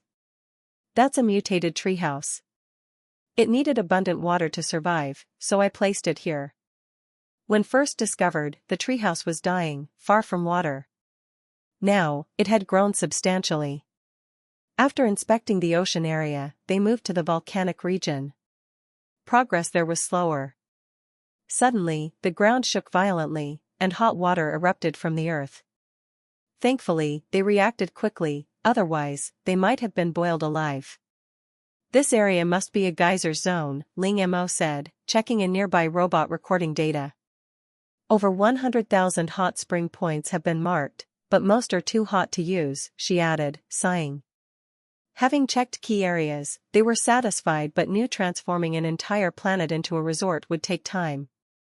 As they prepared to leave, Ling Mo suddenly froze. What's wrong, Mo? Ye Kai asked. My spirit energy just detected a life form passing by, but it disappeared instantly. Ling Mo frowned, certain she hadn't imagined it, but the entity's speed was too fast. Could it be a fish? Ye Kai suggested. Ling Mo rolled her eyes. This is a volcano, what kind of fish can survive here? Ye Kai, insistent, said, you can't just deny something exists because you haven't seen it. This isn't Blue Star, it's the galaxy. Seeing his confident posture, Ling Mo wavered for a moment. Could it really be a fish? At that moment, Chi Man appeared. Master, don't listen to him. This environment is completely unsuitable for fish. Then what could it be? Ling Mo asked. I'm not sure. When the planet was scanned again, nothing abnormal was detected besides some fish. It may have arrived later. This planet is highly suitable for survival. Ling Mo nodded, acknowledging Chi Man's reasoning. Then why not go check and see? Jiang Xian suggested. Ling Mo paused, then turned to Fu Yu. Can you read the situation first? You're being cautious, That's unusual for you, Fu Yu joked, already starting to calculate the divination. Chapter 679, The Unexpected Ones. Fu Yu quickly finished his divination and slowly spoke 2 words, great luck. That means there's no danger, Ye Kai said, and everyone instantly relaxed. Following Ling Mo's previous lock-on, the 4 of them soon arrived at the location. But at first glance, there seemed to be nothing there, or so it seemed. The ground was marked with dense claw prints, clearly from molten rock that had cooled again. Many of the footprints were old, except for one small, fresh set, where the rock was still partially melted. Following the tiny footprints, Ling Mo and the others soon found a mountain cave. Jiang Xian looked at Ling Mo and asked, "Can you sense anything inside?" From the cave came faint breathing, confirming life, but Ling Mo shook her head. "I can only sense extreme heat, as if magma is inside." If it weren't for that small set of footprints, she wouldn't have suspected a thing. She gestured for the others to stand back, then used her spirit energy to lock onto the blazing eyes inside, pulling them out. Plop. A flowing, molten red eye appeared before them, but this magma looked different from normal lava. "Master, this is a volcano beast, an ultra rare creature." Chi Man's voice rang in her ears, excitement palpable. "Volcano beast? What's that?" Chi Man began to explain, "Volcano beasts live near volcanoes. Their bodies resemble magma, and they are always found around volcanic areas, hence the name." "Mo, what is that thing?" Ye Kai asked, curious. "It's a volcano beast, a rare creature living near volcanoes." Ling Mo sighed, a small wooden stick appearing in her hand. She poked the pretending to be dead volcano beast. The moment the stick touched it, it caught fire instantly. "We might have to designate a protected area for rare species on this planet," she muttered. Chi Man had told her that volcano beasts are extremely rare, akin to the status of pandas on Earth. Once discovered, they must be reported, and a protected zone established. The Federation even provides funding for the area, helping to maintain the planet. This also meant stricter inspections, but that was fine for Ling Mo, as it gave her Federation-backed legitimacy for her vacation planet. Seemingly sensing no hostility from the group, the pretending volcano beast stood up. Its back, once molten magma, turned into soft red fur, and a pair of round, shiny eyes made it resemble a small hedgehog. "Awu." The volcano beast bit the stick in Ling Mo's hand. Snap. The stick broke. Ling Mo was stunned. The beast was stunned too, it had not expected the stick to break. The little creature wondered what it should give in return. After confirming the volcano beast was fine, Ling Mo sent photos and videos to the relevant department. Responses came quickly. As she was about to suggest staying a while, she turned and saw Jiang Xian, Ye Kai, and Fu Yu happily playing with 3 small volcano beasts. "Wait, 3 small ones?" Looking down, she noticed 2 slightly larger volcano beasts sneaking toward a nearby cave. "Hey! You two, stop!" Ling Mo shouted. The 2 fled into the cave without hesitation, disappearing instantly. Ling Mo clicked her tongue. Not scared, but the big ones were gone. Then she noticed the 3 small ones. Seeing their parents run off, they followed suit, disappearing as well. Ye Kai scratched his head. "All the volcano beasts are gone, how do we explain this?" Ling Mo shrugged. "What's there to explain? We didn't lie. Even if the creatures couldn't be found later, it wasn't their fault." Since leaving wasn't an option, the group decided to enjoy the planet, getting a first-hand experience of the resort. Ling Mo expected it would take a while for others to arrive, her planet's location was quite remote. She assumed it would take 4 or 5 days. Unexpectedly, only half a day later, the Rare Species Protection Bureau arrived. Because volcano beasts were rare and could calm volcanic activity, officials came from the capital star. After learning the volcano beast's location and hearing that there was a family of 5, their excitement was palpable. "Wait, you're a scientist? Why did you come along?" Ling Mo asked, noticing Ayar Ursi and Yao. One was a top scientist, the other a marshal. Normally, rare creatures alone wouldn't summon such high-ranking people. Ling Mo didn't know, the volcano beasts had nothing to do with them. They were here for her. Mo, what do you think of Brother Ire? Does he treat you well? Ire Ursi's voice, Sing Sanji, made Ling Mo shiver. Speak plainly. Act like that and I might hit someone. Ire Ursi looked momentarily embarrassed, but he was thick-skinned, this was nothing to him. Chapter 680, Ire Ursi's Request. Ire Ursi fidgeted slightly, then said, I want to invite you to participate in the development of the next generation mecha. Looking at the earnest expression on his face, Ling Mo could tell he wasn't joking. Well, first, I sincerely appreciate your invitation and your recognition of me. Second, I don't understand any of what you're talking about, Ling Mo replied seriously. You know, before Blue Star's incident, I had just graduated high school. I never went to college, never even filled out a university application. If you bring me along now, I'm just a high school graduate, she said, holding her hands out, shrugging helplessly. Even if she had attended college, her personality meant she might not have learned much anyway. Ire Ursi hadn't expected Ling Mo to use this as a reason to refuse. That doesn't matter. I've never attended school either, yet I became a doctor, respected by many. Mo, you mustn't belittle yourself. You're far more capable than all those idiots under me. Originally, Ire Ursi hadn't planned to flatter her. But after Yao discovered that Ling Mo's weapons fit perfectly with mechas, even allowing for infinite energy, he gave a few to Ire Ursi for testing. Once the research began, it couldn't stop. Ire Ursi, a true genius, could see that Ling Mo's weapons were imitation designs, yet each one had subtle changes that transformed them completely. Here's the deal. If you agree, I can apply for Blue Star to receive a batch of the latest equipment, including combat simulators, repair bays, and medical bays. He had already planned this before coming. Ling Mo lacked nothing, so offering her material rewards wouldn't move her. Instead, Ire Ursi focused on Blue Star itself, knowing how much she cared for her home planet. She had contributed most of her assets to accelerate Blue Star's development, taking only symbolic annual fees. I'll participate, but if the results aren't to your expectations, don't hold me responsible, Ling Mo said, still cautious. Though she had experience making weapons, compared to mechas, it was just small fry. Deal. I'll have my people send the equipment to Blue Star immediately, Ire Ursi said excitedly.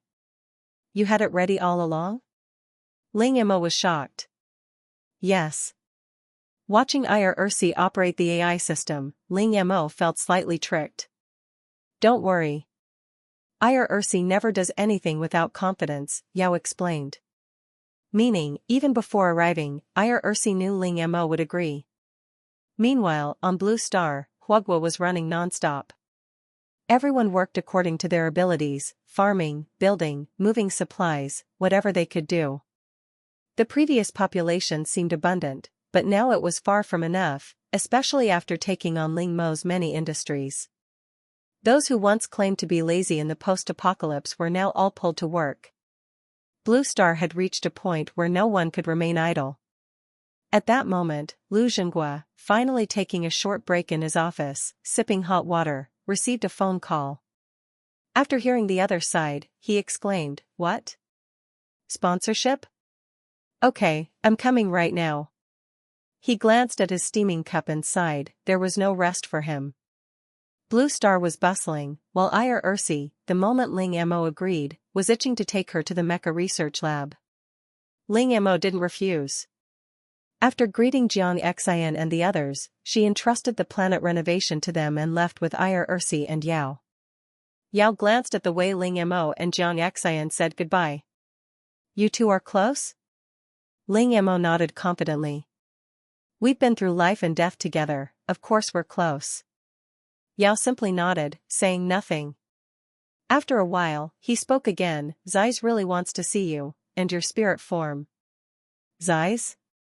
Ling Mo asked, then realized, oh, that's your spirit form. If it wants to visit me and the little fox, it can. But as a marshal, your spirit form should usually be busy training, right? The two chatted casually, mostly Yao starting topics, Ling Mo answering. Ursi watched silently, puzzled. After some time, he asked, "What are you two even talking about?" It was the first time he realized how inquisitive Yao was, and also that Ling Mo could answer everything. Of course, she could. Chi Man had been helping her cheat. Ling Mo noticed Yao was keeping the conversation going to ease her nerves, and she played along. "I'm learning knowledge from the marshal," she joked. Unbeknownst to Ling Mo, as she said marshal, Yao's pale face turned slightly red. "I'll go check other areas first," Yao said hastily, walking away. Once he left, Ursi turned to Ling Mo. "His spirit form really likes you?" "Probably because I saved it before," she replied. Chapter 681, Not to be messed with. Time flew, and several years passed in the blink of an eye.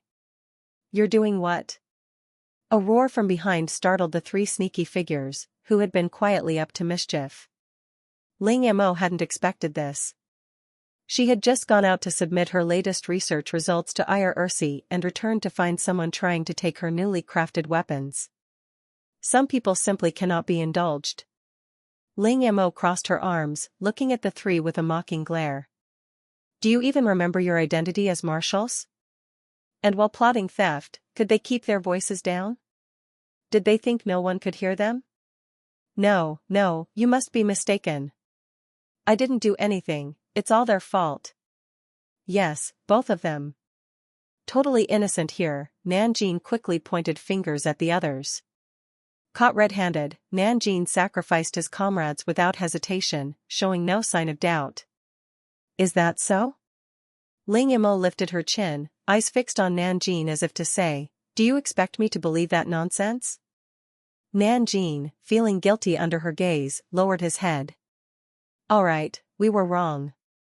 The other two said nothing but also lowered their heads, showing contrition. Ling Mo glared at all three. She wasn't moved by their apparent sincerity. Every time, they admitted fault but never changed.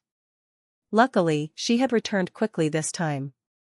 She approached her recently completed machine and carefully inspected it. Satisfied that nothing was wrong, she finally breathed a sigh of relief. "Thank goodness. Now, tell me, what are you here for this time?" Fengchen rubbed his hands and chuckled nervously. "Well, we just missed you, so we came to see you." Ling Mo stared at him, as if to say, "Are you an idiot, or am I?" Under her piercing gaze, Fengchen relented. All right, truth be told, I heard you've been developing new weapons and planning to apply for interstellar patents, so I came to check it out." Ever since Ursi had brought Ling Mo into the research institute years ago, it had opened a completely new world for her. Ursi was right, Ling Mo was a genius. Her strong spiritual power allowed her ideas to manifest into reality. Hearing Fengchen, Ling Mo said truthfully, "I did create new weapons, but not for you, these are for Blue Star." Her tone was cold. Fengchen realized Ling Mo's displeasure and apologized, "We're truly sorry about what happened in the galaxy." "You don't need to apologize. Back then, Blue Star was weak in your eyes. Offending the entire royal family over a small race wasn't worth it. Besides, from your perspective, the royal family's demands weren't unreasonable, right?" Ling Mo's words left Fengchen silent. 2 years ago, a major incident occurred in the Federation. 3 of the most powerful royal princes suddenly sued Blue Star and all of humanity in the Federation court. They claimed Blue Star people were selfish and conservative, forbidding interspecies marriage, a blatant form of discrimination. They demanded that Blue Star remove all conditions and allow interspecies marriage freely, and also that each year, 50 of the most talented Blue Star women be sent to the royal family to perpetuate their bloodline. The Blue Star population was outraged. They had seen extreme terms before, but nothing so shameless. If agreed, Blue Star would become a playground for all species, no different from the merfolk incident Ling Mo had once intervened in on Harviel Star. Worse, few supported Blue Star at the time. Blue Star was at a severe disadvantage, this was when Ling Mo stepped forward. Well, not exactly stepping forward, the royals were testing the waters. If Blue Star yielded, the royals could advance 8 steps. Ling Mo decided to hit them hard instead. She remembered the pirate leader Liao, who she had saved in a game before and had received a token from. From Meyer Ursi, she learned that although Liao was a pirate, his group was more like righteous thieves, robbing the rich to help the poor. When the royals targeted Blue Star, Liao exposed the situation. Ling Mo used the token to contact Liao, agreeing to provide weapons and medicine in exchange for help. The pirates' method was simple but brutal. They attacked everyone involved, with the royal family being the first victims. After heavy losses, the royals realized something was wrong and reported Blue Star to the Federation, claiming collusion with pirates. But neither Blue Star nor Liao admitted it. Liao countered, saying the royals had defaulted on payments, forcing the attack. Blue Star then played the victim, and with the pirates involved, the matter was eventually settled quietly. Afterward, Ling Mo reduced cooperation with the Federation, instead sending more of her weapons back to Blue Star. Behind her was a newly developed stealth sphere. Its purpose was simple: make a planet invisible. Currently, it could only hide a small star. Hiding all of Blue Star was still a work in progress. Nanjing and Fengchen noticed Ling Mo's cold distance and said nothing. Even if upset, they dared not show it. They had learned 2 years ago, Blue Star was not to be trifled with, since it could fund pirates. Unlike other species, the royals had been harassed by pirates for years and were relentless. But Blue Star had no past grievances with pirates, making them unpredictable and dangerous to mess with. Chapter 682, Finale. Watching Nanjing and Fengchen leave, Ling Mo withdrew her gaze and turned toward Zhao, who had been silent the whole time. Compared to those two, Ling Mo's attitude toward Zhao was much warmer. As mentioned before, after that incident, very few people had chosen to stand with Blue Star. Zhao was one of them. The batch of weapons you ordered? I've had people rush them out. You can take them when you leave today, Ling Mo said. I didn't come for weapons this time, Zhao replied. Not for weapons? Then what is it for? Ling Mo spoke while having Kaiman filter her recent emails, discarding all irrelevant messages. Master, today we received another 200 marriage applications from various species. The first time Ling Mo received a marriage request, she was shocked. Over time, however, receiving them daily became routine, and eventually she became numb to it. All future applications should be rejected, she said. Master, according to Interstellar Federation law, humans with over 50% human blood must marry within 5 years of adulthood, otherwise a spouse will be assigned. What? The Federation hasn't deleted that law yet? Ling Mo was dumbfounded. The law was intended to preserve the human bloodline, as before Blue Star joined the Federation, humans existed only within their bloodlines. Now, with billions of humans, the law was largely obsolete. After venting to Kaiman, Ling Mo looked up to see Zhao, hesitating, wanting to speak. Do you want to marry me? Zhao took a deep breath and finally voiced what he felt. What did you say? Ling Mo thought she might have misheard. I said, do you want to marry me? I'm serious. Though she regularly received proposals, this was the first time someone asked in person, leaving Ling Mo slightly stunned. Zhao, once opened, couldn't stop talking, listing everything about why marrying him would be beneficial. One of the 3 top marshals of the Federation. No scandals, no exes, no romantic entanglements. Full transfer of his assets to her after marriage. All practical advantages, laid out clearly. Having lived 2 lives, Ling Mo admitted she did want love, but she was cautious. Still, Zhao presented real, tangible benefits, and that genuinely moved her. I've sent you a marriage proposal every month, but you never responded, Zhao said, showing a hint of hurt. Oh, those, haha, I probably didn't see them. Most had been filtered by Kaiman anyway. Ultimately, Ling Mo accepted Zhao's proposal. From every angle, Zhao was a fine choice, and dealing with the flood of marriage proposals was exhausting. It wasn't just proposals, some individuals were spreading false rumors to get closer to her. Given the choice, Ling Mo preferred Zhao. He had stood by her during the incident. #shocking. The youngest marshal in Federation history is getting married. #who is the marshal's bride? #it's her. News of Ling Mo's engagement drew Jiang Xian, Yi Kai, and Fu Yu immediately from their busy tasks to her side. You're thinking this through? Yi Kai said first, shaking his head. Marriage is the grave of love. Are you really thinking clearly? Ling Mo tilted her head. Did she have love for Zhao? Perhaps fondness at most. But she said casually, grave or not, early death, early rebirth, and Zhao's conditions are excellent. His conditions? Jiang Xian asked. Handsome, good figure, Ling Mo said sincerely. Jiang Xian and Yi Kai. Impossible to argue. Zhao's face, even under scrutiny, was perfect. The two silently looked at Fu Yu, signaling him to comment. Fu Yu adjusted his clothes and calmly said, good eye. Ling Mo beamed, delighted. Now that the marriage announcement was out, all prior proposals and rumors vanished from the interstellar network. No one dared offend a marshal. She reflected, power and influence do have their perks. The dressing room door opened slowly, and Zhao walked out in a red robe, looking awkward. Ling Mo's eyes sparkled. Spin around for me. Zhao rotated, expression blank. Ling Mo nodded. Not bad. Change to this set next. Jiang Xian, who had been watching, couldn't hide his sympathy. Ling Mo, that's enough. You've been trying for 2 days, aren't you satisfied yet? Try a few more sets, there's always one, Anne. She trailed off, but Jiang Xian understood. The wedding was held on Blue Star.